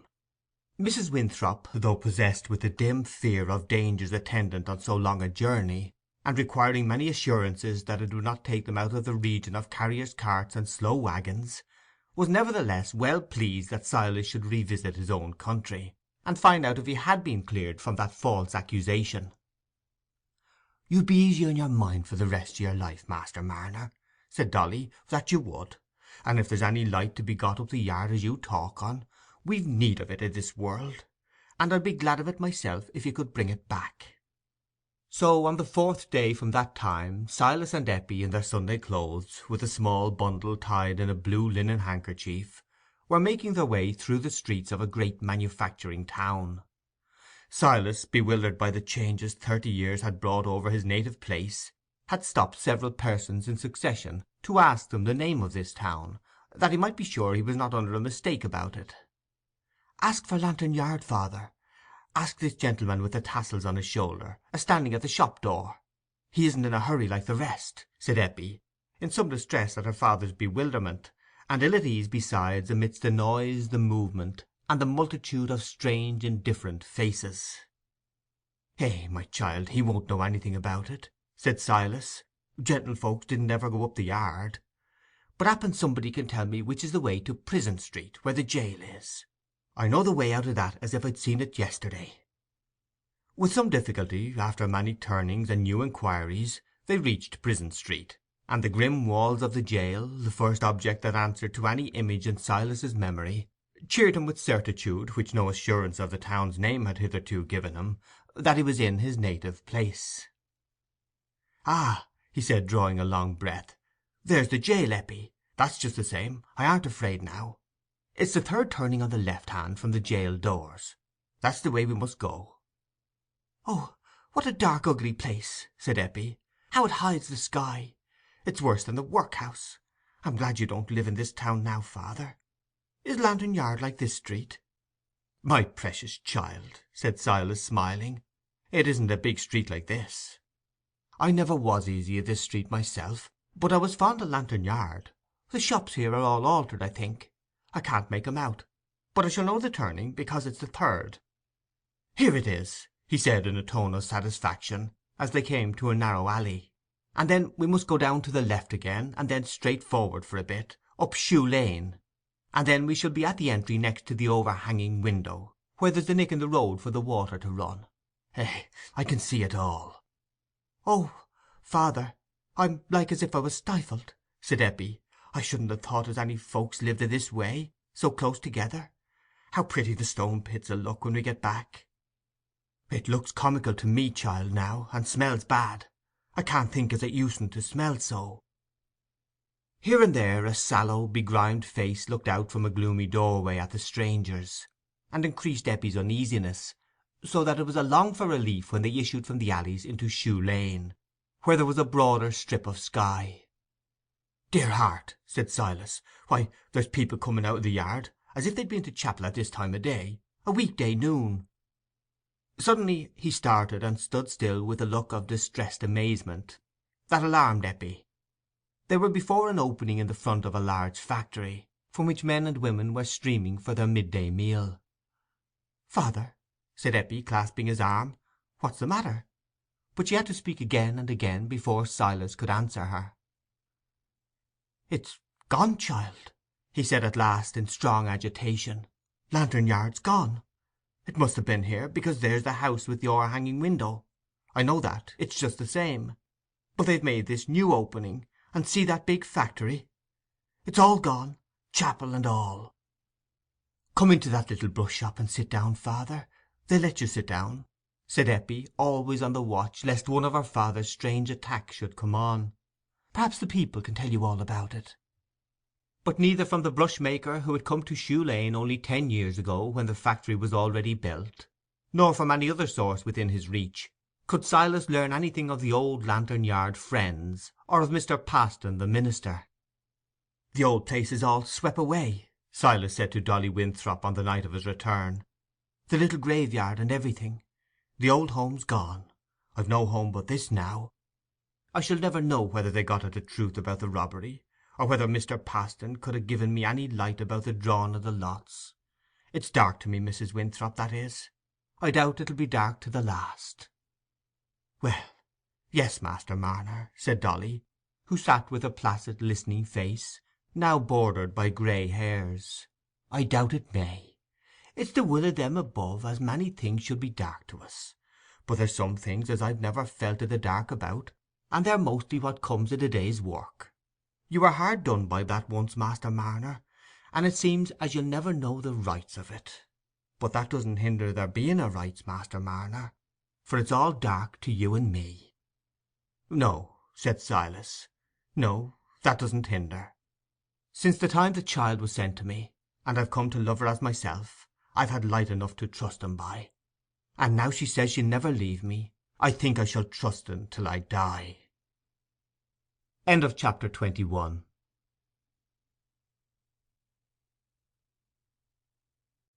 Conclusion of Silas Marner by George Eliot. There was one time of the year which was held in Raveloe to be especially suitable for a wedding. It was when the great lilacs and laburnums in the old-fashioned gardens showed their golden and purple wealth above the lichen-tinted walls, and when there were calves still young enough to want bucketfuls of fragrant milk. People were not so busy then as they must become when the full cheese-making and the mowing had set in, and besides, it was a time when a light bridal dress could be worn with comfort and seen to advantage. Happily the sunshine fell more warmly than usual on the lilac tufts the morning that Eppie was married, for her dress was a very light one. She had often thought, though with a feeling of renunciation, that the perfection of a wedding dress would be a white cotton, with the tiniest pink sprig at wide intervals, so that when Mrs. Godfrey Cass begged to provide one, and asked Eppie to choose what it should be, previous meditation had enabled her to give a decided answer at once. Seen at a little distance as she walked across the churchyard and down the village, she seemed to be attired in pure white, and her hair looked like a dash of gold on a lily. One hand was on her husband's arm, and with the other she clasped the hand of her father, Silas. "You won't be giving me away, father," she had said before they went to church. "You'll only be taking Aaron to be a son to you." Dolly Winthrop walked behind with her husband, and there ended the little bridal procession. There were many eyes to look at it, and Miss Priscilla Lammeter was glad that she and her father had happened to drive up to the door of the Red House just in time to see this pretty sight. They had come to keep Nancy company to-day, because Mr. Cass had had to go away to Litherley for special reasons. That seemed to be a pity, for otherwise he might have gone, as Mr. Crackenthorp and Mr. Osgood certainly would, to look on at the wedding feast which he had ordered at the Rainbow, naturally feeling a great interest in the weaver who had been wronged by one of his own family. "I could have wished Nancy had had the luck to find a child like that and bring her up," said Priscilla to her father, as they sat in the gig. "I should ha' had something young to think of then, besides the lambs and the calves." "Yes, my dear, yes," said Mr. Lammeter. "One feels that as one gets older. Things look dim to old folks.